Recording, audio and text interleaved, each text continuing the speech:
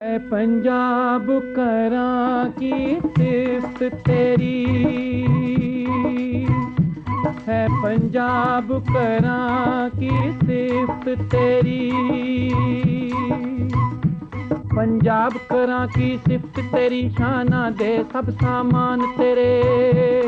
जल पौन तेरा हरियाल तेरी, दरिया पर्वत मैदान तेरे।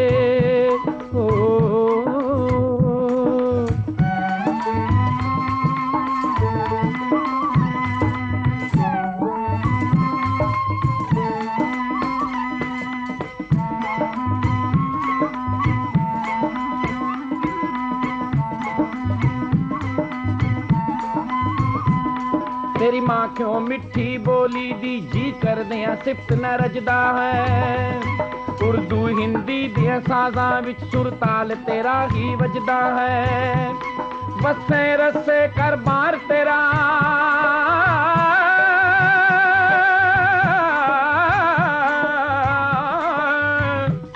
जीवे जागे परवार तेरा। मस्जिद मंदिर दरबार तेरा, मियाँ लाला सरदार तेरा। दुनिया सारी भी सोनी है दुनिया सारी भी सोनी है, पर तेरा रंग न्यारा है। तेरी मिट्टी दा खुला भी शाही महला तो प्यारा है। तेरे जर्रे जर्रे दे अंदर अपना तजई कोई बसदी है। तेरी गोदी दे विच बहंदियां ही दुनिया दी चिंता नसदी है। तेरी गोदी दे विच बहंदियां ही दुनिया दी चिंता नसदी है।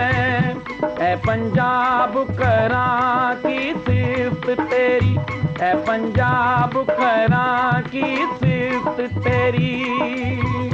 ऐ पंजाब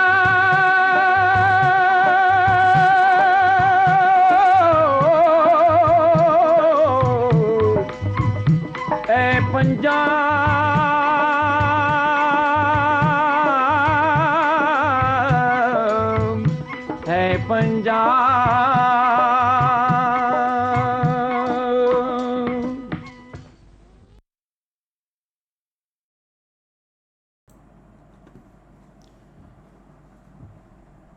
ਪੰਜਾਬ ਦਰਸ਼ਨ ਦੇ ਬੜੇ ਹੀ ਸਤਿਕਾਰਿਤ, ਸੂਝਵਾਨ ਅਤੇ ਚਿੰਤਕ ਦਰਸ਼ਕਾਂ ਨੂੰ ਇੱਕ ਵਾਰੀ ਫੇਰ ਜੀ ਆਇਆਂ ਨੂੰ ਸਵਾਗਤ। ਸਭ ਤੋਂ ਪਹਿਲਾਂ ਤੇ ਕੁਝ ਕਮੈਂਟਾਂ ਦੀ ਦੇਰੀ ਲਈ ਖਿਮਾ, ਕੁਝ ਟੈਕਨੀਕਲ ਗਲਿਚ ਆ ਗਿਆ ਸੀ, ਉਹਦੇ ਕਰਕੇ ਲੈਕਚਰ ਕੁਝ ਕੁ ਮਿੰਟ ਲੇਟ ਹੋ ਗਿਆ। ਅੱਜ ਦਾ ਜੋ ਵਿਖਿਆਨ ਹੈ ਉਹ ਹੈ ਇਕੋ socialist perspective on the global economic and ecological crisis, implication for Punjab. ਤੇ ਜੋ ਅੱਜ ਦੇ ਵਿਖਿਆਨਕਾਰ ਨੇ professor Pritam Singh, Oxford Brookes university ਤੋਂ, ਉੱਥੋਂ ਦੇ ਬਿਜ਼ਨਸ ਸਕੂਲ ਤੋਂ ਪ੍ਰੋਫੈਸਰ ਐਮਰਿਟਸ। ਜੇ ਮੈਂ ਇਸ ਵਿਸ਼ੇ ਦੇ ਬਾਬਤ ਕੁਝ ਬੋਲਣਾ ਹੋਵੇ ਤੇ ਮੈਨੂੰ ਲੱਗਦਾ ਹਰ ਕੋਈ ਕੁਛ ਨਾ ਕੁਛ ਬੋਲ ਸਕਦਾ, ਬਟ ਜੇ ਮੈਂ ਪੰਜਾਬ ਦੇ ਚਿੰਤਨਸ਼ੀਲ ਅਤੇ ਬੜੇ ਹੀ ਸੂਝਵਾਨ ਦਰਸ਼ਕਾਂ ਨੂੰ ਪ੍ਰੋਫੈਸਰ ਪ੍ਰੀਤਮ ਸਿੰਘ ਹੋਰਾਂ ਬਾਰੇ ਕੁਛ ਜਾਣਕਾਰੀ ਦੇਣੀ ਚਾਹਵਾਂ ਤਾਂ ਮੈਨੂੰ ਲੱਗਦਾ ਕਿ ਉਹ ਕੁਛ ਕੁ ਜ਼ਿਆਦਤੀ ਹੋਵੇਗੀ। ਪੰਜਾਬ ਵਿੱਚ ਜਿੰਨੇ ਵੀ ਪੜ੍ਹਨ ਲਿਖਣ ਵਾਲੇ ਜਾਂ ਪੰਜਾਬ ਬਾਰੇ ਸੋਚਣ ਵਾਲੇ ਲੋਕ ਨੇ, ਪਿਛਲੇ ਕਈ ਦਹਾਕਿਆਂ ਤੋਂ ਸ਼ਾਇਦ ਪ੍ਰੋਫੈਸਰ ਪ੍ਰੀਤਮ ਸਿੰਘ ਹੋਰਾਂ ਨੂੰ ਜਾਣਦੇ ਨੇ, ਉਹਨਾਂ ਦੀਆਂ ਲਿਖਤਾਂ ਪੜ੍ਹਦੇ ਨੇ, ਅਖਬਾਰਾਂ ਦੇ ਵਿੱਚ ਉਹਨਾਂ ਨੂੰ ਡਿਸਕਸ਼ਨ ਕਰਦੇ, ਟੀਵੀ ਦੇ ਉੱਤੇ ਸੁਣਦੇ ਨੇ, ਬਟ ਫਿਰ ਵੀ ਕਵਾਇਦ ਦੇ ਮੁਤਾਬਿਕ ਪੰਜਾਬ ਦਰਸ਼ਨ ਦੀ ਜੇ ਮੈਂ ਉਹਨਾਂ ਬਾਰੇ ਕੁਛ ਮੁੱਢਲੀ ਜਾਣਕਾਰੀ ਦੇਣੀ ਹੋਵੇ, ਕੁਛ ਨਵੇਂ ਦਰਸ਼ਕ ਜੁੜਦੇ ਜਿਹੜੇ ਹਰ ਵਾਰ ਕੁਛ ਜੁੜਦੇ ਨੇ ਇਸ ਪੰਜਾਬ ਦਰਸ਼ਨ ਦੀ ਲੈਕਚਰ ਸੀਰੀਜ਼ ਦੇ ਦੌਰਾਨ, ਪ੍ਰੋਫੈਸਰ ਪ੍ਰੀਤਮ ਸਿੰਘ ਹੋਰੀ ਪੰਜਾਬ ਦੇ ਨਾਲ ਸੰਬੰਧਿਤ ਨੇ। ਉਹ ਜੇ ਉਹਨਾਂ ਬਾਰੇ ਮੈਂ ਉਹਨਾਂ ਦੀ ਵਿਦਵਤਾ ਬਾਰੇ ਦੱਸਣਾ ਹੋਵੇ, ਉਹ ਪੰਜਾਬ ਦੀ ਨਾਮੀ ਯੂਨੀਵਰਸਿਟੀ ਪੰਜਾਬ ਯੂਨੀਵਰਸਿਟੀ, ਪੰਜਾਬ ਦੀ ਯੂਨੀਵਰਸਿਟੀ, ਉੱਥੇ ਉਹ ਪੜ੍ਹੇ, ਉੱਥੇ ਉਹ ਪ੍ਰੋਫੈਸਰ ਰਹੇ। ਉਹ ਤੋਂ ਬਾਅਦ ਸਾਡੇ ਦੇਸ਼ ਦੀ ਨਾਮੀ ਯੂਨੀਵਰਸਿਟੀ ਜਵਾਹਰ ਲਾਲ ਨਹਿਰੂ ਯੂਨੀਵਰਸਿਟੀ, ਜਿਹਨੂੰ JNU ਕਹਿ ਦਿੰਦੇ ਹਾਂ ਸ਼ਾਰਟ ਦੇ ਵਿੱਚ, ਉੱਥੇ ਉਹ ਪੜ੍ਹੇ ਅਤੇ ਉੱਥੇ ਉਹ ਵਿਜ਼ਿਟਿੰਗ ਪ੍ਰੋਫੈਸਰ ਨੇ। ਅਤੇ ਉਹ ਤੋਂ ਬਾਅਦ ਜੇ ਇਹ ਤੋਂ ਵੀ ਉੱਪਰਲੀ ਗੱਲ ਕਰਨੀ ਹੋਵੇ, ਪ੍ਰੋਫੈਸਰ ਪ੍ਰੀਤਮ ਸਿੰਘ ਪੂਰੀ ਦੁਨੀਆ ਦੇ ਵਿੱਚ ਅਕਾਦਮਿਕ ਜਗਤ ਦੇ ਵਿੱਚ, ਜੇ ਮੈਂ ਇਹ ਵੀ ਕਹਿ ਦੇਵਾਂ ਕਿ ਸਭ ਤੋਂ ਵੱਡਾ ਨਾਮ ਆਕਸਫੋਰਡ, ਉੱਥੋਂ ਦੀ ਆਕਸਫੋਰਡ ਯੂਨੀਵਰਸਿਟੀ ਵਿੱਚ ਉਹ ਪ੍ਰੋਫੈਸਰ ਰਹੇ ਨੇ, ਹੁਣ ਵੀ ਪ੍ਰੋਫੈਸਰ ਐਮਰਿਟਸ ਨੇ। ਉਹ ਹੋਰ ਵੀ ਦੁਨੀਆ ਦੀਆਂ ਵੱਡੀਆਂ ਯੂਨੀਵਰਸਿਟੀਆਂ ਵਿੱਚ ਉਹ ਵਿਜ਼ਿਟਿੰਗ ਪ੍ਰੋਫੈਸਰ ਨੇ। ਉਹ ਬੜਾ ਕੁਛ ਲਿਖਿਆ ਉਹਨੇ, ਤੋਂ ਲਗਾਤਾਰ ਲਿਖਦੇ ਆ ਰਹੇ ਨੇ ਉਹ। ਅਤੇ ਜੋ ਅੱਜ ਦਾ ਟੌਪਿਕ ਹੈ, ਜੇ ਉਹਦੇ ਬਾਰੇ ਮੈਂ ਥੋੜ੍ਹੀ ਜਿਹੀ ਵੀ ਗੱਲ ਕਰਨੀ ਹੋਵੇ ਤਾਂ ਮੈਨੂੰ ਲੱਗਦਾ ਮੈਨੂੰ ਇੱਥੋਂ ਸਟਾਰਟ ਕਰਨਾ ਚਾਹੀਦਾ ਕਿ ਪੰਜਾਬ ਵਿੱਚ ਸਭ ਕੁਛ ਠੀਕ ਨਹੀਂ ਹੈ, ਜਾਂ ਥੋੜ੍ਹਾ ਜਿਹਾ ਲਾਈਟ ਵਰਡ ਵਿੱਚ ਕਹਿਣਾ ਹੋਵੇ ਤਾਂ ਪੰਜਾਬ ਵਿੱਚ ਕੁਛ ਤਾਂ ਖਰਾਬ ਚੱਲ ਰਿਹਾ ਹੈ। ਪੰਜਾਬ ਦੇ ਵਿੱਚ ਪਿਛਲੇ ਕੁਛ ਸਾਲਾਂ ਤੋਂ ਕਹਾਂ ਜਾਂ ਮੈਂ 1-2 ਦਹਾਕਿਆਂ ਤੋਂ ਕਹਾਂ ਕਿ ਪੰਜਾਬ ਦੇ ਵਿੱਚ ਰਾਜਨੀਤਿਕ ਸੰਕਟ ਦੀ ਗੱਲ ਕਰਨੀ ਹੋਵੇ ਤੇ ਆਜ਼ਾਦੀ ਤੋਂ ਬਾਅਦ ਹੀ ਆਪਾਂ ਜੋੜ ਲਈਏ ਕਿ ਪੰਜਾਬ ਦੇ ਵਿੱਚ ਰਾਜਨੀਤਿਕ ਸੰਕਟ ਰਿਹਾ ਹੀ ਹੈ, ਚਾਹੇ ਸੈਂਟਰ ਸਟੇਟ ਰਿਲੇਸ਼ਨ ਦੀ ਗੱਲ ਹੋਵੇ, ਚਾਹੇ ਇੰਟਰਨਲਸ ਪ੍ਰੋਬਲਮ ਦੀ ਗੱਲ ਹੋਵੇ, ਜਾਂ ਆਰਥਿਕ ਸੰਕਟ ਦੀ ਗੱਲ ਕਰਨੀ ਹੋਵੇ। ਪਿਛਲੇ 2 ਦਹਾਕਿਆਂ ਤੋਂ ਪੰਜਾਬ ਇਕਨੋਮਿਕ ਕ੍ਰਾਈਸਿਸ ਦੇ ਵਿੱਚ ਚੱਲ ਰਿਹਾ ਹੈਗਾ। ਅਤੇ ਉਹ ਤੋਂ ਬਾਅਦ ਐਡੇ ਵੱਡੇ ਸਿੱਖ ਫਲਸਫੇ ਦੇ ਨਾਲ ਜਿਹੜਾ ਪੰਜਾਬ ਇੱਕ ਪਹਿਚਾਣਿਆ ਜਾਂਦਾ, ਜਾਣਿਆ ਜਾਂਦਾ, ਉਹਦੀ ਹੋਣ ਦੇ ਬਾਵਜੂਦ ਸਮਾਜਿਕ ਤਾਣੇ ਬਾਣੇ ਦੇ ਵਿੱਚ ਵੀ ਇੱਥੇ ਸਮੱਸਿਆ ਰਹਿੰਦੀ ਹੈ। ਉਹ ਤੋਂ ਬਾਅਦ ਜਿਸ ਹਵਾਲੇ ਦੇ ਨਾਲ ਅੱਜ ਵੀ ਗੱਲ ਹੋਣੀ ਹੈ, ਅਤੇ ਜੇ ਦੇਖਿਆ ਜਾਵੇ ਤਾਂ ਪੰਜਾਬ ਨੂੰ 5 ਆਬਾਂ ਦੀ ਧਰਤੀ ਕਿਹਾ ਜਾਂਦਾ ਹੈ। ਅਤੇ ਪੰਜਾਬ ਦਾ ਜਿਹੜੀ ਹੈਗੀ ਆ ਆਵੋ ਹਵਾ, ਪੰਜਾਬ ਦੇ ਪਾਣੀ, ਪੰਜਾਬ ਦੇ ਧਰਤੀ ਹੇਠਲੇ ਪਾਣੀ, ਅਤੇ ਉਹ ਤੋਂ ਬਾਅਦ ਉਹ ਸਾਰੇ ਕ੍ਰਾਈਸਿਸ ਵਿੱਚ ਚੱਲ ਰਹੇ ਹੈ। ਅਤੇ ਉਹ ਤੋਂ ਵੀ ਵੱਡੀ ਗੱਲ ਤੇ ਹੁਣ ਪੰਜਾਬ ਨੂੰ ਜੇ ਦੇਖਿਆ ਜਾਵੇ ਅਤੇ ਇੱਕ ਮਨੁੱਖੀ ਕ੍ਰਾਈਸਿਸ ਵੱਲ ਨੂੰ ਪੰਜਾਬ ਵੱਧ ਰਿਹਾ ਹੈ। ਪੰਜਾਬ ਦਾ ਜਿਹੜਾ ਨੌਜਵਾਨ ਹੈ ਉਹ ਪੰਜਾਬ ਤੋਂ ਮੁਕਤੀ ਚਾਹ ਰਿਹਾ ਅਤੇ ਇੱਥੋਂ ਹਿਜਰਤ ਕਰਨੀ ਸਟਾਰਟ ਕੀਤੀ ਹੋਈ ਹੈ। ਪੰਜਾਬ ਦੇ ਕਾਲਜਾਂ, ਯੂਨੀਵਰਸਿਟੀਆਂ ਜਿਹੜੀਆਂ ਨੇ ਉਹ ਖਾਲੀ ਹੋ ਰਹੀਆਂ ਨੇ ਦਿਨ ਬਰ ਦਿਨ, ਅਤੇ ਉਹ ਪੰਜਾਬ ਦੇ ਜਿਹੜੇ ਨੌਜਵਾਨ ਨੇ ਉਨੀ ਬਾਹਰ ਨੂੰ ਵਤੀਰਾਂ ਕੱਟਣੀਆਂ ਜਿਹੜੀਆਂ ਹੈਗੀਆਂ ਨੇ ਉਹ ਸਟਾਰਟ ਕਰ ਦਿੱਤੀਆਂ ਨੇ। ਅਤੇ ਪੰਜਾਬ ਦਰਸ਼ਨ ਦੀ ਟੀਮ ਜਿਹੜੀ ਆ ਉਹਨੂੰ ਚਿੰਤਾ ਵੀ ਰਹਿੰਦੀ ਹੈ, ਅਤੇ ਅਸੀਂ ਉਸ ਚਿੰਤਾ ਦੇ ਉੱਤੇ ਚਿੰਤਨ ਕਰਨ ਦੇ ਲਈ ਅਸੀਂ ਵੱਖ-ਵੱਖ ਜਿਹੜੇ ਦਾਨਿਸ਼ਵਰ ਹੈਗੇ ਨੇ ਉਹਨਾਂ ਨੂੰ ਅਸੀਂ ਸੱਦਾ ਦਿੰਦੇ ਨੇ। ਜਿਹੜਾ ਸਾਡੀ ਸੱਦੇ ਨੂੰ ਸਵੀਕਾਰ ਕਰ ਲੈਂਦੇ ਨੇ, ਅਸੀਂ ਤੁਹਾਡੇ ਸਨਮੁਖ ਕਰਦੇ ਹਾਂ। ਅਤੇ ਇਸੇ ਹਵਾਲੇ ਦੇ ਨਾਲ ਅਸੀਂ ਅੱਜ ਪ੍ਰੋਫੈਸਰ ਪ੍ਰੀਤਮ ਸਿੰਘ ਉਹਨਾਂ ਨੂੰ ਗੁਜ਼ਾਰਿਸ਼ ਕੀਤੀ ਸੀ, ਅਤੇ ਉਨੀ ਜਿਹੜੀ ਅੱਜ ਗੱਲ ਰੱਖਣੀ ਹੈ, ਉਨੀ ਜਿਹੜਾ ਵਾਤਾਵਰਨ ਸੰਕਟ ਹੈਗਾ ਅਤੇ ਉਹਦੇ ਵਿੱਚ ਦੀ ਉਨੀ ਦੇਖਣਗੇ ਜੋ ਪੰਜਾਬ ਦੇ ਵਿੱਚ ਜੋ ਕ੍ਰਾਈਸਿਸ ਚੱਲ ਰਿਹਾ ਹੈ। ਅਤੇ ਅਸੀਂ ਜਿਵੇਂ ਹਰ ਜਿਹੜਾ ਹੈਗਾ ਲੈਕਚਰ ਉਹ ਕਿਸੇ ਨਾ ਕਿਸੇ ਨੂੰ ਕਿਸੇ ਫਿਲਾਸਫਰ ਜਾਂ ਕਿਸੇ ਕਿਤਾਬ ਨੂੰ ਡੈਡੀਕੇਟ ਕਰਦੇ ਹੁੰਦੇ ਆ।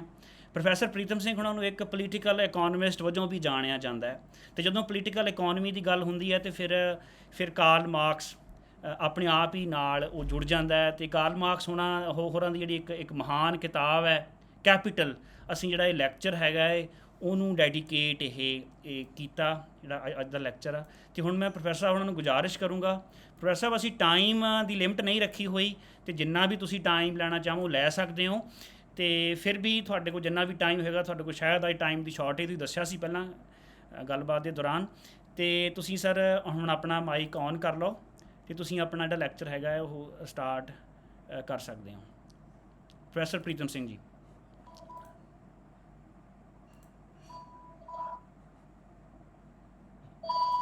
हेलो जसकरण। हाँ जी सर, आ रही है थोड़ी आवाज़ जी। ਤੇ ਵੀਡੀਓ ਵੀ ਹੋ ਗਿਆ ਔਨ ਕਿ ਨਹੀਂ? सर वीडियो ਤੁਹਾਡਾ ਆਫ ਹੈ ਹੁਣ।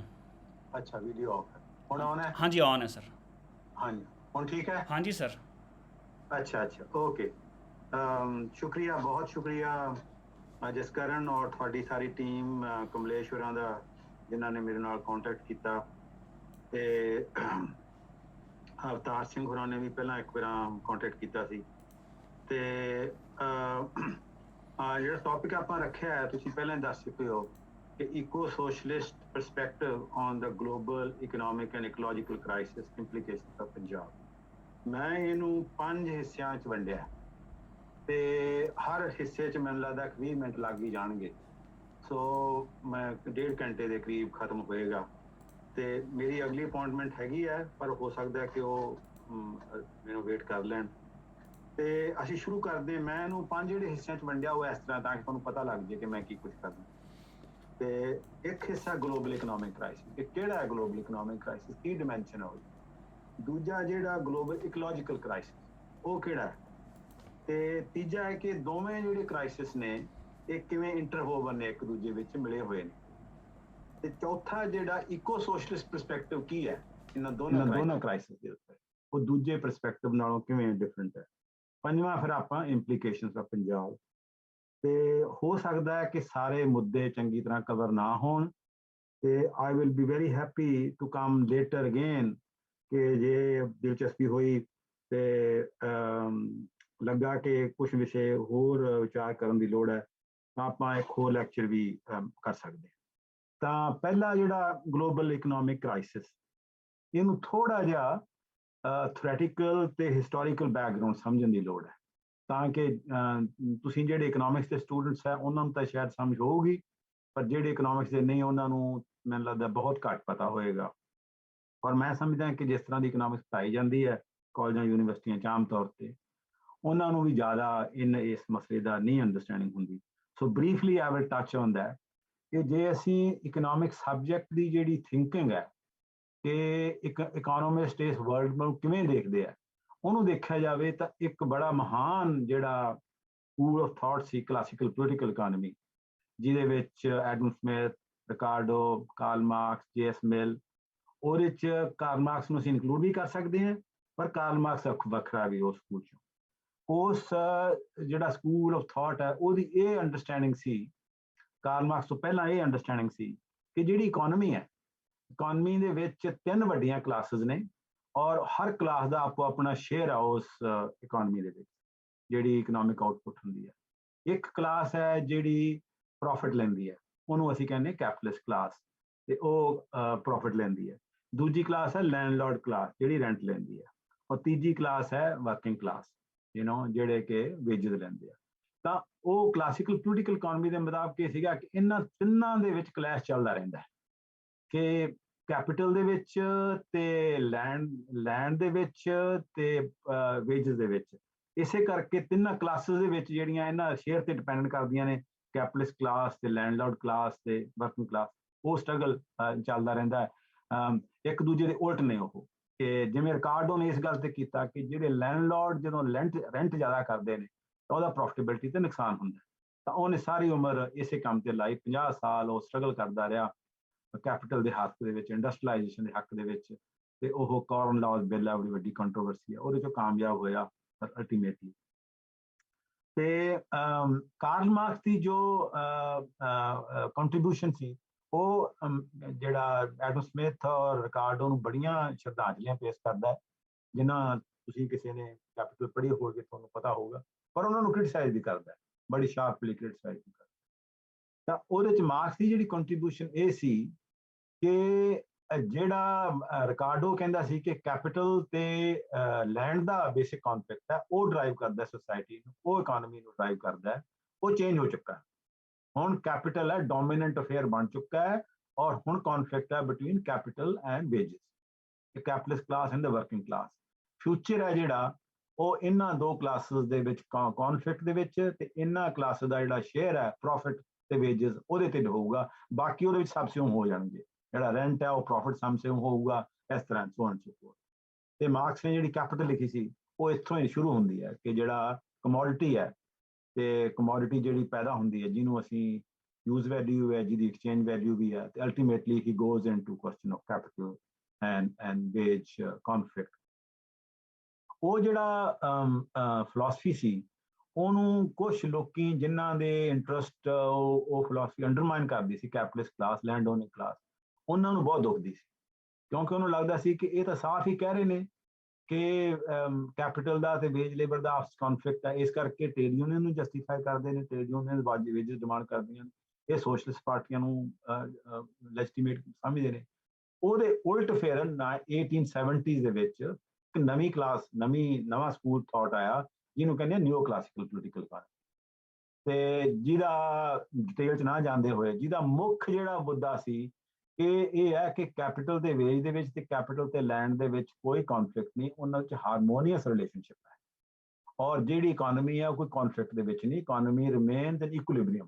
ਔਰ ਉਸ ਇਕੁਇਲਿਬਰੀਅਮ ਨੂੰ ਜਿਹੜੀ ਸਪਲਾਈ ਤੇ ਡਿਮਾਂਡ ਹੈ ਉਹ ਡਿਟਰਮਿਨ ਕਰਦੀ ਹੈ ਕਿ ਜੇ ਵੇਜਸ ਵੱਧ ਗਈਆਂ ਤਾਂ ਫਿਰ ਵਰਕਰ ਬਹੁਤ ਜ਼ਿਆਦਾ ਸਪਲਾਈ ਹੋਣ ਲੱਗ ਜਾਣਗੇ, ਉਹਦੇ ਨਾਲ ਸਪਲਾਈ ਹੋ ਜਾਣਗੇ, ਫਿਰ ਅਲਟੀਮੇਟਲੀ ਵੇਜ ਘਟ ਜੂਗੀ। ਓਕੇ, ਤੇ ਇਸੇ ਤਰ੍ਹਾਂ ਜੇ ਪ੍ਰੋਫਿਟ ਬਹੁਤ ਵੱਧ ਰਿਹਾ ਤਾਂ ਕੈਪੀਟਲ ਬਹੁਤ ਪ੍ਰੋਫਿਟ ਕਰੇਗੀ, ਉਹਦੇ ਨਾਲ ਓਵਰ ਇਨਵੈਸਟਮੈਂਟ ਹੋ ਜਾਏਗੀ, ਫਿਰ ਪ੍ਰੋਫਿਟ ਘਟਣਾ ਸ਼ੁਰੂ ਹੋ ਜਾਏਗਾ।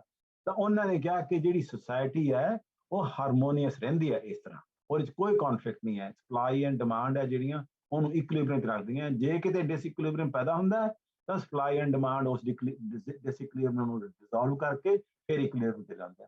ਤੇ ਇਸ ਕਰਕੇ ਇਹ ਬੜੀ ਨਾਈਸ ਸੁਸਾਇਟੀ ਹੈ।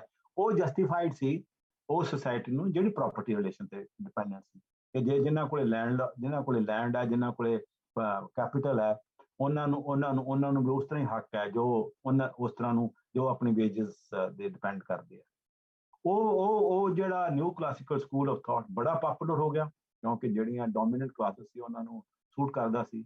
ਉਹ it became a dominant school of political economy. ਉਹਦੇ 'ਚ ਵੱਡਾ ਕ੍ਰਾਈਸਿਸ ਆਇਆ Bolshevik revolution. In Bolshevik Revolution 1917 ਦੇ ਵਿੱਚ ਕਾਰਲ ਮਾਰਕਸ 1883 ਚ ਗੁਜ਼ਰਿਆ, ਤੇ ਦੁਨੀਆ ਦੇ ਇਤਿਹਾਸ ਦੇ ਵਿੱਚ ਕੱਲਾ ਇੱਕ ਵੱਡਾ ਵਿਚਾਰਵਾਨ ਹੈ ਜਿਹਦੇ ਵਿਚਾਰਾਂ ਨੂੰ 34-35 ਸਾਲ ਬਾਅਦ ਪੋਲੀਟੀਕਲ ਸ਼ੇਪ ਮਿਲੀ। ਵਿਚਾਰਵਾਨ ਤਾਂ ਦੁਨੀਆ 'ਚ ਬਹੁਤ ਹੋਏ ਨੇ, ਹਾਲਾਂਕਿ ਉਹਦੇ ਬਰਾਬਰ ਦਾ ਕੋਈ ਵੀ ਨਹੀਂ ਹੈ, ਪਰ ਵੱਡੇ ਵਿਦਵਾਨ ਹੋਏ ਨੇ। ਪਰ ਕਿਸੇ ਨੂੰ ਇਹ ਸ਼ੁਭ ਜਿਹੜੀ ਕਿਸਮਤ ਹੈ ਉਹ ਪ੍ਰਾਪਤ ਨਹੀਂ ਹੋਈ ਕਿ ਉਹਨਾਂ ਦੇ ਵਿਚਾਰਾਂ ਤੇ ਇੱਕ ਨਵੀਂ ਸੁਸਾਇਟੀ ਖੜੀ ਹੋਈ। ਤੇ ਉਹ ਜਿਹੜੀ ਸੁਸਾਇਟੀ ਸੀ ਉਹ ਮਾਰਕਸ ਦੇ ਸਿਧਾਂਤਾਂ ਤੋਂ ਪ੍ਰਭਾਵਿਤ ਸੀ। ਉੱਥੇ ਸੋਸ਼ਲਿਸਟ ਰੈਵੋਲੂਸ਼ਨ ਆ ਗਿਆ, ਜਿਹਦੇ 'ਚ ਇਹ ਜਿਹੜੀ ਕਿ ਸਪਲਾਈ ਐਂਡ ਡਿਮਾਂਡ ਇਕੁਇਲਿਬਰੀਅਮ ਕ੍ਰੀਏਟ ਕਰਦੀਆਂ, ਉਹ ਸਾਰਾ ਤੋੜ ਫੋੜ ਹੋ ਗਿਆ। ਅੱਛਾ, ਉਦੋਂ ਇੱਕ ਇਟਾਲੀਅਨ ਮਾਰਕਸਿਸਟ ਸੀ ਗ੍ਰੈਮਸ਼ੀ, ਬੜਾ ਮਸ਼ਹੂਰ ਥਿਓਰੀਟੀਸ਼ੀਅਨ ਸੀ, ਪੋਲੀਟੀਕਲ ਐਕਟਿਵਿਸਟ ਵੀ ਸੀ, ਰੈਵੋਲੂਸ਼ਨਰੀ ਵੀ ਸੀ। ਉਹਨੇ ਕਿਹਾ ਜਿਹੜਾ ਬੋਲਸ਼ੇਵਿਕ ਰੈਵੋਲੂਸ਼ਨ ਹੈ it's a revolt against capital. ਤੇ ਬੜੀ ਅਜੀਬ ਗੱਲ ਲੱਗਦੀ ਹੈ ਕਿ ਮਾਰਕਸਿਸਟ ਥਿੰਕਰ ਸੋਸ਼ਲਿਸਟ ਰੈਵੋਲੂਸ਼ਨ ਨੂੰ ਕਹਿ ਰਿਹਾ ਹੈ it's a revolt against capital.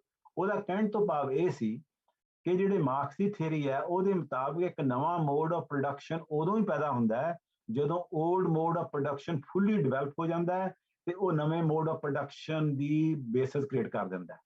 ਤੇ ਸੋਵੀਅਤ ਯੂਨੀਅਨ ਰਸ਼ੀਆ ਉਹ ਹੈ ਨਹੀਂ। ਰਸ਼ੀਆ ਤਾਂ ਬੇਸਿਕਲੀ ਪੈਜ਼ੈਂਟ ਸੋਸਾਇਟੀ ਹੈ, ਅਗਰੇਰੀਅਨ ਸੋਸਾਇਟੀ ਹੈ, ਥੋੜੀ ਬਹੁਤ ਇੰਡਸਟਰੀ ਹੈ ਮਾਸਕੋ 'ਚ, ਪੈਟਰੋਗਰਾਡ ਦੇ ਵਿੱਚ। ਤਾਂ ਇਹ ਜਿਹੜਾ ਹੈ, ਪਰ ਜਿਹੜਾ ਲੈਨਨ ਤੇ ਟ੍ਰੋਟਸਕੀ ਜਿਹੜੇ ਵੱਡੇ ਲੀਡਰ ਸੀਗੇ ਸੋਸ਼ਲਿਸਟ ਰੈਵੋਲੂਸ਼ਨ ਦੇ, ਉਹਨਾਂ ਨੇ ਜਸਟੀਫਾਈ ਕੀਤਾ। ਉਹ ਕਹਿੰਦੇ ਕਿ ਅਸੀਂ ਇਹ ਸਟਾਰਟਿੰਗ ਪੁਆਇੰਟ ਹੈ, ਇਟਸ ਅ ਵੀਕੈਸਟ ਲਿੰਕ, ਇਹਦੇ ਨਾਲ ਅਸੀਂ ਦੂਜੇ ਥਾਵਾਂ ਤੇ ਇਨਕਲਾਬ ਲਿਆਵਾਂਗੇ, ਜਰਮਨੀ 'ਚ ਲਿਆਵਾਂਗੇ, ਇੰਗਲੈਂਡ 'ਚ ਲਿਆਵਾਂਗੇ, ਤੇ ਇਹ ਨਹੀਂ ਹੈ ਸਾਨੂੰ ਮੌਕਾ ਮਿਲ ਗਿਆ, ਇਹ ਵੀਕ ਲਿੰਕ ਹੈ। ਇੱਥੋਂ ਦੀ ਜਿਹੜੀ ਰੂਲਿੰਗ ਕਲਾਸ ਹੈ ਉਹ ਬੜੀ ਐਲੀਨੇਟਡ ਹੈ, ਤੇ ਜਿਹੜੇ ਪੈਜ਼ੈਂਟਸ ਨੇ ਉਹ ਬਹੁਤ ਦੁਖੀ ਨੇ, ਔਰ ਜਿਹੜੇ ਸੋਲਜਰਸ ਨੇ ਵਾਰ ਕਰਕੇ ਬਹੁਤ ਦੁਖੀ ਨੇ। ਔਰ ਲੈਨਰ ਦਾ ਸਲੋਗਨ ਹੈ, ਬਹੁਤ ਘੱਟ ਲੋਕਾਂ ਨੂੰ ਪਤਾ ਹੈ, ਉਹਨੇ ਬੇਸਿਕ ਸਲੋਗਨ ਇਹ ਕੀਤਾ ਸੀ ਲੈਂਡ ਐਂਡ ਪੀਸ, ਕਿ ਜਿਹੜਾ ਅਸੀਂ ਇਨਕਲਾਬ ਲਿਆਉਣੇ ਆ, ਜਿਹੜੇ ਕਿਸਾਨਾਂ ਨੂੰ ਜ਼ਮੀਨਾਂ ਮਿਲਣਗੀਆਂ ਤੇ ਸੋਲਜਰ ਜਿਹੜੇ ਥੱਕੇ ਟੁੱਟੇ ਜਿਨ੍ਹਾਂ ਨੂੰ ਖਾਣਾ ਨਹੀਂ ਮਿਲਦਾ ਸੀ, ਜਿਹੜੇ ਕਿ ਲੱਖਾਂ ਦੀ ਗਿਣਤੀ ਮਰ ਚੁੱਕੇ ਆ ਫਸਟ ਵਰਲਡ ਵਾਰ ਦੇ ਵਿੱਚ, ਉਹਨਾਂ ਨੂੰ ਪੀਸ ਮਿਲੇ। ਉਹਦੇ ਬੇਸ ਤੇ ਉਹ ਇਨਕਲਾਬ ਆਇਆ। ਉਹ ਇਨਕਲਾਬ ਬੜੀ ਛੇਤੀ ਹੀ ਡਿਸਇੰਟੈਗਰੇਟ ਹੋ ਗਿਆ। ਉਹ ਗ੍ਰੀਵ ਇਨਟੂ ਕ੍ਰਾਈਸਿਸ, ਕਿਉਂਕਿ ਉਹ ਸੋਸਾਇਟੀ ਇੰਨੀ ਡਿਵੈਲਪ ਨਹੀਂ ਸੀ। ਪੁਰਾਣੇ ਜਿਹੜੇ ਲੋਕ ਸੀ, ਪੁਰਾਣੇ ਬਿਊਰੋਕਰੈਟ ਸੀ, ਪੁਰਾਣੇ ਆਰਮੀ ਅਫੀਸਰ ਸੀ, ਪੁਰਾਣੇ ਟੈਕਨੀਸ਼ੀਅਨ ਸੀ, ਪੁਰਾਣੇ ਟੈਕਨੋਕ੍ਰੈਟ ਸੀ, ਦੇ start coming back into power. ਤੇ ਉਹ ਸੋਸਾਇਟੀ ਡਿਸਇੰਟੈਗ, ਉਹਦੇ 'ਚ ਡੀਜਨਰੇਸ਼ਨ ਆ ਗਈ, ਤੇ ਸਟਾਲਿਨਿਜ਼ਮ ਜਿਹੜਾ ਪੈਦਾ ਹੋਇਆ ਉੱਥੇ, ਉਹ ਉਸੇ ਪ੍ਰੋਡਕਟ ਨੂੰ ਵਿੱਚ।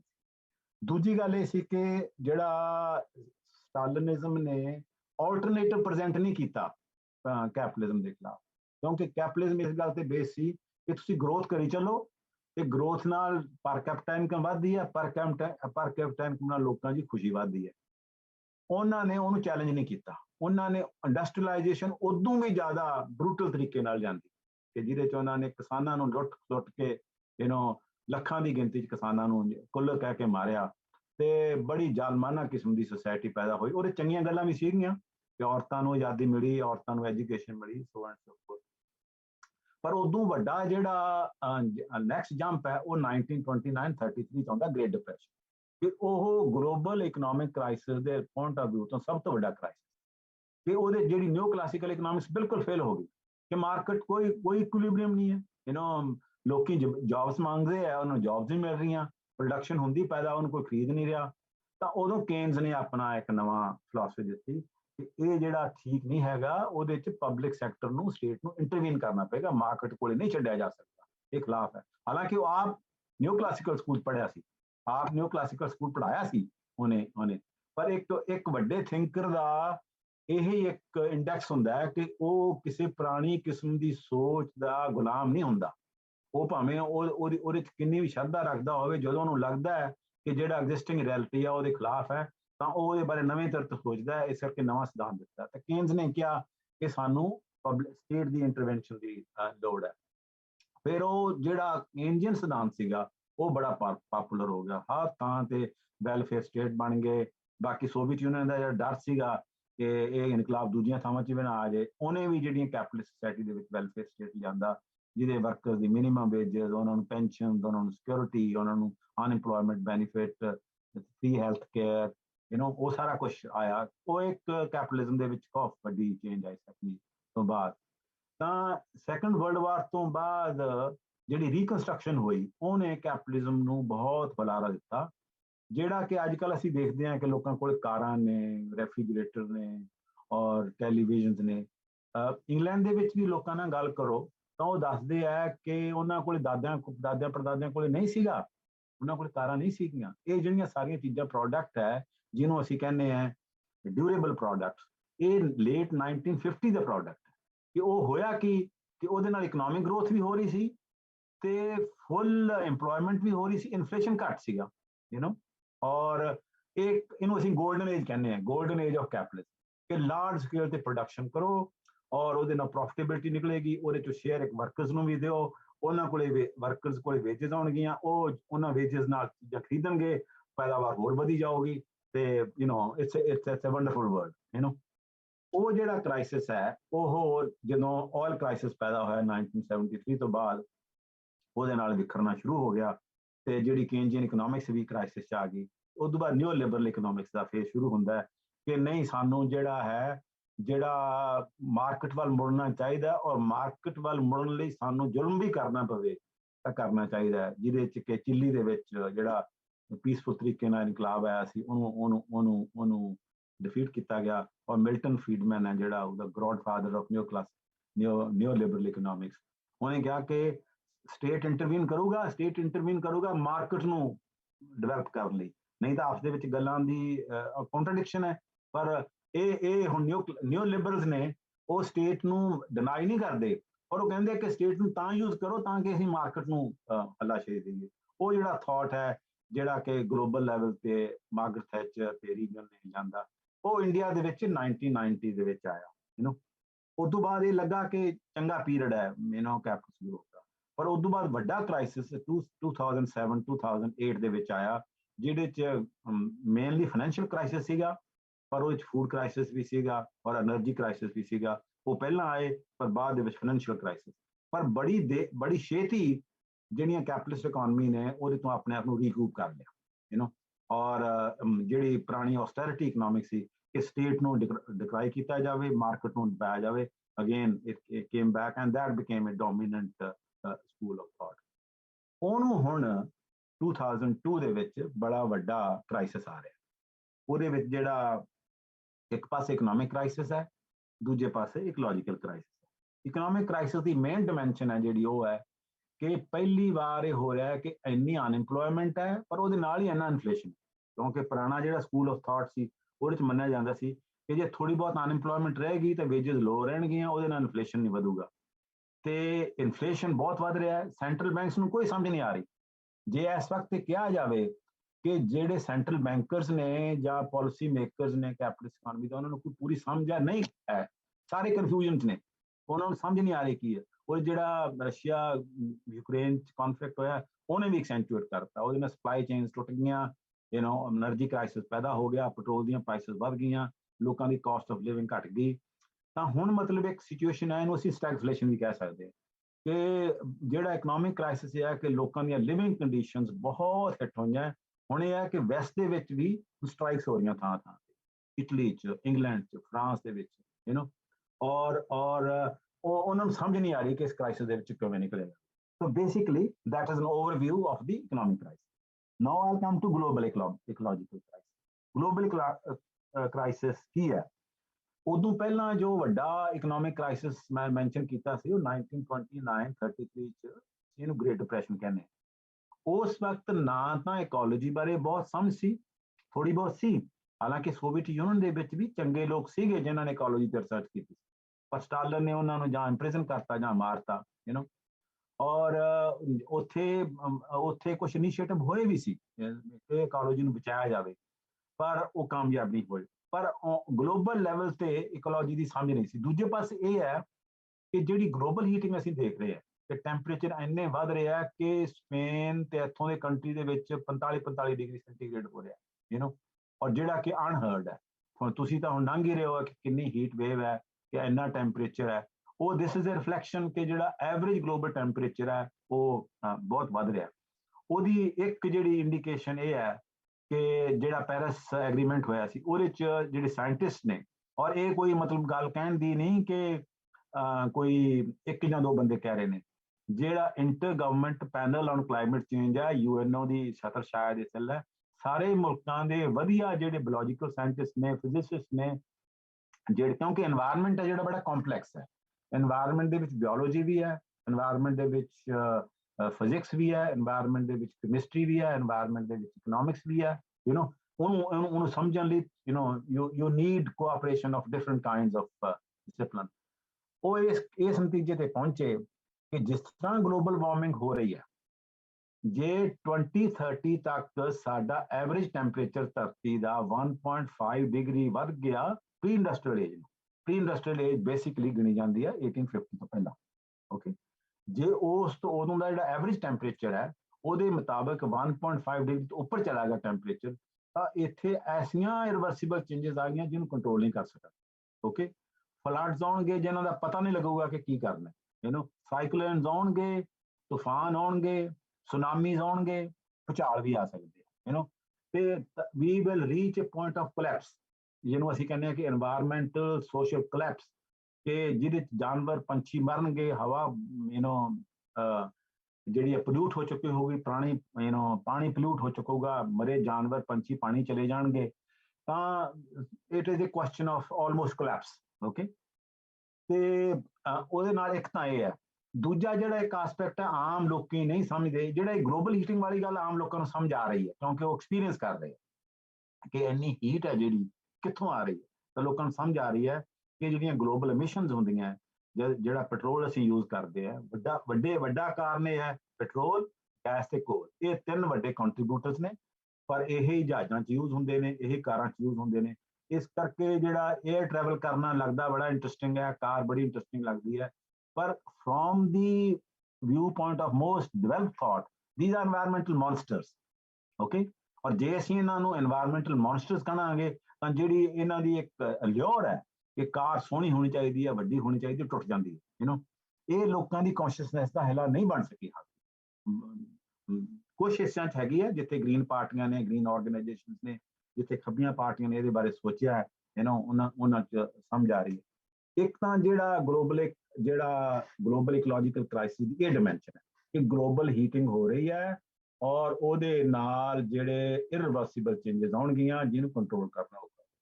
ਉਹਦੇ ਨਾਲ ਹੀ ਜੁੜੀ ਹੈ ਜਿਹੜੀ ਗੱਲ ਨੂੰ ਆਮ ਤੌਰ ਤੇ ਨਹੀਂ ਕਿਹਾ ਜਾਂਦਾ, ਉਹ ਹੈ ਬਾਇਓਡਾਇਵਰਸਿਟੀ ਲਾਸ। ਬਾਇਓਡਾਇਵਰਸਿਟੀ ਲਾਸ ਹੈ ਕਿ ਸਾਡੀ ਜਿਹੜੀ ਧਰਤ ਹੈ, ਪਲੈਨਟ ਹੈ, ਇਹਦੇ 'ਚ ਇਹ ਪਲੈਨਟ ਇਕੱਲੇ ਆਦਮੀਆਂ ਵਾਸਤੇ, ਇਨਸਾਨਾਂ ਵਾਸਤੇ ਨਹੀਂ, ਪੰਛੀਆਂ ਵਾਸਤੇ ਵੀ ਹੈ, ਜਾਨਵਰਾਂ ਵਾਸਤੇ ਵੀ ਹੈ, ਦਰਖਤਾਂ ਵਾਸਤੇ ਵੀ ਹੈ, ਇਹ ਮੱਛੀਆਂ ਵਾਸਤੇ ਵੀ ਹੈ, ਇਹ ਬੀਜ਼ ਵਾਸਤੇ ਵੀ ਹੈ। ਤੇ ਇੱਥੇ ਕਿੰਨੇ ਕਿਸਮ ਦੇ ਜੀਵ ਜੰਤੂ ਨੇ, ਉਹਨਾਂ ਦੇ ਵਿੱਚ ਇਕੋਲੋਜੀਕਲ ਬੈਲੈਂਸ ਹੋਣਾ ਬਹੁਤ ਜ਼ਰੂਰੀ ਹੈ। ਜਦੋਂ ਇਕੋਲੋਜੀਕਲ ਬੈਲੈਂਸ ਟੁੱਟੇਗਾ ਉਹਦੇ ਨਾਲ ਅਨਫੋਰਸੀਨ ਡਿਵੈਲਪਮੈਂਟਸ ਹੋਣਗੀਆਂ। ਉਹ ਜਿਹੜਾ ਬਾਇਓਡਾਇਵਰਸਿਟੀ ਲਾਸ ਹੈ ਬੜੀ ਵੱਡੀ ਗਿਣਤੀ 'ਚ ਬੜੀ ਛੇਤੀ ਹੋ ਰਿਹਾ। ਕਿ ਪੁਰਾਣੀ ਜਿਹੜੀ ਸਾਡੀ ਹਿਸਟਰੀ ਆ ਉਹਦੇ 'ਚ ਹੁੰਦਾ ਸੀਗਾ ਕਿ ਕੁਝ ਸਪੀਸੀਜ਼ ਡਿਕਲਾਈਨ ਹੋ ਜਾਂਦੇ ਆ, ਨਵੇਂ ਸਪੀਸੀਜ਼ ਡਿਵੈਲਪ ਹੋ ਜਾਂਦੇ, ਔਰ ਜਿਹੜੀ ਉਹ ਡਿਕਲਾਈਨ ਹੁੰਦੇ ਸੀ, ਜਿਹੜੇ ਕਿ ਪਹਿਲਾਂ ਸੈਂਕੜੇ ਸਾਲਾਂ 'ਚ ਹੁੰਦੇ ਸੀ, ਉਹ 10 ਸਾਲਾਂ 'ਚ ਹੋ ਰਹੇ, ਔਰ ਬੜੀ ਵੱਡੀ ਗਿਣਤੀ ਦੇ ਵਿੱਚ ਉਹ ਬਾਇਓਡਾਇਵਰਸਿਟੀ ਲਾਸ ਹੋ ਰਿਹਾ। ਉਹਦੇ ਨਾਲ ਬਾਇਓਡਾਇਵਰਸਿਟੀ ਲਾਸ ਹੋਣ ਨਾਲ ਦੂਜਾ ਜਿਹੜਾ ਸਾਡਾ ਇਕੋਲੋਜੀਕਲ ਬੈਲੈਂਸ ਹੈ ਉਹ ਖਤਮ ਹੋ ਰਿਹਾ। That is another part of the ecological crisis. ਇਸੇ ਜਿਹੜਾ ਬਾਇਓਡਾਇਵਰਸਿਟੀ ਲਾਸ ਦਾ ਜਿਹੜਾ ਇੱਕ ਆਸਪੈਕਟ ਹੈ ਉਹ ਇਹ ਹੈ ਕਿ ਇਹਦਾ ਵੱਡਾ ਕਾਰਨ ਇਹ ਹੈ ਕਿ ਜਿਹੜੇ ਮਨੁੱਖ ਨੇ, ਹਿਊਮਨ ਬੀਇੰਗਸ ਨੇ, ਮਨੁੱਖ ਤੋਂ ਭਾਵ ਮੇਰਾ ਮਨੁੱਖ ਤੇ ਔਰਤ ਦੋਨੇ, ਹਿਊਮਨ ਬੀਇੰਗਸ ਨੇ, ਉਹ ਇੰਨੇ ਪਾਵਰਫੁਲ ਹੋ ਚੁੱਕੇ ਨੇ ਕਿ ਬਾਕੀ ਸਾਰੇ ਲਿਵਿੰਗ ਸਪੀਸੀਜ਼ ਦੇ ਹੈਬਿਟਾਟ ਤੇ ਕੰਟਰੋਲ ਕਰ ਰਹੇ। ਓਕੇ, ਔਰ ਉਹ ਜੰਗਲਾਂ ਨੂੰ ਸਾਫ਼ ਕਰਕੇ ਉੱਥੇ ਖਾ ਰਹੇ ਨੇ। ਜੰਗਲਾਂ 'ਚ ਰਹਿੰਦੇ ਜਿਹੜੇ ਪੰਛੀ ਜਾਨਵਰ ਹੋਰ ਹਰ ਕਿਸਮ ਦੇ ਪੰਛੀ ਹੈ, ਉਹਨਾਂ ਨੂੰ ਮੁਸ਼ਕਲਾਂ ਆ ਰਹੀਆਂ। ਜਿਹੜੀ ਕੋਵਿਡ ਪੈਦਾ ਹੋਈ ਹੈ, ਕੋਵਿਡ ਵੀ ਇੱਥੋਂ ਹੀ ਪੈਦਾ ਹੋਈ ਕਿ ਜਿਹੜੀਆਂ ਬੇਟਸ ਹੈ, ਜਿਹਨਾਂ ਨੂੰ ਚਮਗਿੱਦੜ ਕਹਿੰਦੇ ਆ, ਉਹਨਾਂ ਦੀ ਰਹਿਣ ਦੀ, ਉਹ ਗੁਪਤ ਥਾਵਾਂ ਤੇ ਰਹਿੰਦੇ ਸੀ ਹਨੇਰੇ ਦੇ ਵਿੱਚ। ਜਿਹੜੀ ਇਹ ਡੀਫੋਰੈਸਟ੍ਰੇਸ਼ਨ ਹੋ ਰਹੀ ਹੈ ਕਿ ਹਰ ਸਪੇਸ ਆਕੂਪਾਈ ਕਰ ਰਹੀ ਕੈਪੀਟਲ, ਕਿ ਜਿੱਥੇ ਉਹ ਮਕਾਨ ਬਣਾ ਸਕਣ, ਜਿੱਥੇ ਉਹ ਫੈਕਟਰੀਆਂ ਬਣਾ ਸਕਣ, ਜਿੱਥੇ ਉਹ ਸਿਨੇਮਾ ਹਾਊਸ ਬਣਾ ਸਕਣ, ਜਿੱਥੇ ਵੀ ਪ੍ਰੋਫਿਟੇਬਿਲਟੀ ਹੈ, ਉਹਨਾਂ ਲਈ ਕੋਈ ਫਰਕ ਨਹੀਂ ਪੈਂਦਾ ਕਿ ਫੋਰੈਸਟ ਹੈ, ਪਾਣੀ ਹੈ, ਧਰਤ ਹੈ, ਮਾਊਂਟਨ ਹੈ। ਉਹਨੂੰ ਜੇ ਡਿਮੋਲਿਸ਼ ਕਰਕੇ ਨਵੀਂ ਚੀਜ਼ ਪੈਦਾ ਕੀਤੀ ਜਾ ਸਕਦੀ ਹੈ ਜਿਹਦੇ 'ਚ ਪ੍ਰੋਫਿਟ ਆਪ ਕਰਨਾ ਚਾਹੁੰਦੇ ਨੇ, ਤਾਂ ਉਹਦੇ ਨਾਲ ਹੈ human beings are inhabiting the space of non human beings. ਉਹਦੇ ਨਾਲ ਜਿਹੜੀਆਂ ਉਹਨਾਂ ਦੀਆਂ ਬਿਮਾਰੀਆਂ ਹਿਊਮਨ ਬੀਇੰਗ 'ਚ ਆ ਰਹੀਆਂ, ਕੋਵਿਡ ਇੱਥੋਂ ਪੈਦਾ ਹੋਈ। ਔਰ ਕੋਵਿਡ ਪਹਿਲੀ ਨਹੀਂ, ਇਦੋਂ ਜ਼ਿਆਦਾ ਵਿਸ਼ੇਸ਼ ਵਾਇਰਸ ਵੀ ਆਉਣਗੀਆਂ। ਉਹਨੇ ਵੀ ਇੱਕ ਇਸ ਕ੍ਰਾਈਸਿਸ ਨੂੰ ਸਾਹਮਣੇ ਲਿਆਂਦਾ ਹੈ। ਇਹਨੂੰ ਅਸੀਂ ਮੈਂ ਜ਼ਿਆਦਾ ਡਿਟੇਲ ਨਹੀਂ ਕਹਿ ਸਕਦਾ, ਇੱਕ ਲਫ਼ਜ਼ ਯੂਜ਼ ਕੀਤਾ ਜਾਂਦਾ ਐਂਥਰੋਪੋਸੀਨ।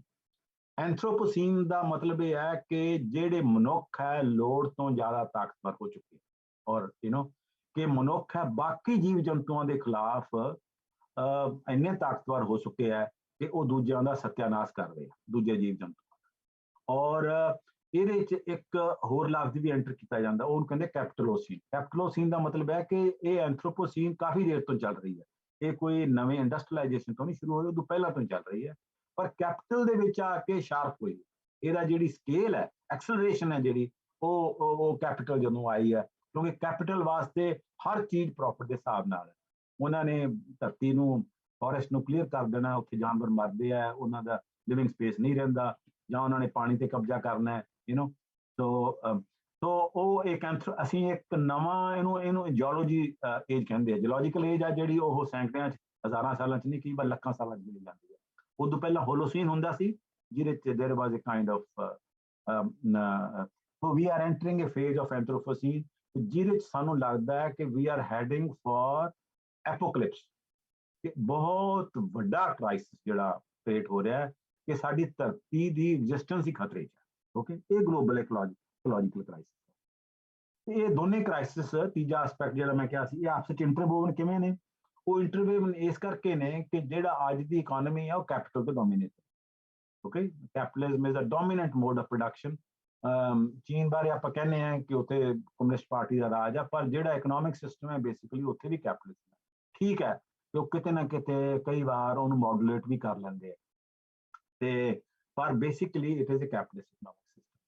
ਔਰ ਉਹ ਕੈਪੀਟਲਿਸਟ ਇਕਨੋਮਿਕ ਸਿਸਟਮ ਦੀ ਜਿਹੜੀਆਂ ਮੈਨੀਫੈਸਟੇਸ਼ਨਸ ਹੈ, ਉਹ ਮੈਂ ਪਹਿਲਾਂ ਹੀ ਦੱਸ ਚੁੱਕਾ ਹਾਂ ਕਿ ਉਹ ਇਕਨੋਮਿਕ ਕ੍ਰਾਈਸਿਸ ਦੇ ਵਿੱਚ ਆ ਰਹੀਆਂ ਨੇ। ਉਹੋ ਹੀ ਇਕਨੋਮਿਕ ਕ੍ਰਾਈਸਿਸ ਹੈ ਜਿਹੜੀ ਕੈਪੀਟਲ ਦੀ ਮੂਵਮੈਂਟ ਆ, ਉਹ ਇਕੋਲੋਜੀਕਲ ਕ੍ਰਾਈਸਿਸ।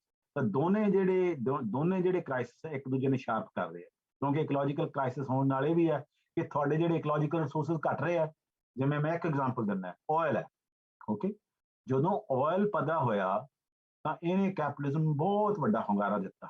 ਕੁਝ ਲੋਕਾਂ ਨੇ ਇਹਨੂੰ ਵੀ ਕਿਹਾ ਕਿ ਲਿਕੁਇਡ ਗੋਲਡ ਹੈ, ਇਹ ਤਾਂ ਗੋਲਡ ਹੈ, ਇਹਨੂੰ ਹਜ਼ਾਰਾਂ ਮੀਲ ਇੱਕ ਥਾਂ ਤੋਂ ਦੂਜੀ ਥਾਂ ਲਿਜਾਇਆ ਜਾ ਸਕਦਾ ਹੈ, ਕੋਲ ਨਾਲੋਂ ਵੀ ਜ਼ਿਆਦਾ ਵਧੀਆ ਚੀਜ਼ ਹੈ। ਪਹਿਲਾਂ ਕੋਲ ਬਹੁਤ ਵੱਡੀ ਚੀਜ਼ ਸੀ, ਉਸ ਤੋਂ ਬਾਅਦ ਆਇਲ। ਪਰ ਆਇਲ ਵੀ ਜਿਹੜਾ, ਉਹਦੀ ਜਿਹੜੀ ਟੋਟਲ ਸਪਲਾਈ ਹੈ ਸਾਡੀ ਧਰਤੀ ਦੇ ਵਿੱਚ, ਉਹ ਫਿਕਸਡ ਹੈ। ਉਹ 50 ਸਾਲਾਂ 'ਚ ਖਤਮ ਹੋ ਜੇ, 75 ਸਾਲਾਂ 'ਚ ਖਤਮ ਹੋ ਗਏ, ਇਟ ਇਜ਼ ਨਾਟ ਇਟ। ਉਹ ਜਿਹੜਾ ਇਹ ਨਾਨ ਰੀਨਿਊਏਬਲ ਰਿਸੋਰਸ ਹੈ, ਇਹਨੂੰ ਰੀਨਿਊ ਨਹੀਂ ਕਰ ਸਕਦੇ। ਓਕੇ, ਸੋ ਜਿਹੜਾ ਉਹਦੇ ਤੋਂ ਇਹ ਸਾਫ਼ ਜ਼ਾਹਰ ਹੁੰਦਾ ਹੈ ਕਿ ਇਹ ਜਿਹੜਾ ਸਿਸਟਮ ਹੈ ਜਿਹੜਾ ਆਇਲ ਤੇ ਬੇਸਡ ਹੈ, ਉਹ ਨਹੀਂ ਰਹਿ ਸਕਦਾ। ਇਸੇ ਕਰਕੇ ਹੁਣ ਦੇਖੋ, ਜਦੋਂ ਇਹ ਰੂਸ ਤੇ ਯੂਕਰੇਨ ਦਾ ਕੌਨਫਲਿਕਟ ਹੋਇਆ, ਤਾਂ ਉਹ ਸਾਰਾ ਕੁਝ ਰਿਵਰਸ ਹੋ ਰਿਹਾ, ਕਿਉਂਕਿ ਆਇਲ ਦੀਆਂ ਪ੍ਰਾਈਸਿਸ ਇੰਨੀਆਂ ਵੱਧ ਰਹੀਆਂ ਨੇ। ਆਇਲ ਕੰਪਨੀਆਂ ਜਿਹੜੀਆਂ ਪਹਿਲਾਂ ਪ੍ਰੈਸ਼ਰ ਥੱਲੇ ਸੀਗੀਆਂ ਕਿ ਨਵੇਂ ਫੀਲਡ ਨਹੀਂ ਐਕਸਪਲੋਰ ਕਰਨੇ, ਉਹ ਐਕਸਪਲੋਰ ਕਰ ਰਹੀਆਂ ਨੇ। ਸਰਕਾਰਾਂ ਵੀ ਉਹਨਾਂ ਨੂੰ ਇਜਾਜ਼ਤ ਦੇ ਰਹੀਆਂ ਨੇ। ਬਾਈਡਨ ਵਰਗੀ ਸਰਕਾਰ ਅਮਰੀਕਾ ਦੀ, ਜਿਹੜਾ ਕਿ ਪਹਿਲਾਂ ਕਹਿੰਦੇ ਸੀ ਅਸੀਂ ਨਹੀਂ ਕਰਨਾ, ਉਹ ਵੀ ਉਹਨਾਂ ਨੂੰ ਇਜਾਜ਼ਤ ਦੇ ਰਹੇ ਨੇ। ਤਾਂ ਅਸੀਂ ਇਹਨੇ ਵੀ ਰਿਵਰਸ ਸਪੇਸ ਹੋ ਰਹੇ ਨੇ, ਤੇ ਉਹ ਇਕਨੋਮਿਕ ਕ੍ਰਾਈਸਿਸ 'ਚੋਂ ਪੈਦਾ ਹੋ ਰਹੇ ਨੇ। ਕਿਉਂਕਿ ਜੇ ਅਸੀਂ ਜੇ ਐਨਰਜੀ ਪ੍ਰਾਈਸਿਸ ਵੱਧ ਗਈਆਂ ਤਾਂ ਉਹਦੇ ਨਾਲ ਪ੍ਰੋਡਕਸ਼ਨ ਕਾਸਟ ਵੀ ਵਧੂਗੀ, ਸਾਡਾ ਇਕਨੋਮਿਕ ਕ੍ਰਾਈਸਿਸ ਹੋਰ ਡੀਪ ਹੋ ਜਾਊਗਾ। ਤਾਂ ਜਿਹੜਾ ਇਕਨੋਮਿਕ ਕ੍ਰਾਈਸਿਸ ਹੈ ਉਹ ਇਕੋਲੋਜੀਕਲ ਕ੍ਰਾਈਸਿਸ ਨੂੰ ਸ਼ਾਰਪ ਕਰ ਰਿਹਾ ਹੈ, ਇਕੋਲੋਜੀਕਲ ਕ੍ਰਾਈਸਿਸ ਇਕਨੋਮਿਕ ਕ੍ਰਾਈਸਿਸ ਨੂੰ ਸ਼ਾਰਪ ਕਰ ਰਿਹਾ ਹੈ। ਇਹ ਦੋਨੇ ਕ੍ਰਾਈਸਿਸ ਹੈ ਜਿਹੜੇ ਇੱਕ ਦੂਜੇ ਨੂੰ ਸ਼ਾਰਪ ਕਰ ਰਹੇ। ਹੁਣ ਆਪਾਂ ਆਈਏ ਇਕੋ ਸੋਸ਼ਲਿਸਟ ਪਰਸਪੈਕਟਿਵ ਤੇ, ਕਿ ਜਿਹੜਾ ਇਕੋ ਸੋਸ਼ਲਿਸਟ ਪਰਸਪੈਕਟਿਵ ਦੇ ਬਾਰੇ ਕਿਵੇਂ, ਵੈਰੀ ਸਿੰਪਲ ਦੇ ਵਿੱਚ ਮੈਂ ਇਹੀ ਕਹਾਂਗਾ ਕਿ ਇਕੋ ਸੋਸ਼ਲਿਸਟ ਪਰਸਪੈਕਟਿਵ ਇਹ ਕਹਿੰਦਾ ਹੈ ਕਿ ਜਿਹੜੀ ਸਾਡੀ ਧਰਤੀ ਹੈ, ਸਾਡਾ ਸਮੁੰਦਰ ਨੇ, ਸਾਡੇ ਫੋਰੈਸਟ ਨੇ, ਸਾਡੇ ਮਾਊਂਟੇਨਸ ਨੇ, ਸਾਡੀ ਹੈਰੀਟੇਜ ਹੈ, ਉਹ ਕੈਪੀਟਲਿਜ਼ਮ ਦੇ, ਕੈਪੀਟਲਿਸਟ ਇਕਨੋਮਿਕ ਸਿਸਟਮ ਦੇ ਅੰਦਰ ਸਿਕਿਉਰ ਨਹੀਂ ਹੈਗੀ, ਕਿਉਂਕਿ ਬੇਸਿਕ ਕਨਫਲਿਕਟ ਹੈ ਕੈਪੀਟਲ ਤੇ ਨੇਚਰ ਦਾ। ਕੈਪੀਟਲ ਹੈ ਜਿਹੜੀ ਨੇਚਰ ਨੂੰ ਸਬੋਰਡੀਨੇਟ ਕਰਨਾ ਚਾਹੁੰਦੀ ਹੈ ਔਰ ਆਪਣੇ ਹਿੱਤਾਂ ਲਈ ਵਰਤਣਾ ਚਾਹੁੰਦੀ ਹੈ। ਓਕੇ, ਇਸ ਕਰਕੇ ਇਹ ਸਿਸਟਮ ਦੇ ਵਿੱਚ ਨੇਚਰ ਡਿਸਟਰੋਏ ਹੋਏ ਵੀ ਨੇਚਰ ਨੂੰ ਪ੍ਰੋਟੈਕਟ ਨਹੀਂ ਕੀਤਾ ਜਾ ਸਕਦਾ। ਟੈਂਪਰੇਰੀ ਰਿਫਾਰਮਸ ਹੋ ਸਕਦੇ ਆ, ਟੈਂਪਰੇਰੀ ਰਿਸਪਾਈਟ ਹੋ ਸਕਦੀ ਹੈ, ਪਰ ਜਿਹੜਾ ਫੰਡਾਮੈਂਟਲ ਕਨਫਲਿਕਟ ਹੈ ਕੈਪੀਟਲਿਜ਼ਮ ਦੇ ਵਿੱਚ, ਤਾਂ ਉਹਦਾ ਕੀ ਆਲਟਰਨੇਟਿਵ ਕੀ ਹੋਵੇ? ਆਲਟਰਨੇਟਿਵ ਇਹੀ ਕਹਿੰਦੇ ਆ ਕਿ ਸੋਸ਼ਲਿਜ਼ਮ, ਉਹਨੂੰ ਸੋਸ਼ਲ ਡੈਮੋਕ੍ਰੈਟਿਕ ਕਹਿ ਲਓ, ਸੋਸ਼ਲਿਜ਼ਮ ਕਹਿ ਲਓ, ਬਰਾਬਰਤਾ ਵਾਲੀ ਸੁਸਾਇਟੀ ਕਹਿ ਲਓ, ਕੋਈ ਨਾਂ ਜੋ ਵੀ ਲਿਆ ਜਾ ਸਕਦਾ, ਪਰ ਅਸੀਂ ਉਹ ਸੋਸ਼ਲਿਜ਼ਮ ਨਹੀਂ ਚਾਹੁੰਦੇ ਜਿਹੜਾ ਸੋਵੀਅਤ ਯੂਨੀਅਨ ਚ ਆਇਆ ਸੀ, ਜਾਂ ਜਿਹੜਾ ਚੀਨ ਚ ਵੀ ਰਿਹਾ, ਜਾਂ ਜਿਹੜਾ ਵੀਅਤਨਾਮ ਚ ਵੀ ਰਿਹਾ, ਜਾਂ ਜਿਹੜਾ ਈਸਟਰਨ ਯੂਰਪ ਦੇ ਵਿੱਚ ਰਿਹਾ, ਕਿਉਂਕਿ ਉਹ ਸੋਸ਼ਲਿਜ਼ਮ ਵੀ ਇਨਵਾਇਰਨਮੈਂਟ ਨੂੰ ਇੰਨੇ ਡਿਸਟਰੋਏ ਕਰਦਾ ਸੀ, ਕਿਉਂਕਿ ਉੱਥੇ ਵੀ ਜਿਹੜੀ ਐਮਫੈਸਿਸ ਸੀ ਇਸੇ ਗੱਲ ਤੇ ਸੀ ਕਿ ਇੰਡਸਟਰੀਲਾਈਜੇਸ਼ਨ ਕਰਨੀ, ਧਰਤੀ ਦੇ ਜਿਹੜੇ ਰਿਸੋਰਸਿਸ ਨੇ ਸਾਰੇ ਉਹ ਇੰਡਸਟਰੀਅਲ ਪੈਦਾ ਕਰਨ ਲਈ ਕਰਨੇ ਨੇ। ਔਰ ਇਹ ਮਤਲਬ ਆਮ ਲੋਕਾਂ ਨੂੰ ਗੱਲ ਨਹੀਂ ਸਮਝ ਆਉਂਦੀ ਕਿ ਕੈਪੀਟਲਿਜ਼ਮ ਤੇ ਸੋਸ਼ਲਿਜ਼ਮ ਇੱਕ ਦੂਜੇ ਦੇ ਆਲਟਰਨੇਟਿਵ ਇਕਨੋਮਿਕ ਸਿਸਟਮ ਨੇ, ਪਰ ਦੋਨਾਂ ਦੇ ਵਿੱਚ ਇੱਕ ਸਿਮਿਲਰਿਟੀ ਵੀ ਹੈ, ਜਿਹੜੇ ਪੁਰਾਣੇ ਕਿਸਮ ਦਾ ਸੋਚਦੇ। ਓਕੇ, ਉਹਨਾਂ ਉਹ ਇਹ ਹੈ ਕਿ ultimately we have to increase GDP। Okay, ਔਰ GDP ਕਿਵੇਂ ਇਨਕਰੀਜ਼ ਕਰਨੀ ਹੈ? ਇੰਡਸਟਰੀਲਾਈਜੇਸ਼ਨ ਨਾਲ। ਔਰ ਇੰਡਸਟਰੀਲਾਈਜੇਸ਼ਨ ਦੀ ਕਿਉਂ ਲੋੜ ਹੈ? ਕਿਉਂਕਿ ਇੰਡਸਟਰੀਲਾਈਜੇਸ਼ਨ ਦੇ ਵਿੱਚ ਜਿਹੜੀ ਟੈਕਨੋਲੋਜੀ ਹੈ ਉਹਨੂੰ ਬਹੁਤ ਸ਼ਾਰਪ ਤਰੀਕੇ ਨਾਲ ਇੰਟਰੋਡਿਊਸ ਕੀਤਾ ਜਾ ਸਕਦਾ ਹੈ, ਪਰ ਯੂਨਿਟ ਟਾਈਮ ਪ੍ਰੋਡਕਟਿਵਿਟੀ ਵੱਧ ਸਕਦੀ ਹੈ ਇੰਡਸਟਰੀਲਾਈਜੇਸ਼ਨ ਦੇ ਵਿੱਚ। ਐਗਰੀਕਲਚਰ ਦੇ ਵਿੱਚ ਲਿਮਿਟਸ ਹੁੰਦੀਆਂ, ਐਗਰੀਕਲਚਰ ਦੇ ਵਿੱਚ ਧਰਤੀ ਦੇ ਵਿੱਚੋਂ ਇੱਕ ਲਿਮਿਟ ਤੋਂ ਜ਼ਿਆਦਾ ਤੁਸੀਂ ਪੈਦਾ ਨਹੀਂ ਕਰ ਸਕਦੇ, ਤੇ ਇਸ ਕਰਕੇ ਜੇ ਤੁਸੀਂ GDP ਵਧਾਉਣੀ ਹੈ ਤਾਂ ਇੰਡਸਟਰੀਲਾਈਜੇਸ਼ਨ ਵੱਲ ਮੁੜਨਾ ਪਊਗਾ। ਤਾਂ ਇਸ ਕਰਕੇ ਜਿਹੜੀ ਟ੍ਰੈਡੀਸ਼ਨਲ ਇਕਨੋਮਿਕਸ ਸਾਨੂੰ ਸਕੂਲਾਂ 'ਚ, ਯੂਨੀਵਰਸਿਟੀਆਂ, ਕਾਲਜਾਂ 'ਚ ਪੜ੍ਹਾਈ ਜਾਂਦੀ, ਸਕੂਲਾਂ 'ਚ ਪੜ੍ਹਾਈ ਜਾਂਦੀ ਹੈ, ਉਹਦਾ ਵੱਡਾ ਫਾਲਟ ਇਹ ਹੈ ਕਿ ਉਹ ਸਾਨੂੰ ਇਹ ਕਹਿੰਦੀ ਹੈ ਕਿ ਜਿਹੜੀ ਇਕਨੋਮਿਕ ਟ੍ਰਾਂਜੀਸ਼ਨ ਹੁੰਦੀ ਹੈ ਉਹ ਹੁੰਦੀ ਹੈ ਐਗਰੀਕਲਚਰ ਤੋਂ ਇੰਡਸਟਰੀ, ਇੰਡਸਟਰੀ ਤੋਂ ਬਾਅਦ ਸਰਵਿਸਿਜ਼। ਓਕੇ, ਔਰ ਜਿਹੜਾ ਡਿਵੈਲਪ ਕੰਟਰੀਜ਼ ਨੇ ਉਹ ਇਹ ਸਾਈਕਲ 'ਚ ਲੰਘ ਚੁੱਕੇ ਨੇ। ਜਿਵੇਂ ਇੰਗਲੈਂਡ ਦੀ ਮੈਂ ਤੁਹਾਨੂੰ ਐਗਜ਼ਾਮਪਲ ਦੇਵਾਂ, ਔਰ ਇੰਗਲੈਂਡ ਦੀ ਐਗਜ਼ਾਮਪਲ ਦੂਜਿਆਂ ਵਾਸਤੇ ਵੀ ਐਪਲੀਕੇਬਲ ਹੈ। ਇੰਗਲੈਂਡ ਦੇ ਵਿੱਚ ਜਿਹੜੀ ਐਗਰੀਕਲਚਰ ਹੈ ਉਹਦੇ ਐਗਰੀਕਲਚਰ ਹੈ ਜਿਹੜੀ GDP ਦਾ 1% ਹਿੱਸਾ ਹੈ, ਔਰ 1.5% ਲੋਕੀ ਆ ਜਿਹੜੇ ਐਗਰੀਕਲਚਰ ਦੇ ਡਿਪੈਂਡੈਂਟ ਨੇ ਐਮਪਲੋਇਮੈਂਟ ਵਾਸਤੇ। ਇੰਡਸਟਰੀ ਤੇ ਕੋਈ 20-22 ਲੋਕੀ ਰਿਪਰੈਜ਼ੈਂਟੇਟਿਵ ਨੇ। 80% ਹਿੱਸਾ ਜਿਹੜਾ ਉਹ GDP ਦਾ ਉਹ ਟਰਸ਼ਰੀ ਸੈਕਟਰ ਤੋਂ ਆਉਂਦਾ। ਟਰਸ਼ਰੀ ਸੈਕਟਰ 'ਚ ਕੀ ਹੈ? ਬੈਂਕਾਂ, ਇੰਸ਼ੋਰੈਂਸ ਕੰਪਨੀ, ਹੋਟਲਸ, ਯੂਨੀਵਰਸਿਟੀਆਂ, ਹਸਪੀਟਲਸ, ਬਿਊਟੀ ਸੈਂਟਰਸ, ਜੋ ਵੀ ਤੁਸੀਂ ਸਰਵਿਸਿਜ਼ ਸਮਝ ਸਕਦੇ ਹੋ, ਐਂਡ ਉਹ ਨੇ ਕਿ ਜਿੱਥੇ ਟੈਂਜੀਬਲ ਪ੍ਰੋਡਕਟ ਕੁਝ ਨਹੀਂ ਹੁੰਦਾ। ਐਗਰੀਕਲਚਰ ਤੇ ਇੰਡਸਟਰੀ ਦਾ ਸਰਵਿਸਿਜ਼ ਨਾਲ ਜਿਹੜਾ ਫਰਕ ਇਹ ਹੈ ਕਿ ਐਗਰੀਕਲਚਰ ਹੈ ਜਿਹੜੀ ਉਹਦੇ 'ਚ ਅਸੀਂ ਅਨਾਜ ਪੈਦਾ ਕਰਦੇ ਹਾਂ ਜਾਂ ਦੂਜੀਆਂ ਚੀਜ਼ਾਂ ਪੈਦਾ ਕਰਨ ਲਈ, ਜਿਵੇਂ ਕਾਟਨ ਪੈਦਾ ਕਰਦੇ ਹਾਂ, ਜਿਹਦੇ ਤੋਂ ਹੋਰ ਪ੍ਰੋਡਕਟ ਪੈਦਾ ਕਰਦੇ ਹਾਂ। ਇੰਡਸਟਰੀ ਦੇ ਵਿੱਚ ਅਸੀਂ ਟੈਂਜੀਬਲ ਪ੍ਰੋਡਕਟ ਕ੍ਰੀਏਟ ਕਰਦੇ ਹਾਂ, ਅਸੀਂ ਕਾਗਜ਼ ਪੈਦਾ ਕੀਤਾ, ਪੈਨ ਪੈਦਾ ਕੀਤਾ, ਕੰਪਿਊਟਰ ਪੈਦਾ ਕੀਤਾ, ਇਹ ਟੈਂਜੀਬਲ ਪ੍ਰੋਡਕਟ ਨੇ। ਸਰਵਿਸਿਜ਼ ਹੈ ਜਿਹੜੀਆਂ ਉਹ ਕੋਈ ਟੈਂਜੀਬਲ ਪ੍ਰੋਡਕਟ ਨਹੀਂ ਕ੍ਰੀਏਟ ਕਰਦੀ। ਓਕੇ, ਤਾਂ ਇਹ ਇਹਨਾਂ ਕੰਟਰੀ ਦੇ ਵਿੱਚੋਂ ਟ੍ਰਾਂਜੀਸ਼ਨ ਆ ਸਕਦੀ ਹੈ। ਤਾਂ ਦੁਨੀਆ ਦੇ ਵਿੱਚ ਇਹ ਗੱਲ ਫੈਲਾਤੀ ਗਈ, ਜਿਹੜੀ ਗਲਤ ਕਿਸਮ ਦੀ ਇਕਨੋਮਿਕਸ ਆ ਉਹਨੇ ਇਹੀ ਟ੍ਰਾਂਜੀਸ਼ਨ ਦਾ ਪਾਥ ਹੈ, ਤੇ ਜਿਹੜੇ ਡਿਵੈਲਪਿੰਗ ਕੰਟਰੀਜ਼ ਨੇ ਉਹਨਾਂ ਨੂੰ ਵੀ ਇਹੀ ਪਾਥ ਲੈਣਾ ਪਊਗਾ। ਤੇ ਜਿਹੜੇ ਸੋਸ਼ਲਿਸਟ ਕੰਟਰੀਜ਼ ਨਹੀਂ ਸੀਗੇ, ਜਿੱਥੇ ਸੋਸ਼ਲਿਸਟ ਇਨਕਲਾਬ ਆਇਆ ਸੀ, ਉਹਨਾਂ ਨੇ ਵੀ ਇਹ ਮੈਥਡ ਫੋਲੋ ਕੀਤਾ। ਇਸ ਕਰਕੇ ਡਿਸਪਾਈਟ ਦਾ ਫੈਕਟ ਕਿ ਉਹ ਇਕਨੋਮਿਕ ਸਿਸਟਮ ਦੇ ਵਿੱਚ ਪ੍ਰਾਈਵੇਟ ਪ੍ਰਾਪਰਟੀ ਨਹੀਂ ਸੀਗੀ, ਉਸ ਪੱਖੋਂ ਉਹ ਕੈਪੀਟਲਿਜ਼ਮ ਨਾਲ ਡਿਫਰੈਂਟ ਸੀਗਾ, ਪਰ ਉਹਨਾਂ ਦਾ ਏਮ ਇਹੀ ਸੀਗਾ ਕਿ ਇੰਡਸਟਰੀਲਾਈਜੇਸ਼ਨ ਕਰਨੀ। ਇਸ ਕਰਕੇ ਬੜੀ ਬੇਹੂਦਾ ਕਿਸਮ ਦੀ ਇੰਡਸਟਰੀਲਾਈਜੇਸ਼ਨ ਹੋਈ ਰਸ਼ੀਆ ਦੇ ਵਿੱਚ। ਚੀਨ ਵੀ ਹੁਣ ਇੰਨੀ ਇੰਡਸਟਰੀਲਾਈਜੇਸ਼ਨ ਕਰ ਰਿਹਾ। ਚੀਨ ਨੂੰ ਹੁਣ ਆਪਣੀਆਂ ਲਿਮਿਟਸ ਪਤਾ ਲੱਗ ਗਈਆਂ ਕਿ ਉਹਨਾਂ ਨੇ ਇੰਨੀ ਇੰਡਸਟਰੀਲਾਈਜੇਸ਼ਨ ਕੀਤੀ ਕਿ ਉੱਥੇ ਪੋਲਿਊਸ਼ਨ ਇੰਨਾ ਫੈਲ ਗਿਆ ਕਿ ਬੀਜਿੰਗ ਦੇ ਵਿੱਚ, ਜਿਹੜੀ ਉਹਦੀ ਕੈਪੀਟਲ ਹੈ, sometime air is so polluted ਕਿ ਜਿਹੜਾ ਬੰਦਾ ਆਪਣੇ ਘਰੋਂ ਬਾਹਰ ਨਿਕਲਦਾ ਇੱਕਦਮ ਉਹਨੂੰ ਛਿੱਕਾਂ ਲੱਗ ਜਾਂਦੀਆਂ, ਉਹਨੂੰ ਉਲਟੀਆਂ ਆਉਣ ਲੱਗ ਜਾਂਦੀਆਂ, ਬੰਦਾ ਬਿਮਾਰ ਹੋ ਜਾਂਦਾ। ਤਾਂ ਕਈ ਵਾਰ ਹੋ ਚੁੱਕਾ, ਇੱਕ ਵਾਰ ਨਹੀਂ ਕਈ ਵਾਰ ਹੋ ਚੁੱਕਾ ਕਿ ਸਰਕਾਰ ਵੱਲੋਂ ਅਨਾਉਂਸਮੈਂਟ ਕਰਨੀ ਪੈਂਦੀ ਹੈ ਕਿ ਕੋਈ ਲੋਕੀ ਆਪਣੇ ਘਰਾਂ ਤੋਂ ਬਾਹਰ ਨਾ ਨਿਕਲਣ। ਓਕੇ, ਕਿ ਜੇ ਤੁਸੀਂ ਘਰਾਂ ਚੋਂ ਬਾਹਰ ਨਿਕਲੋਗੇ ਤਾਂ ਇੱਕਦਮ ਬਿਮਾਰ ਹੋ ਜਾਓਗੇ, ਤੁਹਾਨੂੰ ਉਲਟੀਆਂ ਲੱਗ ਜਾਣਗੀਆਂ, ਤੁਹਾਨੂੰ you will fall unconscious and you might even die। Okay. ਤੇ ਅਸੀਂ ਜਦੋਂ 에ਅਰ ਨੂੰ ਸਾਫ਼ ਕੀਤਾ ਉਦੋਂ ਬਾਅਦ ਤੁਹਾਨੂੰ ਦੁਬਾਰਾ ਅਨਾਉਂਸ ਕਰਾਂਗੇ। ਨਾਓ ਦਿਸ ਇਜ਼ ਫੈਨੋਮੀਨਲ ਕਿ ਐਡਾ ਵੱਡਾ ਕਰੋੜਾਂ ਦੀ ਗਿਣਤੀ ਦੀ ਪਾਪੂਲੇਸ਼ਨ ਦੇ ਲੋਕੀ ਆਪਣੇ ਘਰਾਂ 'ਚ ਕੈਦ ਕਰ ਦਿੱਤੇ ਜਾ ਸਕੇ ਨੇ, ਔਰ ਉਹ ਟੈਂਪਰੇਰੀ ਹੁੰਦਾ ਹੈ। ਉਹਨੂੰ ਟੈਕਨੀਕਲ ਮੈਥਡ ਯੂਜ਼ ਕਰਕੇ ਇੱਕਦਮ 에ਅਰ ਨੂੰ ਕਲੀਨ ਕਰ ਦਿੰਦੇ ਆ, ਪਰ ਉਹ ਰਹਿੰਦੀ ਤਾਂ ਵਿੱਚ ਹੀ ਹੈ ਨਾ, ਉਹ ਦੂਜੇ ਥਾਵਾਂ ਤੇ ਚਲੀ ਜਾਂਦੀ ਹੈ, ਡਿਫਿਊਜ਼ ਹੋ ਜਾਂਦੀ ਹੈ, but it's not gone, it is there, but it's a temporary relief which you are creating. ਤਾਂ ਇਸ ਕਰਕੇ ਜਿਹੜਾ ਚੀਨ ਹੈ ਥੋੜਾ ਬਹੁਤ ਇਸ ਪਾਸੇ ਵੱਲ ਝੁਕ ਰਿਹਾ ਹੈ ਕਿ ਸਾਨੂੰ ਜਿਹੜੀ ਕੁਆਂਟੀਟੀ ਤੇ ਨਹੀਂ ਹੁਣ ਐਮਫਸਾਈਜ਼ ਕਰਨਾ ਚਾਹੀਦਾ, ਕੁਆਲਿਟੀ ਵੱਲ ਮੁੜਨਾ ਚਾਹੀਦਾ ਹੈ।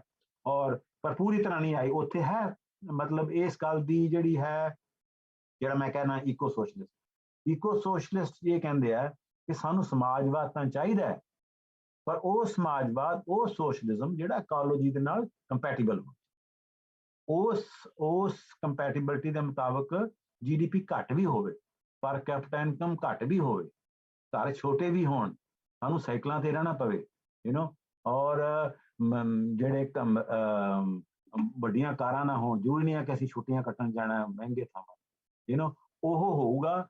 ਤੇ ਜਿਹੜੀ ਵੀ ਇਕਨੋਮਿਕ ਪਾਲਿਸੀ ਹੋਊਗੀ ਇਸ ਗੱਲ ਤੇ ਬੇਸਡ ਹੋਊਗੀ ਕਿ ਉਹਦਾ ਤੁਸੀਂ ਇਨਵਾਇਰਮੈਂਟਲ ਅਸੈਸਮੈਂਟ ਕੀਤੀ ਹੈ ਕਿ ਜੇ ਤੁਸੀਂ ਇੱਕ ਜਗ੍ਹਾ ਸੜਕ ਕੱਢ ਰਹੇ ਹੈ, ਜਾਂ ਇੱਕ ਜਗ੍ਹਾ ਰੇਲ ਕੱਢ ਰਹੇ ਹੈ, ਜਾਂ ਇੱਕ ਜਗ੍ਹਾ ਇੰਡਸਟਰੀ ਐਸਟੈਬਲਿਸ਼ ਕਰ ਰਹੇ ਹੈ, ਉਹਦਾ ਇਕੋਲੋਜੀ ਤੇ ਕੀ ਅਸਰ ਹੋਊਗਾ। You will have to first do impact statement, ਤੇ ਜਿਹੜਾ ਓਵਰਆਲ ਸਿਸਟਮ ਚੇਂਜ ਕਰਨਾ ਪਊਗਾ, ਕਿਉਂਕਿ ਜਿਹੜਾ ਕੈਪੀਟਲਿਜ਼ਮ ਹੈ ਉਹ ਬੇਸਡ ਹੈ ਡਿਸਟਰਕਸ਼ਨ ਆਫ ਨੇਚਰ ਤੇ, ਉਹਨੂੰ ਚੇਂਜ ਕਰਕੇ ਜਿਹੜਾ ਨਵਾਂ ਇਕਨੋਮਿਕ ਸਿਸਟਮ ਹੋਊਗਾ ਉਹ ਪੁਰਾਣੇ ਕਿਸਮ ਦੇ ਸੋਸ਼ਲਿਜ਼ਮ ਵਰਗਾ ਨਹੀਂ ਹੋਊਗਾ, ਈਕੋ ਸੋਸ਼ਲਿਸਟ ਹੋਊਗਾ। ਓਕੇ, ਸੋ ਬੇਸਿਕ ਦੇ ਵਿੱਚ ਇੱਕ ਤਾਂ ਇਹ ਗੱਲ ਹੈ।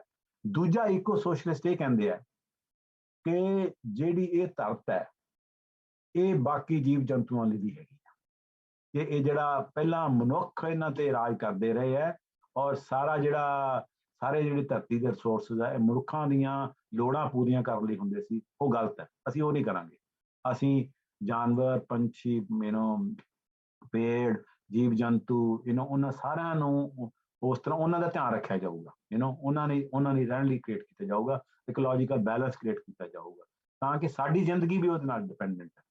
ਕਿਉਂਕਿ ਹੁਣ ਇਹ ਐਕਸਪੈਰੀਮੈਂਟਸ ਹੋ ਚੁੱਕੇ ਆ, ਕੋਈ ਮਤਲਬ ਕਹਿਣ ਦੀ ਗੱਲ ਨਹੀਂ ਕਿ ਜਦੋਂ ਲੋਕੀ ਜੰਗਲ ਦੇ ਵਿੱਚ ਜਾਂਦੇ ਆ, ਉੱਥੇ ਸੈਰ ਕਰਦੇ ਆ, ਪੰਛੀਆਂ ਨੂੰ ਚਹਿਚਹਾਉਂਦਾ ਸੁਣਦੇ ਆ, ਹਵਾ ਨੂੰ ਮਹਿਸੂਸ ਕਰਦੇ ਆ, ਪੇੜਾਂ ਦੇ ਨਾਲ ਲੱਗਦੇ ਆ, ਤਾਂ ਉਹਨਾਂ ਨੂੰ ਸ਼ਾਂਤ ਮਿਲਦਾ, ਉਹਨਾਂ ਨੂੰ ਸਕੂਨ ਮਿਲਦਾ। ਤੁਸੀਂ ਲੋਕੀ ਵੀ ਜਿਹੜੇ ਛੁੱਟੀਆਂ ਤੇ ਜਾਂਦੇ ਹੋ ਮਹਿਸੂਸ ਕਰਦੇ ਹੋ। ਇਹਦਾ ਮਤਲਬ ਇਹ ਹੈ ਕਿ ਅਸੀਂ ਉਸ ਨੇਚਰ ਦਾ ਹਿੱਸਾ ਹਾਂ, ਉਸ ਨੇਚਰ ਨੂੰ ਕਾਬੂ ਕਰਕੇ ਨਹੀਂ ਕਰ ਸਕਦੇ। ਤੇ ਜਿਹੜਾ ਪੁਰਾਣਾ ਮਾਰਕਸਿਸਟ ਸਿਧਾਂਤ ਵੀ ਹੈ ਉਹਦੇ ਵਿੱਚ ਵੀ ਗਲਤੀਆਂ ਹੈਗੀਆਂ, ਜਿਵੇਂ ਫਰੈਡਰਿਕ ਐਂਗਲਜ਼ ਇੱਕ ਤਾਂ ਕਹਿੰਦਾ ਕਿ ਸਾਡਾ ਜਿਹੜਾ ਏਮ ਹੈ ਨੇਚਰ ਨੂੰ ਕੰਟਰੋਲ ਕਰਨਾ ਹੈ, ਕਿ ਨੇਚਰ ਨੂੰ ਡੋਮੀਨੇਟ ਕਰਨਾ ਹੈ, and it's not living with nature. Marx ਦੇ ਵਿੱਚ ਨਹੀਂ ਹੈ, ਮਾਰਕਸ ਜ਼ਿਆਦਾ ਕੰਪਲੈਕਸ ਹੈ। ਮਾਰਕਸ ਕਹਿੰਦਾ ਹੈ ਕਿ ਜਿਹੜੀ ਕੈਪੀਟਲਿਜ਼ਮ ਹੈ ਸੋਇਲ ਨੂੰ ਡਿਸਟਰੋਏ ਕਰ ਰਹੀ ਹੈ, ਸੋਇਲ ਡੈਫੀਸ਼ੀਐਂਸੀ ਨੂੰ ਕ੍ਰੀਏਟ ਕਰ ਰਹੀ ਹੈ, ਪਰ ਉਹਨੇ ਵੀ ਇਕੋਲੋਜੀ ਨੂੰ ਇੰਟੈਗਰਲ ਨਹੀਂ ਕੀਤਾ। ਜਿਹੜੀ ਕੈਪੀਟਲ ਹੈ ਉਹਦਾ ਵੱਡਾ ਕੰਮ ਹੈ, ਉਹਦੇ ਚ ਇਕੋਲੋਜੀ ਹੈ ਜਿਹੜੀ is not central to the analysis, it is there, it is compared with other Marxist, later Marxist ਨਾਲੋਂ ਉਹ ਜ਼ਿਆਦਾ ਇਸ ਗੱਲ ਬਾਰੇ ਸਾਵਧਾਨ ਸੀਗਾ, ਪਰ ਨਹੀਂ ਹੈ। ਤਾਂ ਇਕੋ ਸੋਸ਼ਲਿਸਟ ਥਾਟ ਹੈ ਜਿਹੜਾ ਉਹਨੂੰ ਡਿਵੈਲਪ ਕਰ ਰਿਹਾ ਕਿ ਜੇ ਅਸੀਂ ਕੈਪੀਟਲ ਦਾ ਐਨਾਲਿਸਿਸ ਕਰਨਾ ਹੈ ਤਾਂ ਇਕੋਲੋਜੀ ਨੂੰ ਸੈਂਟਰਲ ਡਾਇਮੈਂਸ਼ਨ ਬਣਾ ਕੇ ਕਰਨਾ ਪਊਗਾ। ਵਰਕਰਸ ਵੀ ਹੈ, ਜੇ ਵੇਜਸ ਵੀ ਮੰਗਣਗੇ ਤਾਂ ਇਸ ਹਿਸਾਬ ਨਾਲ ਮੰਗਣਗੇ ਕਿ ਦੇ ਆਰ ਇਕੋਲੋਜੀਕਲੀ ਜਸਟੀਫਾਈਡ, ਔਰ ਉਹ ਇੰਡਸਟਰੀਜ਼ ਵੱਲ ਵੀ ਇਸੇ ਤਰ੍ਹਾਂ ਹੀ ਜਾਣਗੇ। ਸੋ ਟੂ ਰਿਪੀਟ ਇਟ ਕਿ ਜਿਹੜਾ ਇਕੋ ਸੋਸ਼ਲਿਸਟ ਥਾਟ ਕਹਿੰਦਾ ਹੈ ਕਿ ਅਸੀਂ ਕੈਪੀਟਲਿਜ਼ਮ ਦਾ ਆਲਟਰਨੇਟਿਵ ਪੇਸ਼ ਕਰਨਾ ਹੈ, ਪਰ ਪੁਰਾਣੇ ਕਿਸਮ ਦਾ ਸੋਸ਼ਲਿਸਟ ਨਹੀਂ ਕਰਨਾ, ਨਵੇਂ ਕਿਸਮ ਦਾ ਕਰਨਾ ਜਿਹੜਾ ਕੰਪੈਟੀਬਲ। ਦੂਜਾ ਅਸੀਂ ਜਿਹੜੇ ਦੂਜੇ ਜੀਵ ਜੰਤੂ ਆ ਉਹਨਾਂ ਲਈ ਪੂਰੀ ਉਹਨਾਂ ਨਾਲ ਇੱਕੋ ਰਿਲੇਸ਼ਨਸ਼ਿਪ ਹੋਊਗਾ, living with nature, not dominant nature, and that will be the vision। ਤੇ ਉਹ ਤੋਂ ਬਾਅਦ ਮੈਂ ਕਹਾਂਗਾ ਕਿ ਇਕੋ ਸੋਸ਼ਲਿਸਟ ਕਿਵੇਂ ਸੋਚਦੇ ਆ ਕਿ ਟ੍ਰਾਂਜੀਸ਼ਨ ਕਿਵੇਂ ਆਊਗੀ। ਇਕੋ ਸੋਸ਼ਲਿਸਟ ਇਹ ਵੀ ਕਹਿੰਦੇ ਕਿ ਜਿਹੜਾ ਪੁਰਾਣਾ ਮਾਰਕਸਿਸਟ ਥਾਟ ਹੈ ਉਹ ਇਹ ਕਹਿੰਦਾ ਹੈ ਕਿ ਇੰਡਸਟਰੀਲਾਈਜੇਸ਼ਨ ਹੋਣ ਨਾਲ ਵਰਕਿੰਗ ਕਲਾਸ ਪੈਦਾ ਹੁੰਦੀ ਹੈ, ਵਰਕਿੰਗ ਕਲਾਸ ਹੈ ਜਿਹੜੀ ਉਹ ਰੈਵੋਲੂਸ਼ਨਰੀ ਕਲਾਸ ਹੁੰਦੀ ਹੈ, ਉਹ ਦੂਜੀਆਂ ਕਲਾਸਾਂ ਨੂੰ ਪਿੱਛੇ ਲੈ ਕੇ ਆਉਂਦੀ ਹੈ, ਉਹਦੇ ਨਾਲ ਇਨਕਲਾਬ ਆਉਂਦਾ। ਇਕੋ ਸੋਸ਼ਲਿਸਟ ਕਹਿੰਦੇ ਆ ਕਿ ਕੋਈ ਇੱਕ ਕਲਾਸ ਨਹੀਂ ਹੈ, ਇਹਦੇ ਵਿੱਚ ਬੜੀਆਂ ਕਲਾਸਿਸ ਦਾ ਅਲਾਇੰਸ ਹੋਏਗਾ, ਵਰਕਿੰਗਸ ਦਾ ਤਾਂ ਹੋਏਗਾ ਹੀ, ਪਰ ਕਿਸਾਨ ਵੀ ਹੋਣਗੇ, ਜਿਹੜੇ ਜੰਗਲਾਂ 'ਚ ਰਹਿੰਦੇ ਨੇ, ਟਰਾਈਬਲਸ ਨੇ, ਉਹ ਵੀ ਹੋਣਗੇ।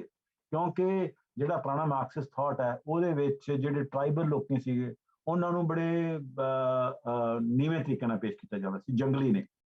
ਪਰ ਜਿਹੜਾ ਇਕੋਲੋਜੀਕਲ ਥਾਟ ਹੈ ਉਹ ਸਮਝ ਰਿਹਾ ਕਿ ਉਹ ਬੰਦੇ ਤਾਂ ਜ਼ਿਆਦਾ ਐਡਵਾਂਸ ਨੇ, ਉਹ ਨੇਚਰ ਦੇ ਨਾਲ ਰਹਿਣਾ ਜਾਣਦੇ ਨੇ ਕਿ ਕਦੋਂ ਮੀਂਹ ਆ ਸਕਦਾ ਹੈ, ਕਦੋਂ ਤੂਫਾਨ ਆ ਸਕਦਾ ਹੈ, ਕਿਵੇਂ ਜਿਹੜੇ ਆਪਣੀਆਂ ਟਰੀਜ਼ ਨੂੰ ਪ੍ਰੋਟੈਕਟ ਕਰਨਾ ਹੈ, ਟਰੀਜ਼ ਦੇ ਫਰੂਟਸ ਨੂੰ ਕਿਵੇਂ ਪ੍ਰੋਟੈਕਟ ਕਰਨਾ ਹੈ। ਦੇ ਰਿਸਪੈਕਟ ਨੇਚਰ, ਉਹਨਾਂ ਨੇ ਇੰਟੂਟਿਵਲੀ ਹੋਵੇ, ਉਹਨਾਂ ਨੇ ਸਾਇੰਟੀਫਿਕਲੀ ਨਾ ਵੀ ਸਟੱਡੀ ਕੀਤਾ ਹੋਵੇ, ਪਰ ਆਪਣੇ ਐਕਸਪੀਰੀਅੰਸ ਤੋਂ ਜਿਹੜਾ ਪੈਦਾ ਹੋ ਜਾਂਦਾ, ਜਿਹੜਾ ਕਿ ਤੁਹਾਨੂੰ ਜਿਹੜੇ ਪੁਰਾਣੇ ਕਿਸਾਨੀ ਦੇ ਲੋਕ ਨੇ ਉਹਨਾਂ ਨੂੰ ਵੀ ਸਮਝ ਸੀਗੀ। ਉਹ এনवायरमेंट ਤੋਂ, ਹਵਾ ਤੋਂ ਅੰਦਾਜ਼ਾ ਲਾ ਲੈਂਦੇ ਸੀ ਕਿ ਹੁਣ ਮੀਂਹ ਆਉਣ ਵਾਲਾ ਹੈ, ਹੁਣ ਕਿਸ ਤਰ੍ਹਾਂ ਦਾ ਹੈ। ਉਹ ਜਿਹੜੀ ਡਿਸਰਪਸ਼ਨ ਹੋ ਚੁੱਕੀ ਹੈ, ਐਂਡ ਉਹ ਜਿਹੜੀ ਡਿਸਟਰਪਸ਼ਨ ਹੈ, ਉਹ this is the cause of this. ਸੋ ਜਿਹੜਾ ਇਕੋ ਸੋਸ਼ਲਿਸਟ ਥਾਟ ਹੈ, ਉਹ ਜਿਨ੍ਹਾਂ ਨੂੰ ਅਸੀਂ ਪੁਰਾਣੇ ਕਹਿੰਦੇ ਹਾਂ ਕਿ ਉਹ ਸੱਭਿਅਕ ਲੋਕ ਨੇ, ਉਹਨਾਂ ਦੀ ਵੈਲਿਊ ਨੂੰ ਸਮਝ ਰਿਹਾ ਕਿ ਉਹ ਲੋਕੀ ਜਾਣਦੇ ਨੇ ਕਿ ਅਸੀਂ ਕਿਵੇਂ ਰਹਿਣਾ। ਇਸ ਕਰਕੇ ਇਕੋ ਸੋਸ਼ਲਿਸਟ ਕਹਿੰਦੇ ਉਹਨਾਂ ਲੋਕਾਂ ਦੀ ਯੂਨਿਟੀ, ਖੇਤੀ 'ਚ ਰਹਿੰਦੇ ਲੋਕਾਂ ਦੀ ਉਹਨਾਂ ਨਾਲ ਯੂਨਿਟੀ, ਜਿਹੜੀਆਂ ਨਵੀਆਂ ਜਨਰੇਸ਼ਨਸ ਨੇ ਉਹਨਾਂ ਨਾਲ ਯੂਨਿਟੀ। ਕਿਉਂਕਿ ਇੱਕ ਮਿੰਟ ਲਈ ਮੈਂ ਇਹ ਵੀ ਗੱਲ ਕਲੀਅਰ ਕਰ ਦਿਆਂ, ਕਿਉਂਕਿ ਇਕੋ ਸੋਸ਼ਲਿਸਟ ਥਾਟ ਇਹ ਕਹਿ ਰਿਹਾ ਹੈ ਕਿ ਜਿਹੜਾ ਪੁਰਾਣਾ ਥਾਟ ਹੈ, ਪੁਰਾਣੀ ਇਕਨੋਮਿਕਸ ਦਾ ਔਰ ਇਵਨ ਪੁਰਾਣੀ ਸੋਸ਼ਲਿਜ਼ਮ ਦਾ, ਉਹ ਇਸ ਜਨਰੇਸ਼ਨ ਤੇ ਐਫੀਸ਼ੀਐਂਸ ਕਰਦਾ ਕਿ ਇਹ ਜਨਰੇਸ਼ਨ ਹੈ ਜਿਹੜੀ ਉਹ ਜ਼ਿਆਦਾ ਗਰੋਥ ਕਰੇ, ਜ਼ਿਆਦਾ ਇਨਕਮ ਕਰੇ, ਔਰ ਇਨਕਮ ਤੋਂ ਜ਼ਿਆਦਾ ਕੰਜ਼ੰਪਸ਼ਨ ਕਰੇ, ਖੁਸ਼ੀ ਪ੍ਰਾਪਤ ਕਰੇ। ਫਿਊਚਰ ਜਨਰੇਸ਼ਨ ਲਈ ਕੀ ਹੋਊਗਾ? ਦੇ ਡੋਂਟ ਬੋਦਰ। ਇਕੋ ਸੋਸ਼ਲ ਕਹਿੰਦੇ ਕਿ ਸਾਨੂੰ ਫਿਊਚਰ ਜਨਰੇਸ਼ਨ ਵੀ ਸੋਚਣਾ ਪਊਗਾ। ਤਾਂ ਇਹਨੂੰ ਅਸੀਂ ਇਹ ਵੀ ਕਹਿ ਸਕਦੇ ਹਾਂ ਇੰਟਰ ਜਨਰੇਸ਼ਨਲ ਐਕੁਇਟੀ, ਕਿ ਸਾਨੂੰ ਐਸਾ ਮਾਡਲ ਕ੍ਰੀਏਟ ਕਰਨਾ ਪਊਗਾ ਜਿਹੜਾ ਇਹ ਨਹੀਂ ਹੋਵੇ ਕਿ ਅੱਜ ਤੋਂ 50 ਸਾਲ ਬਾਅਦ ਵਾਲੀ ਜਨਰੇਸ਼ਨ ਹੈ, ਉਹਨਾਂ ਕੋਲੇ ਨਾ ਤਾਂ ਰਿਸੋਰਸਿਸ ਰਹਿਣ, ਜਿਹੜੇ ਰਿਸੋਰਸਿਸ ਰਹਿਣ ਉਹ ਡੀਗ੍ਰੇਡਡ ਹੋਣ, ਉਹ ਜਿਹੜੀ ਪਾਣੀ ਪੀਣ ਉਹ ਪੋਲਿਊਟਡ ਹੋਵੇ, ਜਿਹੜੀ ਹਵਾ ਹੋਵੇ ਪੋਲਿਊਟਡ ਹੋਵੇ, ਤੇ ਉਹਨਾਂ ਦੀ ਜ਼ਿੰਦਗੀ ਘਟੇ। ਤਾਂ we need to think about the future generation. It is unethical to consume all the resources now. We need to preserve and conserve those resources for the future generation. ਤਾਂ ਉਹ future generation ਨੂੰ ਵੀ ਸਮਝਿਆ ਜਾਂਦਾ ਹੈ, so people who are not still born, ਕਿ ਉਹਨਾਂ ਦਾ ਧਿਆਨ ਰੱਖਣਾ ਸਾਨੂੰ ਜ਼ਰੂਰੀ ਹੈ। ਉਹ ਵੀ ਉਹਦਾ ਹਿੱਸਾ ਹੈ। ਤਾਂ ਉਹਦੇ ਲਈ ਉਹ ਜਿਹੜੇ ਐਕਸਪੈਰੀਮੈਂਟ ਹੋ ਰਹੇ ਨੇ, ਇਹਨੂੰ ਅਸੀਂ ਨਿਊ ਗ੍ਰੀਨ ਡੀਲ ਕਹਿੰਦੇ ਹਾਂ, ਕਿ ਨਿਊ ਗ੍ਰੀਨ ਡੀਲ ਦੇ ਵਿੱਚ ਕਿਸ ਤਰ੍ਹਾਂ ਦੀ ਇੰਡਸਟਰੀ ਆਵੇ, ਕਿਸ ਤਰ੍ਹਾਂ ਦੀ ਐਗਰੀਕਲਚਰ ਹੋਵੇ, ਕਿਸ ਤਰ੍ਹਾਂ ਦੀ ਟਰਾਂਸਪੋਰਟ ਹੋਵੇ, ਕਿਸ ਤਰ੍ਹਾਂ ਦੇ ਹਾਊਸਿੰਗ ਸਟਰਕਚਰ ਹੋਣ, ਕਿਸ ਤਰ੍ਹਾਂ ਦੀਆਂ ਜੌਬਸ ਹੋਣ, ਉਹਨਾਂ ਸਾਰੀ ਬਾਰੇ ਨਵੀਂ ਥਿੰਕਿੰਗ ਹੋ ਰਹੀ ਹੈ। ਓਕੇ, ਸੋ ਹੁਣ ਆਪਾਂ ਚੱਲਦੇ ਹਾਂ ਇੰਪਲੀਕੇਸ਼ਨਸ ਫॉर ਪੰਜਾਬ। ਓਕੇ, ਇਹ ਜਿਹੜੀ ਸਾਰੀ ਸੋਚ ਹੈ, ਇਹਦਾ ਪੰਜਾਬ ਵਾਸਤੇ ਕੀ ਇੰਪਲੀਕੇਸ਼ਨ? ਓਕੇ, ਐਂਡ ਪਹਿਲੀ ਗੱਲ ਤਾਂ ਇਹ ਸਮਝਣ ਦੀ ਲੋੜ ਹੈ ਕਿ ਪੰਜਾਬ ਦੀ ਜਿਹੜੀ ਡਿਵੈਲਪਮੈਂਟ ਹੋਈ ਹੈ ਪਿਛਲੇ, ਸਮਝ ਲਓ ਕਿ 1966 ਤੋਂ ਬਾਅਦ, ਖਾਸ ਤੌਰ ਤੇ ਉਹ ਸੈਂਟਰ ਦੀਆਂ ਪਾਲਿਸੀ ਦੇ ਮੱਦੇਨਜ਼ਰ ਹੋਈ ਹੈ। ਮੇਰੀ ਬੁੱਕ ਤੁਸੀਂ ਕੁਝ ਲੋਕਾਂ ਨੇ ਸ਼ਾਇਦ ਦੇਖੀ ਹੋਣੀ ਹੈ, ਜੇ ਨਹੀਂ ਦੇਖੀ ਤਾਂ ਉਹ ਇਸ ਚੀਜ਼ ਨੂੰ ਡਿਟੇਲ ਸਟੱਡੀ ਕਰਦੀ ਹੈ। ਬੁੱਕ ਦਾ ਨਾਮ ਹੈਗਾ federalism, nationalism and development, India and the Punjab economy. ਇਹ ਰੋਟਲੇਜ ਵੱਲੋਂ ਪਬਲਿਸ਼ ਹੈ, ਉਹਨਾਂ ਦਾ ਇੰਡੀਅਨ ਐਡੀਸ਼ਨ ਵੀ ਹੈਗਾ, ਤੇ ਉਹ ਮਨੋਰ ਪਬਲਿਸ਼ਰਸ ਤੋਂ ਅਵੇਲੇਬਲ ਹੈ। ਬਾਅਦ 'ਚ ਮੈਂ ਤੁਹਾਨੂੰ ਲਿੰਕ ਵੀ ਭੇਜ ਦਾਂਗਾ ਡਿਸਕਸ਼ਨ ਦੇ ਥਰੂ, ਜਿਨ੍ਹਾਂ ਨੇ ਲੈਣੀ ਹੋਵੇ। ਉਹ ਕਿਤਾਬ ਵਾਲੇ ਪੇਪਰ ਬੈਕ 'ਚ ਰੀਜ਼ਨੇਬਲ ਪ੍ਰਾਈਸ ਤੇ ਅਵੇਲੇਬਲ ਹੈ। ਉਹਦੇ 'ਚ ਮੈਂ ਸ਼ੋਅ ਕੀਤਾ ਹੈ ਕਿ ਜਿਹੜਾ ਇੱਥੇ ਹਰਾ ਇਨਕਲਾਬ ਆਇਆ, ਉਹ ਹਰੇ ਇਨਕਲਾਬ ਦੀ ਮੋਟੀਵੇਸ਼ਨ ਕੀ ਸੀ, ਏਮ ਕੀ ਸੀ, ਔਰ ਉਸ ਹਰੇ ਇਨਕਲਾਬ ਨੇ ਪੰਜਾਬ ਦੀ ਤਬਾਹੀ ਕਿਸ ਤਰ੍ਹਾਂ ਕੀਤੀ। ਓਕੇ, ਔਰ ਉਹ ਹਰਾ ਇਨਕਲਾਬ ਇਸ ਤਰ੍ਹਾਂ ਆਇਆ ਕਿ ਇੰਡੀਆ ਦੇ ਵਿੱਚ ਮਿਡ 1960 ਦੇ ਵਿੱਚ ਬਹੁਤ ਵੱਡਾ ਫੂਡ ਕ੍ਰਾਈਸਿਸ ਕ੍ਰੀਏਟ ਹੋ ਗਿਆ। ਔਰ ਫੂਡ ਕ੍ਰਾਈਸਿਸ ਤਾਂ ਪਹਿਲਾਂ ਵੀ ਸੀ, 1950 ਦੇ ਵਿੱਚ ਵੀ ਸੀਗਾ ਕਿ ਫੂਡ ਆਊਟਪੁੱਟ ਇੰਨੀ ਨਹੀਂ ਸੀ ਕਿ ਲੋਕਾਂ ਦੀਆਂ ਲੋੜਾਂ ਪੂਰੀਆਂ ਕੀਤੀਆਂ ਜਾ ਸਕਣ। ਪਰ ਉਸ ਵਕਤ ਜ਼ਿਆਦਾ ਅਕਿਊਟ ਹੋ ਗਿਆ ਕਿਉਂਕਿ 2 ਡਰਾਊਟ ਈਅਰਸ ਆਏ, ਜਿਨ੍ਹਾਂ 'ਚ ਬਰਸਾਤ ਨਹੀਂ ਹੋਈ, ਤੇ ਜਿਹੜੀ ਇੰਡੀਅਨ ਐਗਰੀਕਲਚਰ ਹੈ ਹਾਲਾਂ ਵੀ ਬਹੁਤ ਵੱਡੀ ਮਾਨਸੂਨ ਤੇ ਡਿਪੈਂਡ ਕਰਦੀ ਹੈ। ਜਦੋਂ ਮਾਨਸੂਨ ਚੰਗੀ ਹੁੰਦੀ ਹੈ, ਫਸਲ ਚੰਗੀ ਹੁੰਦੀ ਹੈ, there is a push to the economy. ਜਦੋਂ ਨਹੀਂ ਹੁੰਦੀ, ਮਾੜੀ। ਤਾਂ ਉਸ ਵਕਤ ਬਹੁਤ ਵੱਡਾ ਕ੍ਰਾਈਸਿਸ ਹੈ। ਉਹਦੇ ਨਾਲ ਹੀ ਇਹ ਹੋਇਆ ਕਿ ਅਮਰੀਕਾ ਜਿਹੜਾ PL 480 ਪਬਲਿਕ ਲਾ 480 ਦੇ ਮੁਤਾਬਕ ਕਣਕ ਦਿੰਦਾ ਸੀ ਇੰਡੀਆ ਨੂੰ, ਉਹਦੇ ਵਿੱਚ ਉਹਨਾਂ ਨੇ ਮੁਸ਼ਕਲਾਂ ਕ੍ਰੀਏਟ ਕਰਨੀਆਂ ਸ਼ੁਰੂ ਕੀਤੀਆਂ। ਔਰ PL 480 ਹੈ ਜਿਹੜੀ, ਉਹ ਵੀ ਬੜੀ ਘਾਤਕ ਚੀਜ਼ ਸੀ। PL 480 ਇੱਕ ਐਸਾ ਸੀ ਕਿ ਉਹਦੇ 'ਚ ਕਣਕ ਦਿੰਦਾ ਸੀ ਅਮਰੀਕਾ ਇੰਡੀਆ ਨੂੰ, ਤੇ ਇੰਡੀਆ ਨੂੰ ਉਹ ਡਾਲਰ 'ਚ ਨਹੀਂ ਪੇ ਕਰਨਾ ਪੈਂਦਾ ਸੀ। Okay, which is very unique. ਨਹੀਂ ਤਾਂ ਤੁਸੀਂ ਜਦੋਂ ਬਗਾਨੇ ਮੁਲਕ ਤੋਂ ਲੈਂਦੇ ਆ ਕੋਈ ਚੀਜ਼ ਤਾਂ ਉਹਨਾਂ ਨੂੰ ਹਾਰਡ ਕਰੰਸੀ 'ਚ ਪੇ ਕਰਨਾ ਪੈਂਦਾ। ਉਹ ਕਹਿੰਦੇ ਤੁਸੀਂ ਰੂਪੀ 'ਚ ਪੇ ਕਰੋ ਤੇ ਜਿੰਨੀ ਤੁਹਾਡਾ ਉਹਨੂੰ ਪੇਮੈਂਟ ਹੋਗੀ ਉਹ ਅਮਰੀਕਨ ਐਮਬੈਸੀ ਕੋਲੇ ਮਹਾ ਸort of ਗਿਣਤੀ ਦੇ ਵਿੱਚ ਧਨ ਇਕੱਠਾ ਹੋ ਗਿਆ। ਉਹਦੇ ਨਾਲ ਉਹਨਾਂ ਨੇ ਥਿੰਕ ਟੈਂਕ ਵੀ ਕ੍ਰੀਏਟ ਕੀਤੇ, ਆਪਣੇ ਬੰਦੇ ਵੀ ਕ੍ਰੀਏਟ ਕੀਤੇ, ਅਮਰੀਕਨ ਆਈਡੀਓਲੋਜੀ ਨੂੰ ਸਪਰੈਡ ਕੀਤਾ। ਤਾਂ ਉਹ ਜਦੋਂ ਪਾਕਿਸਤਾਨ ਨਾਲ ਲੜਾਈ ਹੋਈ 1965 ਦੇ ਵਿੱਚ, ਤਾਂ ਅਮਰੀਕਾ ਨੇ ਉਹਨਾਂ ਨੂੰ ਵਿਜ਼ਿਟ ਕਰਨਾ ਸ਼ੁਰੂ ਕੀਤਾ, ਇੰਡੀਆ ਦੀ ਫੋਰਨ ਪਾਲਿਸੀ। ਤੇ ਇੰਦਰਾ ਗਾਂਧੀ ਉੱਥੇ ਮਿਲਣ ਗਈ ਤਾਂ ਉਹਨੂੰ ਜੌਨਸਨ ਨੇ ਉਹਦੀ ਬੇਇੱਜ਼ਤੀ ਕੀਤੀ, ਤੁਸੀਂ ਤਾਂ ਸਾਡੇ ਕੋਲੇ ਭੁੱਖੇ ਭਿਖਾਰੀ ਹੈਗੇ ਆ। ਤਾਂ ਉਹ ਗੁੱਸੇ ਨਾਲ ਭਰੀ ਹੋਈ ਵਾਪਸ ਆਈ ਕਿ ਨਾ ਸਾਡੇ ਲਈ ਤਾਂ ਸਰਵਾਈਵਲ ਹੈ, ਸਾਡੀ ਕੌਮ ਵਾਸਤੇ ਸਰਵਾਈਵਲ ਹੈ, ਕਿ ਕਿਵੇਂ ਨਾ ਕਿਵੇਂ ਤਰੀਕੇ ਨਾਲ ਹੈ ਜਿਹੜਾ ਇਨਕਲਾਬ ਆਪਣਾ ਖਾਦ ਦੀ ਜਿਹੜੀ ਵੀਟ ਦੀ ਜਿਹੜੀ ਆਊਟਪੁੱਟ ਹੈ ਵਧਾਈ ਜਾਵੇ। ਉਹ ਸਟੇਟਮੈਂਟਸ ਪੂਰੀਆਂ ਦਿੱਤੀਆਂ ਹੋਈਆਂ ਬੁੱਕ ਦੇ ਵਿੱਚ। ਔਰ ਜਿਹੜੇ ਅਫੀਸ਼ੀਅਲ ਸੀਗੇ ਪਲੈਨਿੰਗ ਕਮਿਸ਼ਨ ਦੇ, ਉਹ ਵੀ ਕਹਿੰਦੇ ਆ ਕਿ ਕਿਹੜੀ ਜਗ੍ਹਾ ਤੇ ਹੋਣਾ, ਕਿਵੇਂ ਹੋਣਾ, ਇਹ ਨਹੀਂ, ਜਲਦੀ ਤੋਂ ਜਲਦੀ ਅਸੀਂ ਫੂਡ ਆਊਟਪੁੱਟ ਵਧਾਉਣੀ। ਉਸ ਮੁਤਾਬਕ ਗ੍ਰੀਨ ਰੈਵੋਲੂਸ਼ਨ ਦੀ ਸਟ੍ਰੈਟਜੀ ਲਿਆਂਦੀ ਗਈ ਔਰ ਉਹਦੇ ਪਿੱਛੇ ਕੁਝ ਅਮਰੀਕਨ ਮਲਟੀਨੈਸ਼ਨਲ ਦਾ ਵੀ ਰੋਲ ਸੀਗਾ, ਜਿੱਥੇ ਕੋਈ ਨਵੇਂ ਸੀਡ ਪੈਦਾ ਕਰ ਚੁੱਕੇ ਸੀ, ਨਵੀਆਂ ਫਰਟੀਲਾਈਜ਼ਰ ਉਹ ਮਾਰਕੀਟ ਚਾਹੁੰਦੇ ਸੀ। ਤਾਂ ਦੋਨਾਂ ਦੇ ਇੰਟਰਸਟ ਇਕੱਠੇ ਹੋ ਗਏ। ਮਲਟੀਨੈਸ਼ਨਲ ਵਾਂਟਡ ਟੂ ਪੁਸ਼ ਦਿਸ ਔਰ ਇੰਡੀਅਨ ਜਿਹੜੀ ਰੂਲਿੰਗ ਕਲਾਸ ਹੈ ਉਹਨੂੰ ਇਹ ਲੋੜ ਸੀ। ਤਾਂ ਉਹਦੇ 'ਚ ਇਕੱਲੇ ਪੰਜਾਬ 'ਚ ਨਹੀਂ ਸੀਗਾ ਹਰਾ ਇਨਕਲਾਬ, ਦੂਜੀਆਂ ਥਾਵਾਂ ਤੇ ਵੀ ਸੀਗਾ, ਪਰ ਦੂਜੀਆਂ ਥਾਵਾਂ ਤੇ ਇਕੱਲੇ ਡਿਸਟ੍ਰਿਕਟ ਦੇ ਵਿੱਚ, ਜਿਵੇਂ ਬਰਦਵਾਨ ਡਿਸਟ੍ਰਿਕਟ ਬੰਗਾਲ ਦੇ ਵਿੱਚ, ਪਾਲਗੜ ਡਿਸਟ੍ਰਿਕਟ ਕੇਰਲਾ 'ਚ, East and West Godavari Andhra Pradesh ਦੇ ਵਿੱਚ, western UP, Northern Haryana, Karnal ਵਾਲਾ ਸਾਰਾ ਹਿੱਸਾ ਹੈ। ਪਰ ਪੰਜਾਬ ਸਾਰੇ ਦਾ ਸਾਰਾ ਗ੍ਰੀਨ ਰੈਵੋਲੂਸ਼ਨ ਦੇ ਥੱਲੇ ਆ, ਕਿਉਂਕਿ ਉਹਦਾ ਕਾਰਨ ਇਹ ਸੀ ਕਿ ਇੱਕ ਤਾਂ ਪੰਜਾਬ ਦੀ ਧਰਤੀ ਹੈ ਜਿਹੜੀ ਉਹ ਬਹੁਤ ਵਧੀਆ ਸੀ ਖੇਤੀ ਕਰਨ ਲਈ, ਸਾਫ਼ ਮੈਦਾਨ ਪਿਆ। ਤੁਸੀਂ ਕਿਸੇ ਬਾਹਰ ਮੁਲਕ ਦੇ ਵਿੱਚ ਟਰੈਵਲ ਕਰੋ ਤਾਂ ਤੁਹਾਨੂੰ ਇਹੋ ਜਿਹੀ ਧਰਤੀ ਕਿਤੇ ਨਹੀਂ ਮਿਲਦੀ ਕਿ ਜਿੱਥੇ ਕੋਈ ਮਾਊਂਟੇਨਸ ਨਹੀਂ, ਮਾਊਂਟੇਨ ਅੱਗੇ ਜਾ ਕੇ ਅਨੰਦਪੁਰ ਸਾਹਿਬ ਤੇ ਉੱਥੇ ਜਾ ਕੇ ਆਉਂਦੀਆਂ ਥੋੜ੍ਹੀਆਂ ਬਹੁਤ, ਫਲੈਟ ਪਈ ਧਰਤੀ। ਔਰ ਦੂਜਾ ਇਹ ਕਿ ਇੱਥੋਂ ਜਿਹੜੀ ਕਿਸਾਨੀ ਹੈ ਉਹਨੂੰ ਇਰੀਗੇਸ਼ਨ ਬਾਰੇ ਸਮਝ ਸੀ, ਕਿਉਂਕਿ ਬੜੀ ਵੱਡੀ ਗਿਣਤੀ 'ਚ ਉਹ ਕਨਾਲ ਕਾਲੋਨੀਜ਼ ਤੋਂ ਆਏ ਸੀ। ਕਨਾਲ ਕਾਲੋਨੀਜ਼ ਬ੍ਰਿਟਿਸ਼ ਨੇ ਕ੍ਰੀਏਟ ਕੀਤੀਆਂ ਸੀਗੀਆਂ, ਜਿੱਥੇ ਕਿ ਜਿਹੜੇ ਫੌਜੀ ਭਰਤੀ ਹੁੰਦੇ ਸੀਗੇ ਉਹਨਾਂ ਨੂੰ ਉੱਥੇ ਲੱਖਾਂ ਦੀ ਜ਼ਮੀਨ ਦੇ ਵਿੱਚ ਪਈ ਸੀਗੀ ਧਰਤੀ, ਜਿੱਥੇ ਕਿ ਕਲਟੀਵੇਟ ਨਹੀਂ ਹੋਈ ਸੀ, ਉਹਨਾਂ ਨੂੰ ਮਰਬਾ ਦੇ ਦਿੰਦੇ ਸੀ। ਤਾਂ ਕਿਸਾਨਾਂ ਵਾਸਤੇ ਬਹੁਤ ਵੱਡੀ ਗੱਲ ਹੁੰਦੀ ਕਿ ਜ਼ਮੀਨ ਉਹਨਾਂ ਕੋਲ ਹੋਵੇ। ਤਾਂ ਫੌਜ ਭਰਤੀ ਹੁੰਦੇ ਸੀ, ਫੌਜ ਤੋਂ ਰਿਟਾਇਰਮੈਂਟ ਤੋਂ ਬਾਅਦ ਉੱਥੇ ਤਾਂ ਉਹ ਜਿਹੜੀ ਕਨਾਲ ਕਾਲੋਨੀ ਦੇ ਵਿੱਚ ਉਹਨਾਂ ਨੇ ਕਨਾਲ ਡਿਵੈਲਪ ਕੀਤੀਆਂ। ਉਹਦੇ 'ਚ ਬ੍ਰਿਟਿਸ਼ ਦਾ ਜਿਹੜਾ ਸਟ੍ਰੈਟਜੀ ਸੀ ਉਹ ਇਹ ਸੀਗਾ ਕਿ ਇੱਕ ਤਾਂ ਐਗਰੀਕਲਚਰ ਪ੍ਰੋਡਕਸ਼ਨ ਵਧਾਈ ਜਾਵੇ, ਐਗਰੀਕਲਚਰ ਪ੍ਰੋਡਕਸ਼ਨ ਦਾ ਰੈਵਨਿਊ ਵਧੂਗਾ, ਉਸ ਰੈਵਨਿਊ ਵਧਣ ਨਾਲ ਜਿਹੜਾ ਬ੍ਰਿਟਿਸ਼ ਸਟੇਟ ਹੈ ਜਿਹੜਾ ਉਹ ਤਾਕਤਵਰ ਹੋਊਗਾ, ਉਹਨੇ ਆਪਣੀ ਉਸ ਤਾਕਤ ਨੂੰ ਦੁਨੀਆ ਨੂੰ ਕੈਪਚਰ ਕਰਨ ਵਾਸਤੇ ਤਿਆਰ ਕਰੂ। ਦੂਜਾ ਇਹ ਹੈ ਕਿ ਇਸ ਬਹਾਨੇ ਅਸੀਂ ਲੋਕਾਂ ਨੂੰ ਆਰਮੀ ਦੇ ਵਿੱਚ ਰਿਕਰੂਟ ਕਰਾਂਗੇ, ਔਰ ਬੜੀ ਵੱਡੀ ਗਿਣਤੀ 'ਚ ਖਾਸ ਤੌਰ ਤੇ ਮੁਸਲਮਾਨ ਤੇ ਸਿੱਖ ਕਿਸਾਨ ਹੈ ਜਿਹੜੇ ਹਰਿਆਣਾ ਹਿੱਸੇ ਦੇ ਹਿੰਦੂ ਜੱਟ ਕਿਸਾਨ ਵੀ ਬੜੀ ਵੱਡੀ ਗਿਣਤੀ ਦੇ ਵਿੱਚ ਉਹਨਾਂ ਨੇ ਰਿਕਰੂਟ ਕੀਤੇ। ਤੇ ਤੀਜਾ ਇਹ ਸੀਗਾ ਕਿ ਇੱਥੇ ਜਿਹੜੇ ਵੱਡੇ ਖੇਤ ਪੈਦਾ ਕਰਾਂਗੇ, ਉੱਥੇ ਜਿਹੜੀ ਲੈਂਡ ਓਨਿੰਗ ਕਲਾਸ ਹੋਊਗੀ ਉਹ ਸਾਡੇ ਲਈ ਲੋਇਲ ਹੋਊਗੀ, ਉਹਨਾਂ ਨੂੰ ਪਤਾ ਹੋਊਗਾ ਕਿ ਇਹਨਾਂ ਨੇ ਸਾਨੂੰ ਕ੍ਰੀਏਟ ਕੀਤਾ ਹੈ। ਸੋ ਇਹ ਉਹਨਾਂ ਦਾ ਪਰਪਸ ਸੀਗਾ, ਆਪਣੇ ਪੋਲੀਟੀਕਲ ਤੇ ਇਕਨੋਮਿਕ ਇੰਟਰਸਟ ਤੇ ਆਪਣੇ ਮਿਲਟਰੀ ਇੰਟਰਸਟ ਇਹਨਾਂ ਥਰੂ।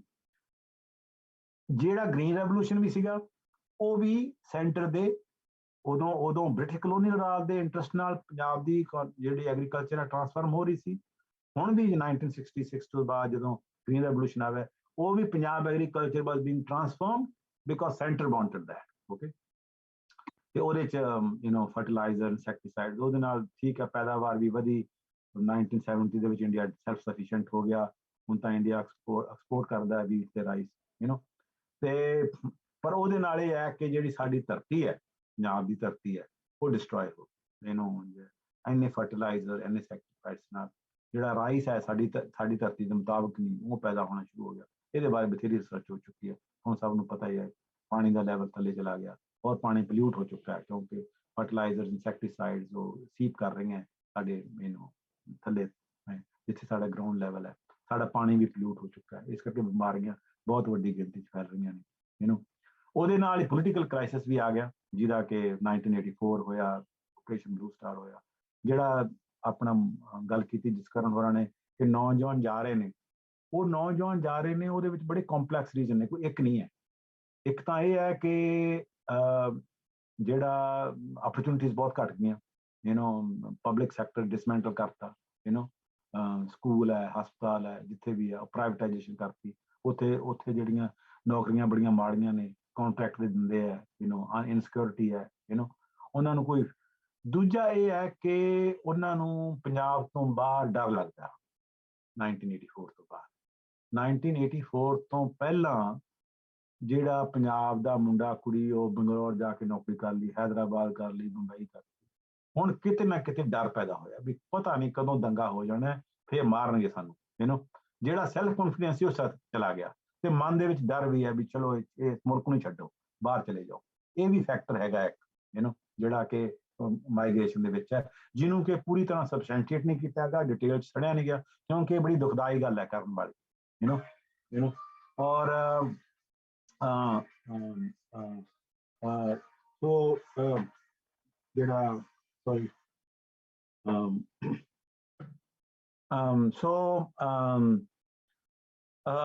ਹਾਂ, ਸੋ ਜਿਹੜਾ ਇੱਥੇ ਗ੍ਰੀਨ ਰੈਵੋਲੂਸ਼ਨ ਆਇਆ ਉਹ in fact it was most ungreen, and ਤੇ ਹੁਣ ਆਪਾਂ ਸੋ ਜਿਹੜਾ ਪੰਜਾਬ ਦਾ ਕ੍ਰਾਈਸਿਸ ਹੈ, ਉਹ one aspect of this is that Punjab is embedded into this federal relationship, ਜਿੱਥੇ ਕਿ ਇਕਨੋਮਿਕ ਪਾਲਿਸੀ ਦੀ ਜਿਹੜੀ ਡਰਾਈਵਿੰਗ ਫੋਰਸ ਆ ਸੈਂਟਰ ਹੈ।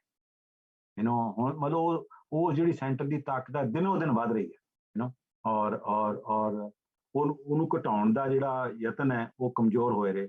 ਹੋ ਸਕਦਾ ਕਿ ਫਿਊਚਰ ਦੇ ਵਿੱਚ ਤਾਕਤਵਰ ਵੀ ਹੋ ਜਾਣ, ਕਿਉਂਕਿ ਓਵਰ ਸੈਂਟਰਲਾਈਜੇਸ਼ਨ ਹੈ ਜਿਹੜੀ ਉਹ ਇੰਨੀ ਤਾਕਤਵਰ ਹੋ ਕੇ ਜਿਹੜੀਆਂ ਸਾਰੀਆਂ ਰੀਜਨਲ ਆਇਡੈਂਟੀਟੀਜ਼ ਹੈ ਉਹਨਾਂ ਨੂੰ ਖਤਰਾ ਲੱਗਣ ਲੱਗ ਜਾਏ, ਤਾਂ ਉਹ ਇਕੱਠੇ ਹੋ ਕੇ ਜਿੱਤ ਵੀ ਜਾਣ। ਪਰ ਕਿਉਂਕਿ ਜਿਹੜਾ ਇੰਡੀਆ ਤੇ ਰਾਜ ਕੀਤਾ ਹੈ ਦੋ ਪਾਰਟੀਆਂ ਨੇ, ਕਾਂਗਰਸ ਪਾਰਟੀ ਨੇ ਤੇ ਬੀਜੇਪੀ, ਇਹ ਦੋਨੇ ਸੈਂਟਰਲਿਸਟ ਪਾਰਟੀਆਂ।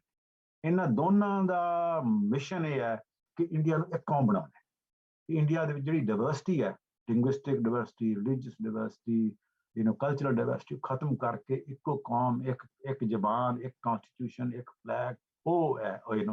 ਤੇ ਕਾਂਗਰਸ ਨੇ ਵੀ ਇਹੀ ਕੰਮ ਕੀਤਾ, ਔਰ ਕਾਂਗਰਸ ਨੇ ਇਹ ਜਿਹੜਾ ਬੀਜੇਪੀ ਦਾ ਜਿਹੜੀ ਮਟੀਰੀਅਲ ਹੈ ਉਹ ਕ੍ਰੀਏਟ ਕੀਤਾ। ਇਸ ਕਰਕੇ ਜਿਹੜੇ ਲੋਕ ਇਹ ਕਹਿੰਦੇ ਆ ਕਿ ਕਾਂਗਰਸ ਬੀਜੇਪੀ ਨਾਲ ਵੱਖਰੀ ਹੈ, ਉਹਦੇ ਵਿੱਚ ਇਹ ਸਮਝਣ ਦੀ ਲੋੜ ਹੈ ਕਿ ਕਾਂਗਰਸ ਤੇ ਬੀਜੇਪੀ ਦੇ ਵਿੱਚ ਕੰਟੀਨਿਊਟੀ ਵੀ ਹੈ ਤੇ ਇੱਕ ਡਿਸਕੰਟੀਨਿਊਟੀ ਵੀ ਹੈ। ਕੰਟੀਨਿਊਟੀ ਇਹ ਹੈ ਕਿ ਉਹ ਸੈਂਟਰਲਾਈਜੇਸ਼ਨ ਵਾਲਾ ਪਾਥ ਵੀ ਅਡਾਪਟ ਕਰਦੇ। ਉਹਨਾਂ ਨੇ ਜਿੰਨੇ ਜ਼ਾਲਮਾਨਾ ਕਾਨੂੰਨ ਕਾਂਗਰਸ ਪਾਰਟੀ ਦੇ ਰਾਜ ਹੋਏ ਆ, Nagaland, Mizoram armed forces act ਹੈ ਜਿਹੜੇ ਯੂਪੀਏ ਪੀਰੀਅਡ ਦੇ ਵਿੱਚ ਹੀ ਹੋਏ ਆ। ਤੇ ਠੀਕ ਹੈ, ਉਹਨਾਂ ਦਾ ਮੰਤਵ ਇਹ ਨਹੀਂ ਸੀਗਾ ਹਿੰਦੂ ਰਾਸ਼ਟਰ ਕ੍ਰਿਏਟ ਕਰਨਾ, ਪਰ ਉਹਨਾਂ ਦਾ ਮੰਤਵ ਇਹ ਸੀਗਾ ਵਨ ਨੇਸ਼ਨ ਕ੍ਰੀਏਟ ਕਰਨਾ। ਨਹਿਰੂ ਦੀਆਂ ਲਿਖਤਾਂ ਦੇ ਵਿੱਚ ਵੀ ਹੈ, ਜਿਹੜਾ ਕਿ ਪੈਰੀ ਐਂਡਰਸਨ ਨੇ ਜਿਹੜੀ ਬ੍ਰਿਲੀਅੰਟ ਕਿਤਾਬ ਦਿੱਤੀ ਉਹ ਕੀਤਾ। ਮੈਂ ਉਹਨੂੰ ਰਿਵਿਊ ਵੀ ਕੀਤਾ ਹੈ ਕਿ how Nehruvian project was also flawed on that.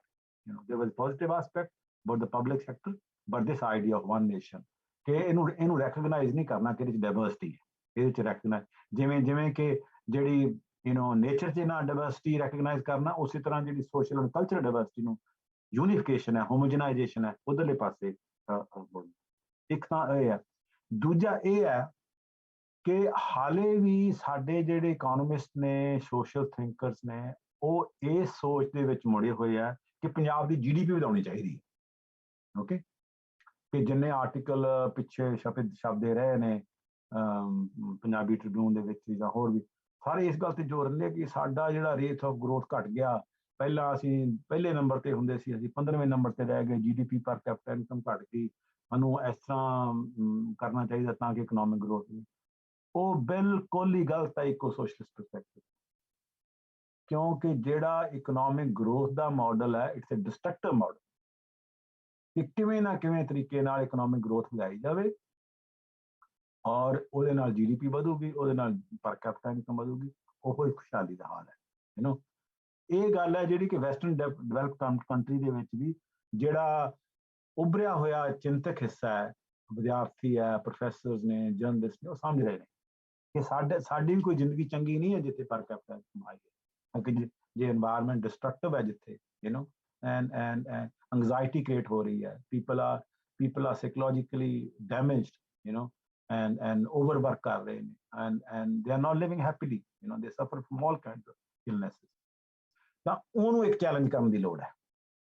ਮੈਂ ਇੱਕ ਪੇਪਰ ਲਿਖਿਆ ਹੈ, ਉਹ ਮੈਂ ਪਿੱਛੇ ਆਪਣੀ ਫੇਸਬੁੱਕ ਤੇ ਵੀ ਪੋਸਟ ਕੀਤਾ ਹੈ, ਉਹ ਪੰਜਾਬੀ 'ਚ ਉਹਨਾਂ ਨੇ ਟ੍ਰਾਂਸਲੇਟ ਕਰਕੇ ਛਾਪਿਆ ਪੰਜਾਬੀ ਟ੍ਰਿਬਿਊਨ ਨੇ, ਉਹਦੇ 'ਚ ਉਹਨਾਂ ਨੇ ਰੈਫਰੈਂਸ ਵਗੈਰਾ ਕੱਢਤੇ। ਕੁਦਰਤੀ ਗੱਲ ਹੈ, ਅਖਬਾਰ ਵਾਸਤੇ ਨਹੀਂ ਚਾਹੀਦੇ ਹੁੰਦੇ, ਪਰ ਉਸ ਪੇਪਰ ਦਾ ਜਿਹੜਾ ਓਰੀਜਨਲ ਇੰਗਲਿਸ਼ ਵਰਸ਼ਨ ਹੈ ਉਹ ਇੱਕ ਬੁੱਕ ਹੈ, ਉਹਦੇ ਵਿੱਚ ਇਨਕਲੂਡਡ ਹੈ, ਤੇ ਉਹ ਉੱਥੇ ਮੈਂ ਦਿੱਤੀ ਹੋਈ ਹੈ ਸਾਈਟ, ਉਹ ਅਵੇਲੇਬਲ ਹੈਗਾ ਇੰਟਰਨੈਟ ਤੇ ਜਿਹਦੇ 'ਚ ਮੈਂ ਕਿਹਾ Punjab post Covid economic policy.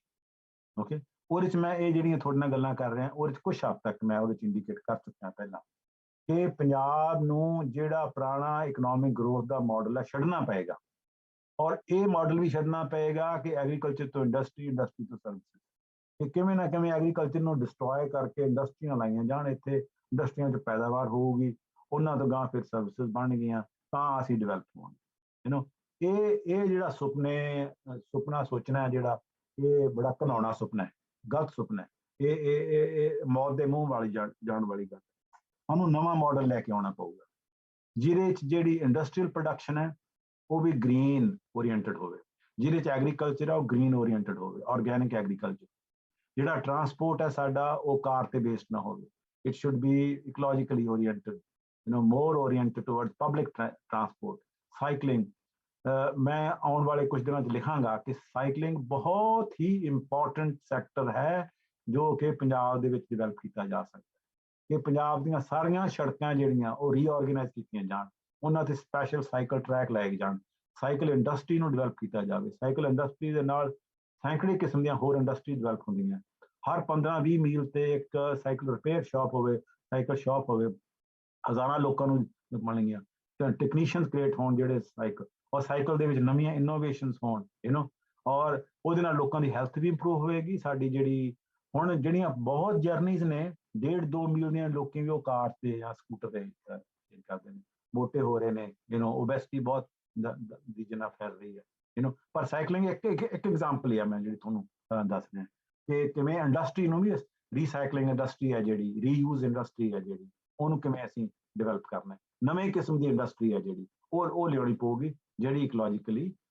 Viable ਹੈ, ਇਕੋਲੋਜੀਕਲੀ ਕੰਪੈਟੀਬਲ। ਇਸ ਤਰ੍ਹਾਂ ਐਗਰੀਕਲਚਰ, ਇਸ ਤਰ੍ਹਾਂ ਹੀ ਟਰਾਂਸਪੋਰਟ ਦੀ ਮੈਂ ਇੱਕ ਐਗਜ਼ਾਮਪਲ ਦਿੱਤੀ, ਪਬਲਿਕ ਟਰਾਂਸਪੋਰਟ ਨੂੰ, ਜਿਹੜਾ ਪ੍ਰਾਈਵੇਟ ਟਰਾਂਸਪੋਰਟ ਨੂੰ ਘੱਟ ਕਰਨਾ, ਉਹ ਪਬਲਿਕ ਟਰਾਂਸਪੋਰਟ ਨੂੰ ਵਧਾਉਣਾ, ਉਹਦੇ ਨਾਲ ਦੀਆਂ ਸੜਕਾਂ ਹੋਰ ਤਰੀਕੇ ਨਾਲ ਆਰਗੇਨਾਈਜ਼ ਕਰਨੀਆਂ ਪੈਣਗੀਆਂ, ਉਹਦੇ ਨਾਲ ਤੁਹਾਨੂੰ ਨਵੇਂ ਟੈਕਨੀਸ਼ੀਅਨ ਲਾਉਣੇ ਪੈਣਗੇ, ਗ੍ਰੀਨ ਟੈਕਨੀਸ਼ੀਅਨਸ ਕ੍ਰੀਏਟ ਹੋਣਗੇ, ਗ੍ਰੀਨ ਇੰਜੀਨੀਅਰਸ ਕ੍ਰੀਏਟ ਹੋਣਗੇ, ਗ੍ਰੀਨ ਇਲੈਕਟ੍ਰੀਸ਼ੀਅਨਸ ਹੋਣਗੇ, ਗ੍ਰੀਨ ਪਲੰਬਰਸ ਹੋਣਗੇ, ਉਹਨਾਂ ਨੂੰ ਟ੍ਰੇਨਿੰਗ ਦੇਣੀ ਪਊਗੀ, ਉਹਦੇ ਨਾਲ ਨਵੀਆਂ ਜੌਬਸ ਹੋਰ ਨਿਕਲਣਗੀਆਂ। ਇਸੇ ਤਰ੍ਹਾਂ ਹੀ ਜਿਹੜਾ ਹਾਊਸਿੰਗ ਹੈ ਉਹ ਗ੍ਰੀਨ ਹਾਊਸਿੰਗ ਹੋਊਗੀ, ਜਿਹੜੇ ਸਾਡੇ ਹੁਣ ਘਰ ਹੈ ਪਿੰਡਾਂ ਦੇ ਵਿੱਚ ਵੀ ਹੈ, ਉਹ they are not green house. ਸਾਡੀ ਜਿਹੜੀ ਪੁਰਾਣੀ ਟੈਕਨੋਲੋਜੀ ਸੀ ਘਰਾਂ ਦੀ, ਜਿਹਦੇ 'ਚ ਗਰਮੀਆਂ ਦੇ ਵਿੱਚ ਘਰ ਠੰਡਾ ਹੁੰਦਾ ਸੀ, ਸਰਦੀਆਂ 'ਚ ਗਰਮ ਹੁੰਦਾ ਸੀ, ਨਿੱਘਾ ਹੁੰਦਾ ਸੀ, ਉਹ ਚਲੀ ਗਈ। ਹੁਣ ਇਹ ਜਿਹੜਾ ਸੀਮੈਂਟ ਤੇ ਗਲਾਸ ਹੈ, ਜਿਹੜਾ ਸੀਮੈਂਟ ਤੇ ਸ਼ੀਸ਼ਾ ਲਾ ਕੇ, ਉਹਨਾਂ ਨੂੰ ਗਰਮੀ ਦੇ ਵਿੱਚ ਜ਼ਿਆਦਾ ਗਰਮੀ ਲੱਗਦੀ ਹੈ, ਸਰਦੀ ਦੇ ਵਿੱਚ ਜ਼ਿਆਦਾ ਸਰਦੀ ਲੱਗਦੀ ਹੈ। ਏਅਰ ਕੰਡੀਸ਼ਨਰ ਲੱਗ ਰਹੇ ਨੇ, air conditioner is a vicious circle, ਕਿਉਂਕਿ ਜਦੋਂ ਏਅਰ ਕੰਡੀਸ਼ਨਰ ਲਾਉਣੇ ਹੈ ਤਾਂ ਏਅਰ ਕੰਡੀਸ਼ਨਰ ਇੱਕ ਤਾਂ એનર્ਜੀ ਕੰਜ਼ਿਊਮ ਕਰਦਾ, ਦੂਜਾ ਏਅਰ ਕੰਡੀਸ਼ਨਰ ਹੈ ਜਿਹੜਾ ਐਮਿਸ਼ਨਸ ਕਰਦਾ। ਇਹ ਜਿਨ੍ਹਾਂ ਲੋਕਾਂ ਕੋਲੇ ਏਅਰ ਕੰਡੀਸ਼ਨਰ ਨਹੀਂ, ਉਹਨਾਂ ਦੀ ਜ਼ਿੰਦਗੀ ਹੋਰ ਵੀ ਦੁੱਭਰ ਹੋ ਗਈ ਏਅਰ ਕੰਡੀਸ਼ਨਰ ਲੱਗਣ ਨਾਲ। ਇਸ ਕਰਕੇ air conditioner is not A solution, ਇਹ ਤਾਂ ਟੈਂਪਰੇਰੀ ਉਹਦੇ ਨਾਲ ਫਾਈਟ ਕਰਨ ਵਾਲੀ ਗੱਲ ਹੈ, ਪਰ ਇਟਸ ਨਾਟ ਏ ਸੋਲੂਸ਼ਨ। ਸਾਨੂੰ ਹਾਊਸਿਸ ਨੂੰ ਹੋਰ ਤਾਂ ਤਰੀਕੇ ਨਾਲ ਡਿਜ਼ਾਈਨ ਕਰਨਾ ਪਊਗਾ, ਤੇ ਹਾਊਸਿੰਗ ਕੰਸਟਰਕਸ਼ਨ ਵਾਸਤੇ ਜਿਹੜੇ ਨਵੇਂ ਟੈਕਨੀਸ਼ੀਅਨਸ ਆ ਉਹ ਕ੍ਰੀਏਟ ਕਰਨੇ ਪੈਣਗੇ। ਸੋ ਵੀ ਨੀਡ ਟੂ ਰੀਮੋਡਲ ਦੀ ਇਕਨੋਮੀ। ਅੱਛਾ, ਇਹ ਜਿਹੜੀਆਂ ਮੈਂ ਗੱਲਾਂ ਕਹਿ ਰਿਹਾ, this is not a revolutionary thing which at one level they are revolutionary, at least revolutionary at the level of thinking। ਜੇ ਲੋਕਾਂ ਨੂੰ ਇਹ ਸੋਚ ਕੇ ਕਿਹਾ ਜਾਵੇ ਕਿ ਅਸੀਂ ਉਸ ਪਾਸੇ ਨਹੀਂ ਜਾ ਰਹੇ ਕਿ ਹਰ ਇੱਕ ਦੀ ਇਕਨੋਮਿਕ ਗਰੋਥ ਕ੍ਰੀਏਟ ਹੁੰਦੀ। ਦੂਜੀ ਗੱਲ ਇਕਨੋਮਿਕ ਗਰੋਥ ਦੀ ਇੱਕ ਇਹ ਕਹਾਣੀ ਹੈ, ਜਿੱਥੇ ਵੀ ਇਕਨੋਮਿਕ ਗਰੋਥ ਹੁੰਦੀ ਹੈ ਉੱਥੇ ਇਨਕੁਆਲਿਟੀਜ਼ ਵੱਧਦੀਆਂ। ਪੰਜਾਬ ਦੇ ਵਿੱਚ ਜਿੰਨੀਆਂ ਇਨਕੁਆਲਿਟੀਜ਼ ਹੋਣ ਨੇ, ਜਾਂ ਇੰਡੀਆ 'ਚ ਜਿੰਨੀਆਂ ਇਨਕੁਆਲਿਟੀਜ਼ ਨੇ, ਗਲੋਬਲ ਇਨਕੁਆਲਿਟੀਜ਼, ਇੰਨੀਆਂ ਇਨਕੁਆਲਿਟੀਜ਼ ਕਦੇ ਨਹੀਂ ਹੋਈਆਂ ਸੀ ਪਹਿਲਾਂ।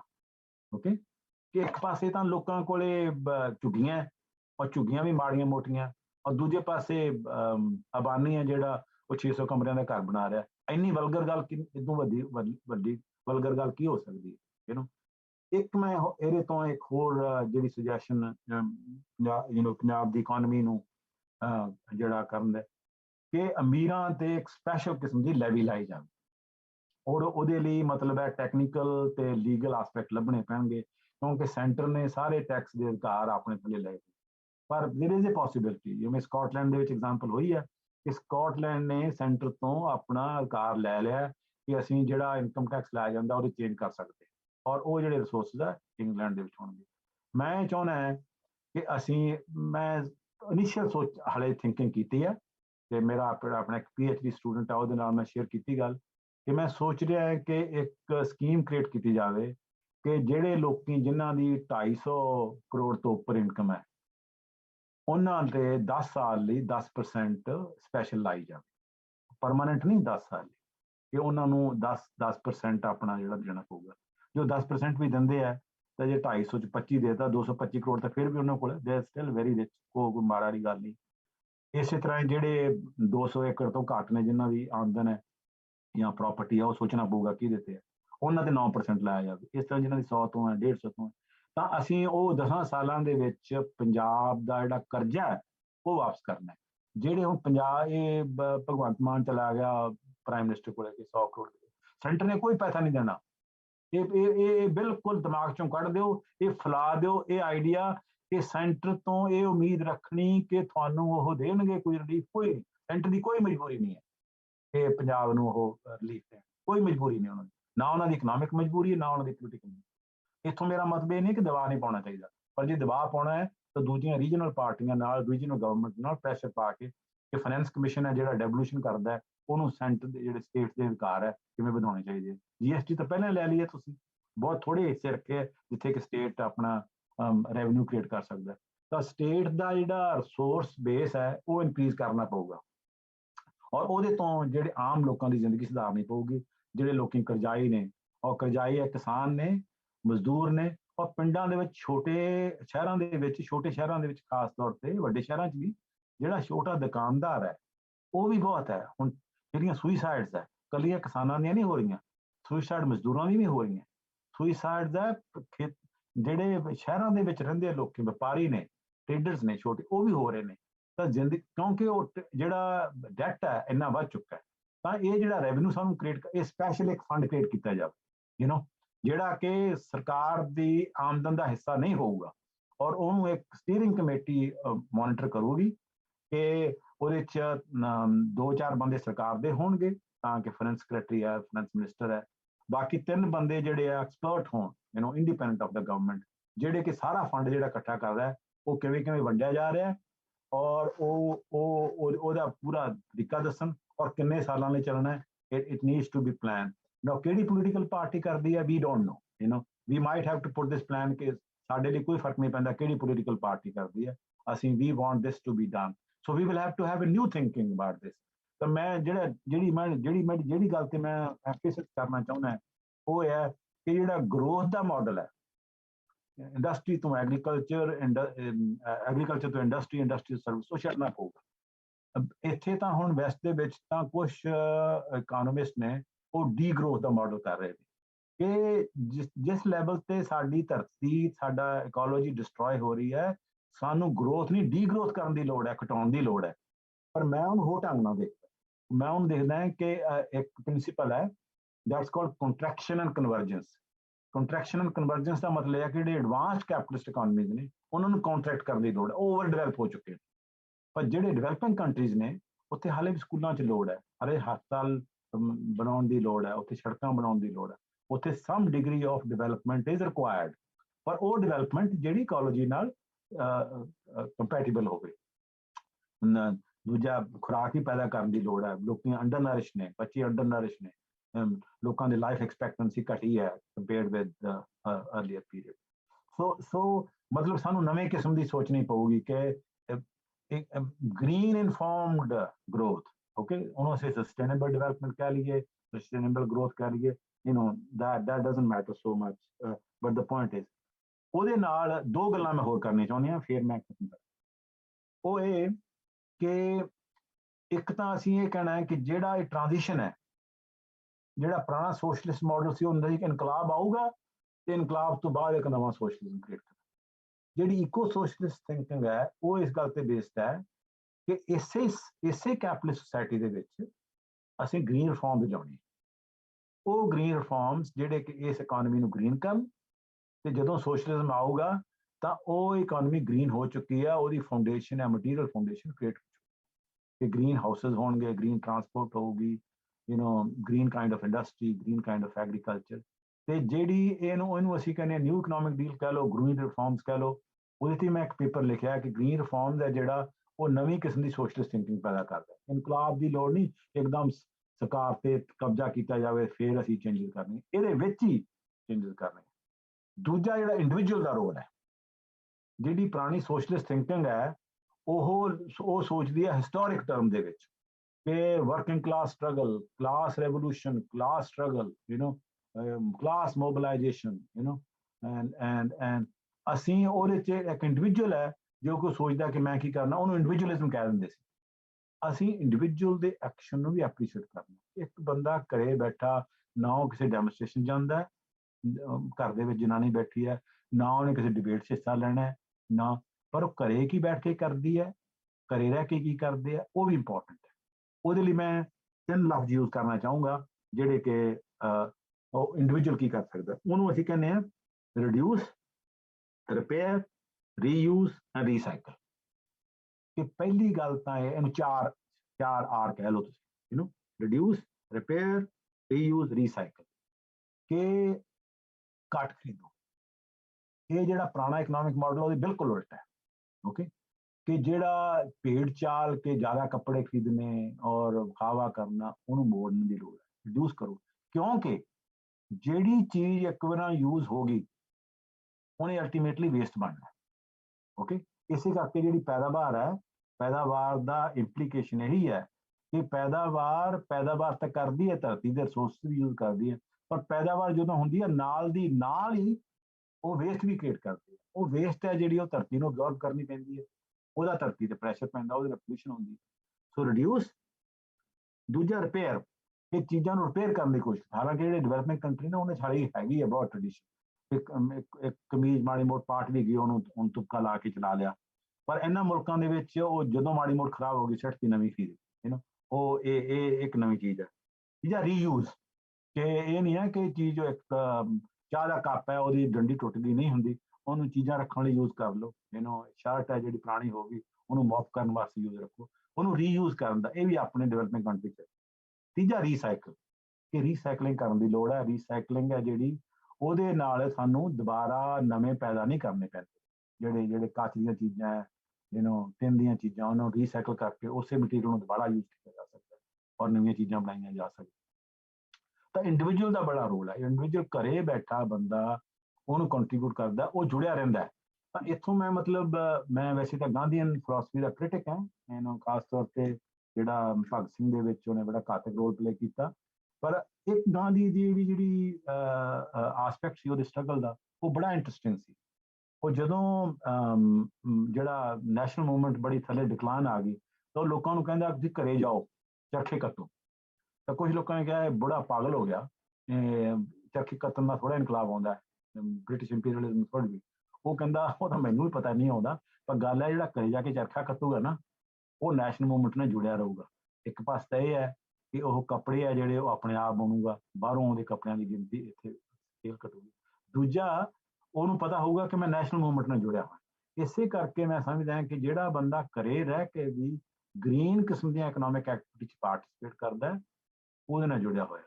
ਇਸੇ ਤਰ੍ਹਾਂ ਮੈਂ ਇਹ ਕਹਿ ਸਕਦਾ ਕਿ ਤੁਹਾਡੇ ਚੋਂ ਕੁਝ ਲੋਕੀ ਜਿਹੜੇ ਕਿ ਸਾਵਧਾਨ ਹੋਣ, ਤੁਹਾਨੂੰ ਇੱਕ ਨਵੀਂ ਪਾਰਟੀ ਖੜਾ ਕਰਨ ਦੀ ਲੋੜ ਹੈ। ਗ੍ਰੀਨ ਪਾਰਟੀ ਕਹਿ ਲਓ, ਜੋ ਵੀ ਤੁਸੀਂ ਨਾਂ ਸੋਚ ਸਕਦੇ ਹੋ।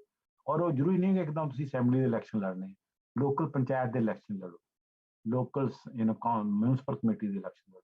ਇੱਥੇ ਇੰਗਲੈਂਡ ਦੇ ਵਿੱਚ ਕੁੜੀ ਸੀ ਕੈਰੋਲਾਈਨ ਲੁਕਾਸ਼, ਉਹਨੇ ਪਹਿਲਾ ਇਲੈਕਸ਼ਨ ਅੱਜ ਤੋਂ 20-30 ਸਾਲ ਪਹਿਲਾਂ ਆਕਸਫੋਰਡ ਦੇ ਵਿੱਚ ਸਿਟੀ ਕਾਉਂਸਲ ਦਾ ਇਲੈਕਸ਼ਨ ਲਿਆ ਸੀ। PhD ਕੀਤੀ ਸੀ ਉਹਨੇ, ਆਕਸਫੋਰਡ ਕੰਮ ਕਰਦੀ ਸੀ। ਉਹਨੇ ਦਿਨ ਰਾਤ ਕੰਮ ਕਰਕੇ ਇੱਕੋ ਏਰੀਆ ਦੇ ਵਿੱਚ ਇੱਕ ਘਰੇ ਜਾ ਕੇ ਮਿਲੀ ਉਹਨਾਂ ਨੂੰ ਕਿ ਇੱਥੇ ਇੰਨਾ ਟ੍ਰੈਫਿਕ ਹੈ, ਇੰਨੀ ਪੋਲਿਊਸ਼ਨ ਹੈ, ਇਹ ਗਲਤ ਤਰੀਕਾ ਹੈ। ਉਹ ਜਿੱਤ ਗਈ, ਪਹਿਲੀ ਵਾਰ ਸੀ ਗ੍ਰੀਨ ਕਾਉਂਸਲਰ। ਬਾਅਦ ਦੇ ਵਿੱਚ ਉਹ ਯੂਰਪੀਅਨ ਪਾਰਲੀਮੈਂਟ ਦੀ ਮੈਂਬਰ ਵੀ ਬਣੀ, ਹੁਣ ਉਹ ਪਾਰਲੀਮੈਂਟ ਦੀ ਮੈਂਬਰ ਵੀ ਬਣੀ ਡਿਬੇਟਨ ਦੀ, ਔਰ she is very very popular. ਹੁਣ ਜਿਹੜੇ 600 ਤੋਂ ਜ਼ਿਆਦਾ ਉੱਪਰ ਗ੍ਰੀਨ ਕਾਉਂਸਲਰ ਨੇ ਬਾਕੀ ਥਾਵਾਂ ਤੇ, ਔਰ ਉਹ ਲੋਕਲ ਲੈਵਲ ਤੇ ਬੜਾ ਰੋਲ ਪਲੇ ਕਰ ਸਕਦੇ, ਜਿਵੇਂ ਕਿ ਸਾਈਕਲਿੰਗ ਨੂੰ ਪ੍ਰਮੋਟ ਕੀਤਾ ਆਕਸਫੋਰਡ ਦੇ ਵਿੱਚ ਜਾਂ ਦੂਜੀਆਂ ਥਾਵਾਂ ਤੇ ਵੀ ਜਿੱਥੇ ਆਏ। ਤਾਂ ਤੁਸੀਂ ਗ੍ਰੀਨ ਪਾਰਟੀ ਨੂੰ ਵੋਟ ਪਾਓ। ਤੁਸੀਂ ਹੋਰ ਕੁਝ ਨਹੀਂ ਕਰਨਾ, ਤੁਸੀਂ ਡੈਮੋਨਸਟ੍ਰੇਸ਼ਨ ਨਹੀਂ ਕਰਨੀ, ਤੁਸੀਂ ਨਾਅਰੇ ਨਹੀਂ ਮਾਰਨੇ, ਤੁਸੀਂ ਜੁਆਇਨ ਨਹੀਂ ਕਰਨਾ, ਮੈਂ ਇਹ ਜਿਹੜਾ ਇੰਡੀਵਿਜੂਅਲ ਐਕਸ਼ਨ ਹੈ ਉਹਦੀ ਇੰਪੋਰਟੈਂਸ ਨੂੰ ਵੀ ਹਾਈਲਾਈਟ ਕਰਨਾ। ਫਿਰ ਮੈਂ ਇਹ ਕਹਿ ਦਿਆਂ ਕਿ ਮੈਂ ਇਹਦੇ ਪੇਪਰ ਲਿਖਿਆ called Green Reforms and Individual Action in the New Deal Economic Transition to Eco-Social। ਉਹ ਰੋਟਲੇਜ ਨੇ ਇੱਕ ਕਿਤਾਬ ਛਾਪੀ ਹੈ, ਰੋਟਲੇਜ ਹੈਂਡਬੁੱਕ ਆਫ ਈਕੋ-ਸੋਸ਼ਲ, ਜਿਹਦੇ 'ਚ ਉਹਨਾਂ ਨੇ ਦੁਨੀਆ ਦੇ ਸਾਰੇ ਈਕੋ-ਸੋਸ਼ਲਿਸਟ ਥਿੰਕਰ ਨੇ ਉਹਨਾਂ ਦੇ ਵਿਚਾਰਾਂ ਨੂੰ ਇਕੱਠਾ ਕਰਕੇ ਛਾਪਿਆ। ਉਹਦੇ 'ਚ ਇੱਕ ਮੇਰਾ ਪੇਪਰ ਹੈ, ਜੇ ਉਹ ਤੁਸੀਂ ਤੁਹਾਡੇ 'ਚ ਕੋਈ ਇੰਟਰਸਟਿਡ ਹੋਵੇ ਤੁਸੀਂ ਮੈਨੂੰ ਦੱਸ ਦੇਣਾ, ਮੈਂ ਤੁਹਾਨੂੰ ਭੇਜ ਦਿਆਂਗਾ, ਅੱਗੇ ਤੁਸੀਂ ਸਰਕੂਲੇਟ ਕਰ ਸਕਦੇ ਹੋ, ਮੈਂ PDF ਉਹ ਤੁਹਾਨੂੰ ਭੇਜ ਦਿਆਂਗਾ। ਸੋ ਮੈਂ ਹੁਣ ਇਹ ਜਿਹੜਾ ਇਹ ਪੰਜਾਬ ਵਾਲਾ ਹਾਸਾ ਉਹ ਹੀ ਕਹੂੰਗਾ ਕਿ ਇੱਕ ਪਾਸੇ ਸਾਨੂੰ ਜਿਹੜਾ ਸੈਂਟਰ ਤੋਂ ਆਟੋਨਮੀ ਵੱਲ ਵਧਣ ਦੀ ਲੋੜ ਹੈ, ਇਹ ਸਟਰਗਲ, ਇਹ ਪੋਲੀਟੀਕਲ ਸਟਰਗਲ ਹੈ, ਓਕੇ, ਕਿ ਇਸੇ ਕਰਕੇ ਜਿਹੜੀ ਕਾਂਗਰਸ ਪਾਰਟੀ ਹੈ ਉਹਦੇ ਕੋਲ ਕੋਈ ਏਜੰਡਾ ਨਹੀਂ। ਹਾਲਾਂਕਿ ਜਿਹੜਾ ਰਾਹੁਲ ਗਾਂਧੀ ਹੈ ਉਹਨੇ ਪਿੱਛੇ ਕਿਹਾ ਕਿ India is not a nation, it's a union of states, ਬੜੀ ਇੰਪੋਰਟੈਂਟ ਗੱਲ ਕੀਤੀ ਹੈ, ਪਰ ਇਹ ਨਹੀਂ ਮੈਨੂੰ ਪਤਾ ਕਿ ਉਹਦੇ 'ਚ ਹਿੰਮਤ ਹੈਗੀ ਕਿ ਨਹੀਂ, ਜਾਂ ਕਾਂਗਰਸ ਪਾਰਟੀ ਦੇ ਵਿੱਚ ਇਹ ਕਲਚਰ ਵੀ ਹੈ, ਇਹਦੇ ਬਾਰੇ ਸੋਚ ਰਹੇ ਜਾਂ ਨਹੀਂ। ਜੇ ਉਹ ਸੋਚ ਰਹੇ ਹੋਣਗੇ ਤਾਂ ਚੰਗੇ ਪਾਸੇ ਜਾਣਗੇ, ਨਹੀਂ ਤਾਂ ਜਿਸ ਤਰ੍ਹਾਂ ਦੀ ਮੌਤ ਮਰ ਰਹੇ ਆ ਮਰਨਗੇ, ਐਂਡ ਪਰ ਇਹ ਹੈ ਕਿ ਬੀਜੇਪੀ ਬਿਲਕੁਲ ਖਤਰਨਾਕ ਪਾਰਟੀ, ਕਿਉਂਕਿ ਬੀਜੇਪੀ ਦਾ ਏਜੰਡਾ ਹੀ ਸੈਂਟਰਲਾਈਜੇਸ਼ਨ ਹੈ। ਉਹਨਾਂ ਲਈ ਹੈ ਕਿ ਇਸ ਕੰਟਰੀ ਨੂੰ ਅਸੀਂ ਹਿੰਦੂ ਰਾਸ਼ਟਰ ਬਣਾਉਣਾ ਹੈ, ਔਰ ਹਿੰਦੂ ਰਾਸ਼ਟਰ ਬਣਾਉਣ ਦੇ ਹੀ ਹੈ ਕਿ ਸੈਂਟਰ ਕੋਲੇ ਸਾਰੀਆਂ ਤਾਕਤਾਂ ਹੋਣ, ਰੀਜਨਲ ਆਇਡੈਂਟੀਟੀਜ਼ ਕੋਲੇ ਕੋਈ ਤਾਕਤ ਨਹੀਂ ਹੋਵੇ। ਤਾਂ ਇਹ ਇੱਥੇ ਕੰਟਰੀ ਵਾਈਡ ਜਿਹੜੀ ਮੂਵਮੈਂਟ ਹੈ ਆਟੋਨਮੀ ਦੀ, ਆਟੋਨਮੀ ਦਾ ਮਤਲਬ ਨਹੀਂ ਸੈਸੈਸ਼ਨ ਹੈ, ਕਿ ਮੈਂ ਸੈਸੈਸ਼ਨ 'ਚ ਵਿਸ਼ਵਾਸ ਨਹੀਂ ਕਰਦਾ, ਕਿ ਸੈਸੈਸ਼ਨ ਹੈ ਜਿਹੜਾ ਲਾਸਟ ਬਿਟ ਹੁੰਦੀ ਹੈ ਕਿ ਜਿਹੜਾ ਤੁਸੀਂ ਲਾਗਣਾ, ਕਿਉਂਕਿ ਸ਼ੇਅਰ ਕਰਨ ਦੇ ਵਿੱਚ ਬੜੀ ਇੰਪੋਰਟੈਂਟ ਹੈ, ਪਰ ਤੁਹਾਨੂੰ ਆਪਣੀ ਆਟੋਨਮੀ ਹੋਣੀ ਚਾਹੀਦੀ ਹੈ, ਕਿ ਆਟੋਨਮੀ ਹੈ ਜਿਹੜੀ ਜਿਹਦੇ 'ਚ ਤੁਸੀਂ ਆਪਣੇ ਅਫੇਅਰਸ ਆਪ ਆਰਗੇਨਾਈਜ਼ ਕਰ ਸਕੋ, ਆਪਣੀ ਥਿੰਕਿੰਗ ਦੇ ਮੁਤਾਬਕ, ਆਪਣੀਆਂ ਲੋੜਾਂ ਦੇ ਮੁਤਾਬਕ। ਦੂਜੇ ਪਾਸੇ ਹੈ ਜਿਹੜਾ ਕਿ ਅਸੀਂ different path of economic development adapt ਕਰਨਾ ਹੈ, ਸਸਟੇਨੇਬਲ ਇਕਨੋਮਿਕ ਡਿਵੈਲਪਮੈਂਟ, ਔਰ ਉਹਨੂੰ ਅਲਟੀਮੇਟਲੀ ਇਕੋ ਸੋਸ਼ਲਿਸਟ ਸੋਸਾਇਟੀ ਬੇਸ ਬਣਾਉਣ ਲਈ ਨਵਾਂ ਕ੍ਰੀਏਟ ਕਰਨਾ। that is the path। so I think ਮੈਂ ਲੈ ਲਿਆ ਕੋਈ 1.5 ਘੰਟੇ ਦੇ ਕਰੀਬ ਸ਼ਾਇਦ, ਤੇ ਮੈਂ ਹੁਣ ਖਤਮ ਕਰਦਾ, ਤੇ ਪਰ ਜੇ ਤੁਹਾਡੇ ਕੋਈ ਸਵਾਲ ਨੇ ਤਾਂ I'll be happy to take them।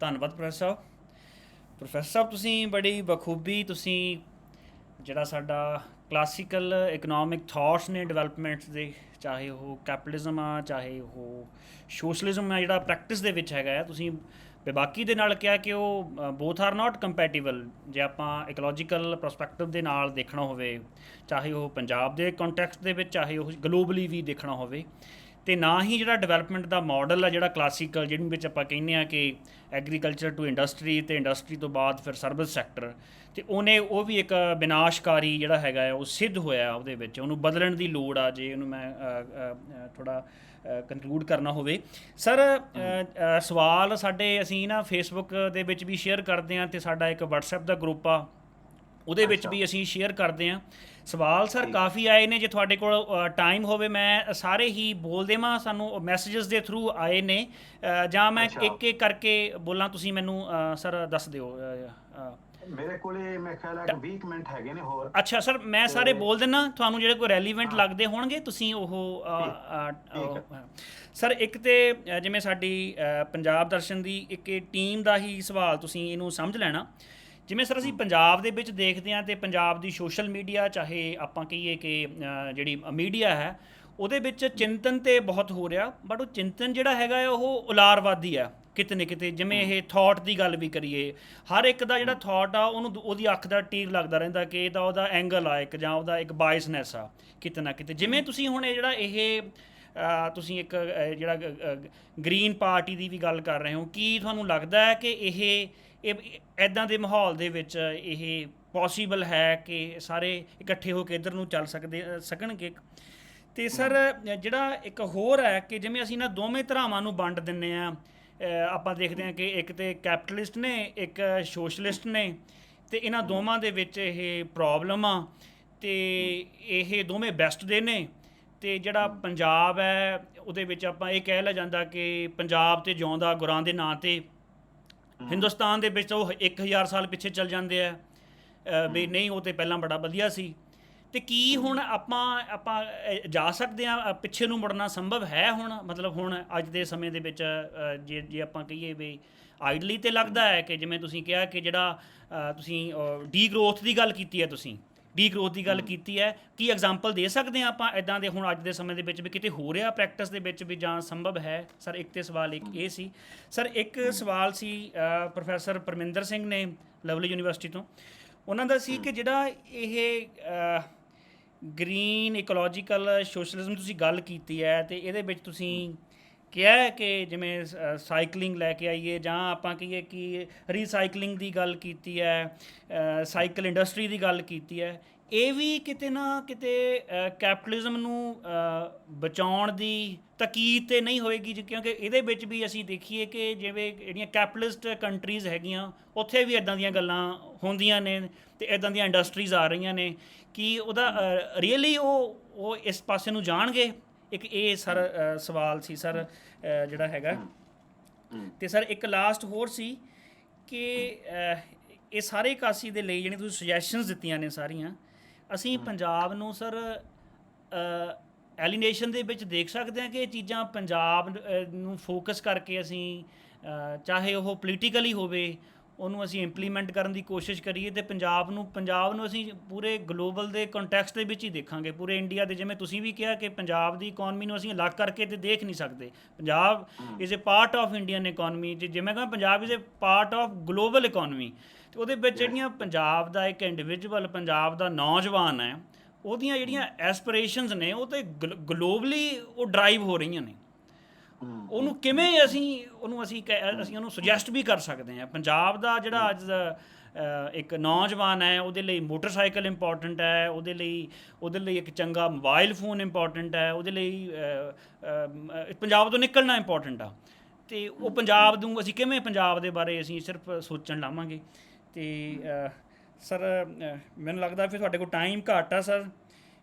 ਇੱਕ ਸੀ ਲਾਸਟ ਉਹਦੇ ਵਿੱਚ ਕਿ ਜਿਵੇਂ ਪੰਜਾਬ ਦੇ ਵਿੱਚ ਆਇਡੈਂਟੀਟੀ ਕ੍ਰਾਈਸਿਸ ਚੱਲਦਾ ਰਹਿੰਦਾ, ਬੜੀਆਂ ਥਾਟਸ ਨੂੰ ਲੈ ਕੇ ਉਹਨਾਂ ਦੇ ਆਪਸ ਦੇ ਵਿੱਚ ਪ੍ਰਤੀਰੋਧ ਚੱਲਦਾ ਰਹਿੰਦਾ ਹੈ।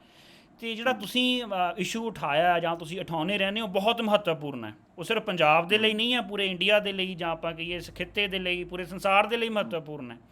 ਅਤੇ ਉਹਨੂੰ ਕਿਵੇਂ ਪੰਜਾਬ ਜਿਹੜੇ ਹੈਗੇ ਨੇ ਕਿਸ ਤਰੀਕੇ ਦੇ ਨਾਲ ਉਹਨੂੰ ਦੇਖਿਆ ਜਾ ਸਕਦਾ? ਸਰ ਤੁਸੀਂ ਦੇਖ ਲਓ, ਸਾਨੂੰ ਲੱਗਦਾ ਇਹਦੇ ਵਿੱਚ ਜੇ ਤੁਸੀਂ ਠੀਕ ਬਹੁਤ ਅੱਛਾ ਜਸਕਰਨ, ਇਹ ਸਵਾਲ ਸਾਰੇ ਬਹੁਤ ਵਧੀਆ ਨੇ ਤੇ ਮੈਨੂੰ ਲੱਗਦਾ ਹੈ ਕਿ ਆਪਾਂ ਨੂੰ ਇੱਕ ਹੋਰ ਸੈਸ਼ਨ ਰੱਖਣਾ ਪਊਗਾ।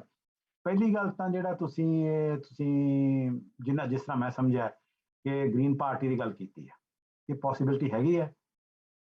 ਦੇਖੋ ਇਹ ਹੈ ਕਿ ਪੋਸੀਬਿਲਿਟੀ ਹੈਗੀ ਜਾਂ ਨਹੀਂ ਹੈ, ਇਹ ਤੁਹਾਡੀ ਹਿੰਮਤ ਤੇ ਡਿਪੈਂਡ ਕਰਦਾ ਹੈ। ਓਕੇ, ਜੇ ਤੁਹਾਡੇ ਵਿੱਚੋਂ ਇੱਕ ਬੰਦਾ ਵੀ ਇਹ ਸੋਚ ਲਵੇ ਜਾਂ ਇੱਕ ਕੁੜੀ ਵੀ ਇਹ ਸੋਚ ਲਵੇ ਕਿ ਮੈਂ ਤਾਂ ਇਹ ਕੰਮ ਕਰਨਾ ਹੈ, ਮੇਰਾ ਜ਼ਿੰਦਗੀ ਦਾ ਇਹ ਮਿਸ਼ਨ ਹੈ, ਮੈਂ ਆਪਦੇ ਪਿੰਡ 'ਚ ਗ੍ਰੀਨ ਪਾਰਟੀ ਖੜੀ ਕਰ ਦੇਣੀ ਹੈ, ਮੈਂ ਝੰਡਾ ਲਾ ਦੇਣਾ, ਉੱਥੋਂ ਹੀ ਸ਼ੁਰੂ ਕਰ ਲਓ। ਜਾਂ ਜਿਵੇਂ ਕੈਰੋਲਾਈਨ ਲੁਕਾਸ਼ ਦੀ ਮੈਂ ਗੱਲ ਦੱਸੀ ਹੈ, ਗ੍ਰੀਨ ਪਾਰਟੀ ਤਾਂ ਸੀਗੀ ਮਤਲਬ 1983 ਤੋਂ ਪਹਿਲਾਂ ਸੀਗੀ, ਇਕੋਲੋਜੀ ਪਾਰਟੀ ਕਹਿੰਦੇ ਸੀਗੇ, ਪਰ ਉਸ ਕੁੜੀ ਨੇ ਹਿੰਮਤ ਕੀਤੀ, ਉਹ ਅੱਗੇ ਚਲੀ ਗਈ। ਉਹ ਕਹਿੰਦੀ ਕਿ ਮੈਂ ਇਲੈਕਸ਼ਨ ਵੀ ਲੜਨਾ ਗ੍ਰੀਨ ਪਾਰਟੀ ਦੇ ਨਾਂ ਥੱਲੇ, ਪਹਿਲੀ ਕੌਂਸਲਰ ਬਣੀ। ਨਾ ਉਦੋਂ ਪਹਿਲਾਂ ਕੋਈ ਗ੍ਰੀਨ ਪਾਰਟੀ ਦਾ ਬੰਦਾ ਕੌਂਸਲਰ ਬਣਦਾ ਸੀ, ਨਾ ਪਾਰਲੀਮੈਂਟ ਜਾਂਦਾ ਸੀ, ਉਹਦੇ ਨਾਲ ਹੋਰ ਲੋਕਾਂ ਨੂੰ ਹੌਸਲਾ ਮਿਲਿਆ। ਅਖੀਰ ਤੇ ਇੱਕ ਵਾਰ ਗ੍ਰੀਨ ਪਾਰਟੀ ਨੇ ਆਕਸਫੋਰਡ ਤੇ ਕਬਜ਼ਾ ਵੀ ਕਰ ਲਿਆ ਸੀ ਲਿਬਰਲ ਡੈਮੋਕ੍ਰੈਟਸ ਨਾਲ ਕੋਲੀਸ਼ਨ ਦੇ ਵਿੱਚ। ਉਹਨਾਂ ਨੇ ਸੜਕਾਂ ਡਿਜ਼ਾਈਨ ਕੀਤੀਆਂ, ਸੜਕਾਂ ਦੇ ਵਿੱਚ ਇੱਕ ਖਾਸ ਹਰ ਸੜਕ ਦੇ ਵਿੱਚ ਇੱਕ ਸਾਈਕਲ ਪਾਥ ਗ੍ਰੀਨ ਰੰਗ ਦਾ ਕੀਤਾ ਕਿ ਇੱਥੇ ਸਾਈਕਲਿਸਟ ਹੀ ਜਾ ਸਕਦੇ ਆ। ਸ਼ਹਿਰ ਦੇ ਵਿੱਚ ਜਿਹੜੀਆਂ ਮੇਨ ਜਗ੍ਹਾ ਉੱਥੇ ਕਾਰ ਦਾ ਆਉਣਾ ਬੰਦ ਕਰਤਾ, ਕਾਰਾਂ ਨੂੰ ਵਾਪਸ ਆਉਣਾ ਪੈਂਦਾ ਉੱਥੇ। So these are small little initiative. ਤਾਂ ਜਦੋਂ ਕੋਈ ਨਵੀਂ ਲਹਿਰ ਖੜੀ ਹੁੰਦੀ ਹੈ ਜਾਂ ਨਵੀਂ ਪਾਰਟੀ ਖੜੀ ਹੁੰਦੀ ਹੈ, ਤਾਂ ਉਹਦੇ 'ਚ ਪਹਿਲਾ ਇਹ ਹੈ ਕਿ ਜਿਹੜਾ ਉਹਦਾ ਵਿਜ਼ਨ ਹੈ ਉਹ ਕਿਸੇ ਨੂੰ ਕਿੰਨਾ ਟੱਚ ਕਰਦਾ ਹੈ, ਉਹ ਬੜਾ ਇੰਪੋਰਟੈਂਟ ਹੈ। ਹੁਣ ਤੁਹਾਨੂੰ ਮੈਂ ਵੈਸਟ ਬੰਗਾਲ ਦੀ ਦੱਸਾਂ ਕਿ ਵੈਸਟ ਬੰਗਾਲ ਦੇ ਵਿੱਚ ਜਦੋਂ ਜੋਤੀ ਬਾਸੂ ਤੇ ਇਹਨਾਂ ਨੇ ਕਮਿਊਨਿਸਟ ਪਾਰਟੀ ਖੜੀ ਕੀਤੀ ਹੈ, ਪਹਿਲੇ ਇਲੈਕਸ਼ਨ ਦੇ ਵਿੱਚ ਕਮਿਊਨਿਸਟ ਪਾਰਟੀ ਦੇ ਸਿਰਫ 2 ਮੈਂਬਰ ਜਿੱਤੇ ਸੀ ਅਸੈਂਬਲੀ ਦੇ ਵਿੱਚ। ਓਕੇ, ਤਾਂ ਉਦੋਂ ਕੋਈ ਬੰਦਾ ਸੋਚ ਸਕਦਾ ਸੀ ਕਦੇ ਨਾ ਕਦੇ ਰਾਜ ਕਰਨਗੇ। ਬਾਅਦ ਵਿੱਚ ਉਹਨਾਂ ਨੇ 35 ਸਾਲ ਰਾਜ ਕੀਤਾ, ਆਪਣੀਆਂ ਬੇਵਕੂਫੀਆਂ ਕਰਕੇ ਨੰਦੀਗ੍ਰਾਮ ਦੇ ਵਿੱਚ, ਤੇ ਉਹ ਆਪਣੇ ਪੈਰਾਂ ਤੇ ਆਪ ਘੋੜਾ ਮਾਰਿਆ, ਖਤਮ ਹੋ ਗਏ। ਸੋ ਜਿਹੜਾ ਮੈਨੂੰ ਇਹ ਲੱਗਦਾ ਹੈ ਕਿ ਗ੍ਰੀਨ ਪਾਰਟੀ ਖੜੀ ਕਰਨ ਦਾ ਮੌਕਾ ਪੰਜਾਬ 'ਚ ਆ ਚੁੱਕਾ ਹੈ। ਔਰ ਉਹਦੇ ਮੈਨੂੰ ਕਈ ਥਾਵਾਂ ਤੋਂ ਸੰਕੇਤ ਮਿਲਦੇ ਆ ਬਾਬਾ ਜੀ ਖਡੂਰ ਸਾਹਿਬ ਵਾਲੇ, ਦੂਜਾ ਜਿਹੜਾ ਮੁੰਡਾ ਉੱਥੇ ਜੈਤੋ 'ਚ ਕੰਮ ਕਰ ਰਿਹਾ ਹੈ ਵਿਰਾਸਤ ਵਾਲਾ, ਕੁਛ ਨੌਜਵਾਨ ਆਪਣੇ ਆਪ ਗ੍ਰੀਨ ਆਰਗੈਨਿਕ ਐਗਰੀਕਲਚਰ ਕਰ ਰਹੇ ਨੇ, ਪਿੰਗਲਵਾੜੇ ਵਾਲੇ ਆ ਇਹ ਥਾਟ ਦੇ ਰਹੇ ਨੇ, ਕੁਛ ਜਵਾਨ ਮੁੰਡੇ ਕੁੜੀਆਂ ਜੰਗਲ ਨੂੰ ਬਾਤੇਵਾੜਾ ਜੰਗਲ ਨੂੰ ਪ੍ਰੋਟੈਕਟ ਕਰਨ ਦੀ ਕੋਸ਼ਿਸ਼ ਕਰ ਰਹੇ ਨੇ। ਮੀਤਾ ਕੌਰ ਤੇ ਉਹਦੇ ਕੁਲੀਗਸ ਉਹਨਾਂ ਦੀਆਂ ਆਉਂਦੇ ਰਹਿੰਦੇ ਆ ਮੈਸੇजेस ਵਗੈਰਾ ਤੇ ਮੈਨੂੰ ਇਹ ਮਹਿਸੂਸ ਹੋਣ ਲੱਗ ਗਿਆ ਕਿ ਇੱਕ ਨਵੀਂ ਲੇਅਰ ਪੈਦਾ ਹੋ ਰਹੀ ਹੈ ਉਹ ਕਿਤੇ ਨਾ ਕਿਤੇ ਇਕੱਠੇ ਹੋ ਕੇ ਸੋਚ ਲੈਣ ਤੇ ਉਹਨਾਂ ਚੋਂ ਕੋਈ ਇੱਕ ਹਿੰਮਤ ਵਾਲਾ ਮੁੰਡਾ ਕਹੇ ਕਿ ਮੈਂ ਤਾਂ ਸ਼ੁਰੂ ਕਰ ਦੇਣੀ ਹੈ, ਇੱਥੇ ਵੇਖੀ ਜਾਊਗੀ ਸੋ ਇਹ ਇੱਕ ਬਹੁਤ ਵੱਡਾ ਕਦਮ ਹੈ ਔਰ ਉਹ ਸਾਰਿਆਂ ਨੂੰ ਚੈਲੰਜ ਕਰੇਗਾ। ਜੇ ਇੱਕ ਵਾਰ ਖੜੀ ਕਰਤੀ ਨਾ ਗ੍ਰੀਨ ਪਾਰਟੀ, ਤੁਸੀਂ ਦੇਖੋ ਕਿ ਕਿਵੇਂ ਉਹ ਹਿੱਲਣਗੇ ਸਾਰੇ ਬਾਕੀ ਦੇ ਜਿਹੜੀਆਂ ਐਸਟੈਬਲਿਸ਼ ਪਾਰਟੀ। ਇੱਕ ਤਾਂ ਇਹ ਹੈ। ਦੂਜਾ ਜਿਹੜਾ ਤੁਸੀਂ ਗੱਲ ਕੀਤੀ ਕਿ ਕੈਪੀਟਲਿਜ਼ਮ ਸੋਸ਼ਲਿਜ਼ਮ ਤੇ ਪੰਜਾਬ ਗੁਰਾਂ ਦੇ ਨਾਂ ਤੇ, ਮੈਂ ਸਮਝਦਾ ਕਿ ਪੰਜਾਬ ਦੇ ਲੋਕਾਂ ਦੀ ਤਾਂ ਬਹੁਤ ਵੱਡਾ ਸੁਭਾਗ ਹੈ ਕਿ ਗੁਰੂ ਗ੍ਰੰਥ ਸਾਹਿਬ ਉਹਨਾਂ ਦਾ ਐਡਾ ਵੱਡਾ ਗ੍ਰੰਥ ਹੈ ਜਿਹੜਾ ਜਿਹਦੇ 'ਚ ਇਕੋਲੋਜੀਕਲ ਮੈਸੇਜ ਸੈਂਟਰਲ ਹੈ। ਸਾਰੀਆਂ ਸੁਸਾਇਟੀਜ਼ ਨੂੰ ਇਹ ਸੁਭਾਗ ਪ੍ਰਾਪਤ ਨਹੀਂ ਹੈਗਾ। ਇਹ ਠੀਕ ਹੈ ਕਿ ਸਿੱਖ ਸੁਸਾਇਟੀ ਨੇ ਆਪ ਉਹ ਤੋਂ ਮੂੰਹ ਮੋੜਿਆ। ਸਿੱਖ ਜਿਹਨੇ ਮਟੀਰੀਅਲਿਸਟ ਨੇ ਜਾਂ ਪੰਜਾਬੀ ਜਿਹਨੇ ਮਟੀਰੀਅਲਿਸਟ ਨੇ, ਉਹਦਾ ਬਾਬੇ ਨਾਨਕ ਦੀ ਸਿੱਖਿਆ ਦੀ ਉਲਟ ਨੇ, ਪਰ ਇਹ ਵੀ ਹੈ ਕਿ ਉਹਦਾ ਕਦਰ ਵੀ ਕਰਦੇ ਆ। ਜੇ ਉਹਨਾਂ ਨੂੰ ਸਮਝਾਈ ਜਾਵੇ ਕਿ ਬਾਬਾ ਤਾਂ ਇਹ ਕਹਿੰਦਾ ਜਿਹੜਾ ਇਕੋਲੋਜੀ ਨੂੰ ਕਿਵੇਂ ਪ੍ਰੋਟੈਕਟ ਕਰਨਾ, ਇਕੋਲੋਜੀ ਨੂੰ ਕਿਵੇਂ ਸੈਲੀਬ੍ਰੇਟ ਕਰਦਾ ਤਾਂ ਉਹ ਜਿਹੜਾ ਸਾਡਾ ਅਮੀਰ ਰਿਸ਼ਤਾ ਹੈ ਉਹ ਵਾਪਸ ਜਾਣ ਦੀ ਗੱਲ ਨਹੀਂ, ਉਸ ਅਮੀਰ ਰਿਸ਼ਤੇ ਨੂੰ ਨਵੇਂ ਪੀਰੀਅਡ ਦੇ ਵਿੱਚ ਕਿਵੇਂ ਉਹਨੂੰ ਅਡਾਪਟ ਕਰਨਾ। ਮੈਂ ਕਿਤਾਬ ਲਿਖ ਰਿਹਾ ਇੱਕ ਗੁਰੂ ਨਾਨਕ ਐਂਡ ਇਕੋਲੋਜੀ, ਜਿਹਦੇ 'ਚ ਮੈਂ ਇਹ ਗੱਲ ਨੂੰ ਐਲੈਬੋਰੇਟ ਕਰਾਂਗਾ, ਸਾਲ ਦੇ ਐਂਡ ਤੱਕ ਸ਼ਾਇਦ ਆ ਜਾਏਗੀ। ਦੂਜੀ ਗੱਲ ਡੀਗਰੋਥ ਦੀ ਕੀਤੀ ਉਹ ਮੈਂ ਸਿਰਫ ਇੰਟਰੋਡਿਊਸ ਕਰਨ ਲਈ ਕੀਤੀ ਸੀ ਕਿ ਜਿਹੜੇ ਵਿਚਾਰਵਾਨ ਨੇ, ਜਦੋਂ ਵਿਚਾਰਵਾਨ ਨਵਾਂ ਖਿਲਾ ਦਿੰਦੇ ਆ ਤੇ ਕਈ ਵਾਰ ਐਸਾ ਵਿਚਾਰ ਹੁੰਦਾ ਜਿਹੜਾ ਹਿਲਾ ਦਿੰਦਾ ਹੈ। ਇਹ ਤਾਂ ਬਿਲਕੁਲ ਹੀ ਉਲਟ ਹੈ ਜੋ ਕੁਛ ਅਸੀਂ ਸਮਝਦੇ ਹਾਂ। ਪਰ ਮੈਂ ਇਹ ਨਹੀਂ ਕਹਿੰਦਾ ਕਿ ਪੰਜਾਬ ਦੇ ਵਿੱਚ ਡੀਗਰੋਥ ਵੈਲਿਡ ਹੈ। ਇਹ ਡੀਗਰੋਥ ਦਾ ਆਈਡੀਆ ਜਿਹੜਾ ਉਹ ਵੈਸਟ ਦੇ ਵਿੱਚ ਮਾਡਲ ਹੈ ਜਿੱਥੇ ਓਵਰ ਗਰੋਥ ਹੋ ਚੁੱਕੀ ਹੈ।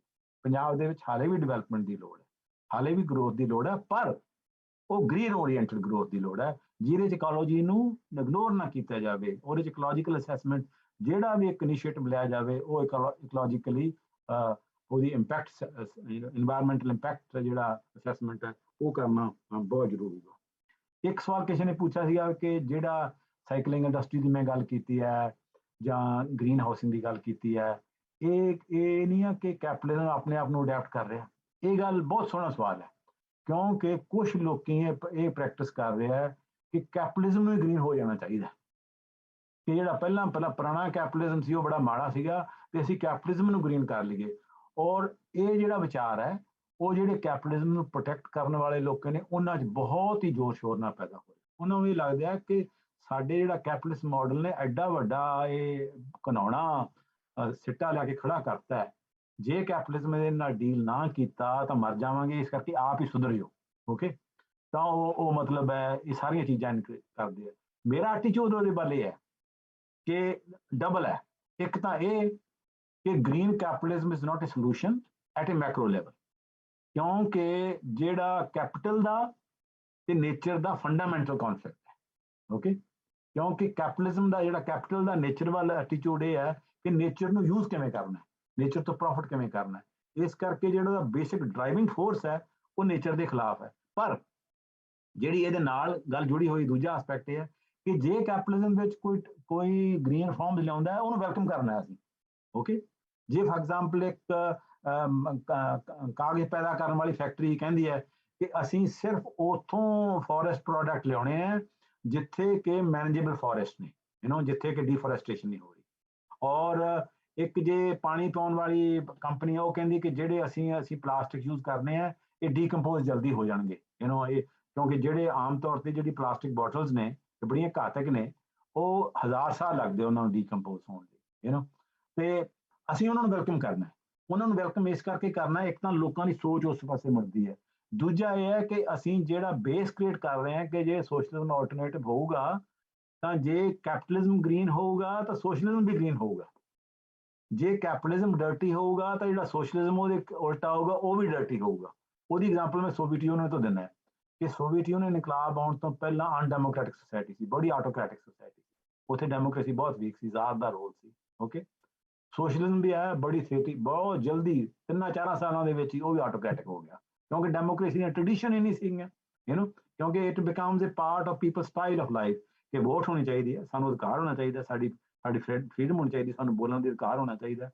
ਤਾਂ ਜੇ ਡੈਮੋਕ੍ਰੇਸੀ, ਅਸੀਂ ਸੋਸ਼ਲਿਸਟ ਹਾਂ, ਜਿਹੜੇ ਓਲਡ ਕਿਸਮ ਦੇ ਸੋਸ਼ਲਿਸਟ ਵੀ ਹੈ, ਅਸੀਂ ਫਾਈਟ ਕਰਦੇ ਹਾਂ ਰਿਫਾਰਮਸ ਵਾਸਤੇ ਕਿ ਵੋਟਿੰਗ ਦਾ ਅਧਿਕਾਰ ਹੋਣਾ ਚਾਹੀਦਾ, ਔਰਤਾਂ ਨੂੰ ਵੋਟਿੰਗ ਦਾ ਅਧਿਕਾਰ ਹੋਣਾ ਚਾਹੀਦਾ, 18 ਸਾਲ ਦੇ ਬੱਚਿਆਂ ਨੂੰ ਵੋਟਿੰਗ ਦਾ ਅਧਿਕਾਰ ਹੋਣਾ ਚਾਹੀਦਾ। ਉਹ ਕੀ ਕਰ ਰਹੇ ਹਾਂ ਅਸੀਂ ਡੈਮੋਕ੍ਰੈਟਿਕ ਰਿਫਾਰਮਸ ਕ੍ਰੀਏਟ ਕਰ ਰਹੇ ਹਾਂ, ਉਸ ਹਾਲੇ ਉਹਨੂੰ ਇਨਕਲਾਬੀ ਤੌਰ ਤੇ ਨਹੀਂ ਬਦਲ ਰਹੇ, ਉਹਦੇ ਵਿੱਚ ਹੀ ਇਨਕਲਾਬ। ਇਸੇ ਤਰ੍ਹਾਂ ਹੀ ਗ੍ਰੀਨ ਰਿਫਾਰਮਸ ਹੈ। Green reforms are, an attempt to even make capitalism as much green as can, but there are limits. Beyond certain limits, capitalism cannot be green. Whole of capitalism cannot be green. Partially it can be green. ਔਰ ਜਿੱਥੇ ਹੁੰਦੇ ਆ ਉਹ ਅਸੀਂ welcome ਕਰੀਏ, ਉਹਨਾਂ ਨਾਲ critical ਕਿਸਮ ਦਾ ਉਹਨਾਂ ਨੂੰ ਵੈਲਕਮ ਦਈਏ।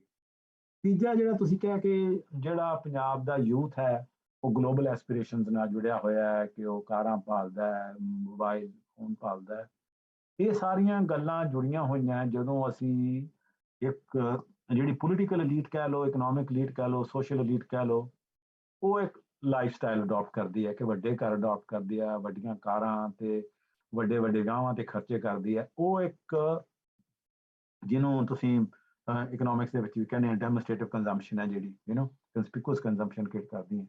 ਤੇ ਜੇ ਅਸੀਂ ਨਵਾਂ ਥਾਟ ਕ੍ਰੀਏਟ ਕਰੀਏ ਕਿ ਛੋਟਾ ਵਿਆਹ ਹੋਵੇ, 4-10 ਬੰਦੇ ਆਉਣ, ਉਹ ਬਹੁਤਾ ਖਰਚ ਨਾ ਕਰਨ, ਇਹ ਵਧੀਆ ਹੋਊਗਾ, ਉਹਨੂੰ ਸੈਲੀਬ੍ਰੇਟ ਕੀਤਾ ਜਾਵੇ। ਇਸੇ ਤਰ੍ਹਾਂ ਹੀ ਜਿਹੜਾ ਬੰਦਾ ਸਾਈਕਲਿੰਗ ਤੇ ਜਾਂਦਾ, ਇੱਕ ਯੂਨੀਵਰਸਿਟੀ ਦਾ ਵਾਈਸ ਚਾਂਸਲਰ ਸਾਈਕਲ ਤੇ ਜਾਂਦਾ, ਉਹ ਵਾਈਸ ਚਾਂਸਲਰ ਹੋਵੇ। ਓਕੇ, ਜਿਹੜੇ ਇੰਡੀਵਿਜੂਅਲ ਉਹ ਨਵਾਂ ਲਾਈਫ ਸਟਾਈਲ ਅਡਾਪਟ ਕਰਨ, ਉਹ ਰੋਲ ਮਾਡਲ ਬਣ। ਓਕੇ, ਉਹ ਰੋਲ ਇਸ ਤਰ੍ਹਾਂ ਜੇ ਇੱਕ ਗ੍ਰੀਨ ਆਰਗੈਨਿਕ ਫਾਰਮਰ ਹੈ, ਉਹ ਰੋਲ ਮਾਡਲ ਬਣੇ, ਉਹਦੇ ਨਾਲ ਆਪਣੇ ਆਪ ਹੀ ਚੀਜ਼ਾਂ ਤੇ ਚੇਂਜ ਹੋਣਗੀਆਂ।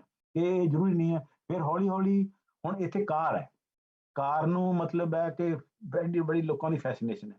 ਹੁਣ ਜਿਹੜੇ ਲੋਕੀ ਕਾਰ ਦੀ এনवायरमेंटल ਡਿਸਟਰਕਟਿਵਨੈਸ ਨੂੰ ਸਮਝ ਚੁੱਕੇ ਆ, ਉਹ ਕਾਰ ਵੱਲ ਇੰਟਰੈਕਟਡ ਹੀ ਨਹੀਂ। ਮੈਂ 12 ਸਾਲ ਤੋਂ ਕਾਰ ਨਹੀਂ ਚਲਾ ਰਿਹਾ, ਨਾ ਕਾਰ ਰੱਖਦਾ, ਐਂਡ ਮੇਰੇ ਵਰਗੇ ਹਜ਼ਾਰਾਂ ਲੋਕ ਨੇ, ਉਹ ਕਹਿੰਦੇ ਨਹੀਂ ਅਸੀਂ ਕਾਰ ਲੈਣੀ ਨਹੀਂ। ਮੇਰੀ ਬੇਟੀ ਹੈ, ਉਹ ਕਹਿੰਦੀ ਮੈਂ ਕਾਰ ਸਿੱਖਣੀ ਨਹੀਂ, ਇਹ ਤਾਂ ਕਹਿੰਦੀ ਜੇ ਸਿੱਖੀ ਹੈ ਤਾਂ ਮੈਂ ਯੂਜ਼ ਕਰਨੀ ਪਊ, ਮੈਂ ਸਿੱਖਣੀ ਨਹੀਂ ਪਬਲਿਕ ਟਰਾਂਸਪੋਰਟ ਤੇ। ਸੋ ਉਹ ਥੋੜੀ ਥਿੰਕਿੰਗ ਚੇਂਜ ਹੋ ਜਾਂਦੀ ਹੈ, ਜਿਹੜੀ ਕਿ ਇੰਨੀ ਫੈਸੀਨੇਸ਼ਨ ਸੀ ਇਹਨਾਂ ਚੀਜ਼ਾਂ ਨਾਲ। ਇਸੇ ਤਰ੍ਹਾਂ ਜਿਹੜੀਆਂ ਦੂਜੀਆਂ ਚੀਜ਼ਾਂ ਉਹਨਾਂ ਨਾਲ ਫੈਸ਼ਨ ਚੇਂਜ ਹੋ ਜੂਗੀ। ਦੂਜਾ ਜਿਹੜਾ ਯੂਥ ਮਾਈਗ੍ਰੇਟ ਕਰ ਰਿਹਾ ਨਾ, ਉਹਦੀ ਇੱਕ ਬੜੀ ਇੰਟਰਸਟਿੰਗ ਗੱਲ ਹੈ, ਜੋ ਮਰਜ਼ੀ ਕਰੀ ਜਾਵੇ ਉਹ, ਜਿੱਥੇ ਉਹ ਬਾਹਰ ਸੈਟਲ ਹੋ ਜਾਣ, ਪਰ ਪੰਜਾਬ ਨਾਲ ਜੁੜੇ ਰਹਿੰਦੇ ਆ, ਆਤਮਿਕ ਤੌਰ ਤੇ, ਰੂਹਾਨੀ ਤੌਰ ਤੇ ਜੁੜੇ ਰਹਿੰਦੇ ਆ, ਉਹਨਾਂ ਨੂੰ ਫਿਕਰ ਰਹਿੰਦਾ ਪੰਜਾਬ ਦਾ। ਜਿਹੜੀ ਫਾਰਮਰਸ ਮੂਵਮੈਂਟ ਜਿਹੜੀ ਚੱਲੀ ਹੈ, ਉਹਦੇ ਚ ਸਾਫ਼ ਜਾ ਸੀਗਾ ਕਿ ਇੱਥੋਂ ਦਾ ਜਿਹੜਾ ਬੱਚਾ ਇੱਥੇ ਪੈਦਾ ਹੋਇਆ, ਮੈਂ ਤਾਂ ਬਹੁਤ ਹੀ ਹੈਰਾਨ ਸੀਗਾ, ਮੈਂ ਇਹ ਨੋਟ ਕੀਤੀ, ਇੱਥੋਂ ਦੇ ਜਿਹੜੇ ਬੱਚੇ ਜਿਹੜੇ ਪੰਜਾਬ ਕਦੇ ਰਹੇ ਵੀ ਨਹੀਂ, ਕਦੇ ਛੁੱਟੀ ਛੱਟੀ ਕੱਟਣ ਗਏ ਹੋਣਗੇ, they had day and night they were interested in this ਕਿ ਕੀ ਹੋ ਰਿਹਾ ਪੰਜਾਬ ਦੇ ਵਿੱਚ। ਤਾਂ ਇਸ ਕਰਕੇ ਉਹ ਬਾਹਰ ਵੀ ਚਲੇ ਜਾਂਦੇ ਆ ਤਾਂ ਕੋਈ ਟੁੱਟਦੇ ਨਹੀਂ, ਉਹ ਸਾਡਾ ਜਿਹੜਾ ਗਲੋਬਲ ਪੰਜਾਬੀ ਹੈ ਉਹਦਾ ਹਿੱਸਾ ਹੀ ਰਹਿੰਦੇ ਆ। ਸੋ ਇਸ ਕਰਕੇ ਉਹਦਾ ਕੋਈ ਬਹੁਤਾ ਫਿਕਰ ਕਰਨ ਦੀ ਲੋੜ ਨਹੀਂ। ਜੇ ਸਾਡੇ ਪੰਜਾਬ ਦੇ ਵਿੱਚ ਤਬਦੀਲੀ ਆਊਗੀ, ਉਹਨਾਂ 'ਚ ਵੀ ਤਬਦੀਲੀ ਆਊਗੀ, ਕੁਛ ਲੋੜ ਤੇ ਕੁਛ ਹਿੱਸੇ ਤੇ ਜਿਹੜੀ ਬਾਹਰੋਂ ਅਸੀਂ ਤਬਦੀਲੀ ਹੈ ਉੱਥੇ ਲਿਆਵਾਂਗੇ। ਜਿਵੇਂ ਮੈਂ ਬਾਹਰ ਰਹਿਣਾ ਹੁਣ, ਤੇ ਮੈਂ ਤੁਹਾਡੇ ਨਾਲ ਵਿਚਾਰ ਕਰ ਰਿਹਾ, ਜੇ ਇਹਨਾਂ ਵਿਚਾਰਾਂ ਦਾ ਕੋਈ ਅਸਰ ਹੋਊਗਾ, ਹਾਂ ਇਹ ਬਾਹਰੋਂ ਇੰਟਰਵੈਂਸ਼ਨ ਕੀਤੀ ਹੈ ਉਹਨਾਂ ਦਾ ਅਸਰ ਹੈ ਜਿਹੜਾ ਉਹ ਵੀ ਹੋਊਗਾ। ਹਾਂ, ਸੋ ਲਾਸਟ ਗੱਲ ਤੁਸੀਂ ਆਇਡੈਂਟੀਟੀ ਦੀ ਕੀਤੀ ਸੀ, ਆਇਡੈਂਟੀਟੀ ਕ੍ਰਾਈਸਿਸ, ਉਹ ਵੀ ਬਹੁਤ ਵਧੀਆ ਸਵਾਲ ਹੈ, ਥੋੜਾ ਔਖਾ ਸਵਾਲ ਹੈ, ਤੇ ਪਰ ਮੈਂ ਇਹ ਸਮਝਦਾ ਹਾਂ ਕਿ ਸਾਨੂੰ ਪੰਜਾਬ ਦੇ ਲੋਕਾਂ ਨੂੰ ਸਾਰੇ ਪੰਜਾਬੀਆਂ ਦਾ ਇੰਟਰਸਟ ਲੈਣ ਦੀ ਲੋੜ ਹੈ। ਜਿਹੜਾ ਕਿ ਮੈਂ ਕੁਝ ਹਿੱਸਿਆਂ ਦੇ ਵਿੱਚ ਦੇਖਦਾ ਕਿ ਉਹ ਸਿੱਖਾਂ ਨੂੰ ਟੈਰੋਰਿਸਟ ਤੇ ਸਿੱਖਾਂ ਨੂੰ ਉਹ ਬਦਨਾਮ ਕਰਦੇ ਆ, ਜਾਂ ਕੁਝ ਲੋਕੀ ਹਿੰਦੂਆਂ ਨੂੰ ਕਹਿੰਦੇ ਆ ਕਿ ਪੰਜਾਬੀ ਨਹੀਂ ਬੋਲਦੇ, ਪੰਜਾਬੀ ਦੇ ਘਾਤਕ ਨੇ। ਉਹ ਮਾੜੀ ਸੋਚ ਹੈ। ਠੀਕ ਹੈ, ਕੁਝ ਗਲਤੀਆਂ ਹੋ ਸਕਦੀਆਂ, ਕੁਝ ਉਣਤਾਈਆਂ ਹੋ ਸਕਦੀਆਂ, ਪਰ ਸਾਨੂੰ ਸਾਰੇ ਪੰਜਾਬੀ ਲੋਕਾਂ ਨੂੰ ਜਿਹੜੀ ਸਾਡੇ ਬਹੁਤ ਜ਼ਿਆਦਾ ਸਾਂਝ ਹੈ ਸਾਡੇ ਪੰਜਾਬੀ ਲੋਕਾਂ 'ਚ। ਜਿਹੜੇ ਪੰਜਾਬੀ ਬਾਹਰ ਆ ਜਾਂਦੇ ਆ ਨਾ, ਪੰਜਾਬ ਤੋਂ ਬਾਹਰ, ਉਹਨਾਂ ਨੂੰ ਪਤਾ ਲੱਗਦਾ ਕਿ ਸਾਡੀ ਸਾਂਝ ਕਿੰਨੀ ਡੂੰਘੀ ਹੈ। ਸੋ ਉਹ ਜਿਹੜਾ ਆਇਡੈਂਟੀਟੀ ਦਾ ਮੈਂ ਇਹ ਨਹੀਂ ਕਹਿੰਦਾ ਕਿ ਉਹ ਆਇਡੈਂਟੀਟੀ ਨੂੰ ਖਤਮ ਕਰੋ। ਜੇ ਕੋਈ ਗੁਰੂ ਨਾਨਕ ਤੋਂ ਪ੍ਰਭਾਵਿਤ ਹੈ ਤੇ ਸਿੱਖੀ ਹੋਣ ਬਾਰੇ ਮੇਰੀ ਮਹਿਸੂਸ ਕਰਦਾ, ਇਸ ਮਾਮਲੇ 'ਚ ਮੇਰੀ ਲੈਫਟ ਦੀ ਵੀ ਕ੍ਰਿਟਿਸਿਜ਼ਮ ਹੈ। ਉਹ ਕੌਨਸਟੈਂਟਲੀ ਕਹਿੰਦੇ ਆ ਕਿ ਤੁਸੀਂ ਸੋਚੋ ਹੀ ਨਾ ਇਸ ਗੱਲ ਬਾਰੇ, ਕਿ ਤੁਸੀਂ ਸਿੱਖ ਹੋਣ ਬਾਰੇ ਆਪਣੇ ਆਪ ਨੂੰ ਮਾਣ ਨਾ ਮਹਿਸੂਸ ਕਰੋ। ਕਿਉਂ ਨਾ ਮਾਣ ਮਹਿਸੂਸ ਕਰੋ? ਐਡੀ ਵੱਡੀ ਸਾਡੀ ਪ੍ਰਾਪਤੀ ਹੈ, ਸਾਹਿਤਕ ਪ੍ਰਾਪਤੀ ਹੈ, ਗੁਰੂ ਗ੍ਰੰਥ ਸਾਹਿਬ। ਤੇ ਮਾਣ ਦਾ ਮਤਲਬ ਇਹ ਨਹੀਂ ਕਿ ਦੂਜਿਆਂ ਨੂੰ ਤੁਸੀਂ ਡਿਲੂਟ ਕਰੋ, ਤੋ ਉਸ ਆਇਡੈਂਟੀਟੀ ਕ੍ਰਾਈਸਿਸ ਨੂੰ ਵੀ ਥੋੜਾ ਹੋਰ ਢੰਗ ਨਾਲ ਸਮਝਣ ਦੀ ਲੋੜ ਹੈ। ਮੇਰਾ ਖਿਆਲ ਹੈ ਕਿ ਆਪਾਂ ਨੂੰ ਹੁਣ ਇੱਥੇ ਖਤਮ ਕਰਨਾ ਪਊਗਾ, ਕਿਉਂਕਿ ਮੈਨੂੰ ਜਿਹੜੇ ਮਿਲਣ ਵਾਲੇ ਆਏ ਨੇ ਉਹ ਬਾਹਰ ਖੜੇ ਨੇ। ਬਿਲਕੁਲ ਸਰ, ਧੰਨਵਾਦ ਤੁਹਾਡਾ ਸਰ, ਬਹੁਤ ਬਹੁਤ। ਤੁਸੀਂ ਜਿਵੇਂ ਜਿੰਨੇ ਕੁ ਸਵਾਲ ਅਸੀਂ ਤੁਹਾਨੂੰ ਪੁੱਛੇ ਸੀ ਜਾਂ ਤੁਸੀਂ ਉਹਨਾਂ ਦਾ ਬੜਾ ਬਖੂਬੀ ਜਿਹੜਾ ਹੈਗਾ ਉਹਨਾਂ ਦੇ ਉੱਤਰ ਦਿੱਤੇ ਨੇ ਸਰ। ਜਿਵੇਂ ਅਸੀਂ ਅੱਜ ਦਾ ਮੇਰਾ ਲੈਕਚਰ ਸੀ ਉਹ ਡੈਡੀਕੇਟ ਵੀ ਅਸੀਂ ਕਾਰਲ ਮਾਰਕਸ ਉਹਨਾਂ ਦੀ ਕਿਤਾਬ ਨੂੰ ਕੀਤਾ ਸੀ। ਉਹਨਾਂ ਦਾ ਇੱਕ ਬੜਾ ਕੋਟ ਜਿਹੜਾ ਹੈ ਘੁੰਮਦਾ ਰਹਿੰਦਾ ਹੈ ਕਿ ਫਿਲੋਸਫਰਜ਼ have just interpreted the world in various ways but the need how to change it। ਅਤੇ ਮੈਨੂੰ ਲੱਗਦਾ ਤੁਸੀਂ ਜ਼ਿਆਦਾ ਪੋਰਸ਼ਨ ਵੱਡਾ ਜੋ ਸੁਜੈਸ਼ਨਸ ਦਿੱਤੀਆਂ ਨੇ ਅਤੇ ਉਹਦੇ 'ਤੇ ਤੁਸੀਂ ਫੋਕਸ ਰੱਖਿਆ ਹੈ, ਅਤੇ ਮੈਨੂੰ ਲੱਗਦਾ ਹੈ ਕਿ ਸਾਨੂੰ ਜਿਹੜੇ ਸਾਡੇ ਦਰਸ਼ਕ ਨੇ ਇਹ ਗੱਲ ਕਾਫੀ ਦੂਰ ਤੱਕ ਇਹ ਜਾਏਗੀ। ਸਰ ਤੁਹਾਡੇ 2 ਮਿੰਟ ਅਸੀਂ ਹੋਰ ਲੈਣੇ ਨੇ। ਅਸੀਂ ਨਾ ਰੇਡੀਓ ਵਾਂਗ ਅਸੀਂ ਜਿਹੜੇ ਸਾਡੇ ਦਰਸ਼ਕ ਹੁੰਦੇ ਨੇ। ਹਾਂਜੀ ਸਰ, ਕੁਝ ਇੱਕ ਮਿੰਟ ਤੁਸੀਂ ਮੈਨੂੰ ਬ੍ਰੇਕ ਦਿਓ। ਹਾਂਜੀ, ਫਿਰ ਮੈਂ ਆ ਜਾਵਾਂਗਾ। Okay okay okay.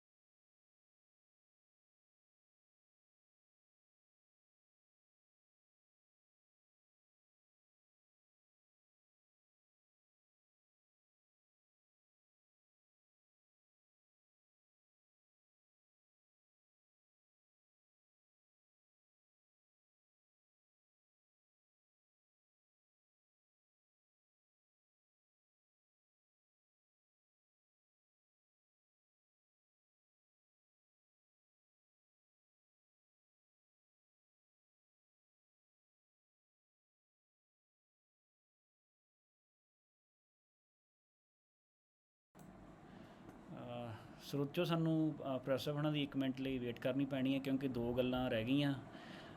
ਇੱਕ ਤਾਂ ਅਸੀਂ ਜਿਵੇਂ ਤੁਹਾਡੇ ਸਾਰਿਆਂ ਦੇ ਨਾਮ ਬੋਲਦੇ ਹੁੰਦੇ ਹਾਂ ਐਂਡ ਦੇ ਵਿੱਚ, ਅਤੇ ਪ੍ਰੋਫੈਸਰ ਸਾਹਿਬ ਦਾ ਆਖਰ ਦੇ ਵਿੱਚ ਫਾਰਮਲੀ ਧੰਨਵਾਦ ਵੀ ਕਰਨਾ ਉਹਨਾਂ ਨੂੰ। ਅਸੀਂ ਉਡੀਕ ਲੈਂਦੇ ਹਾਂ।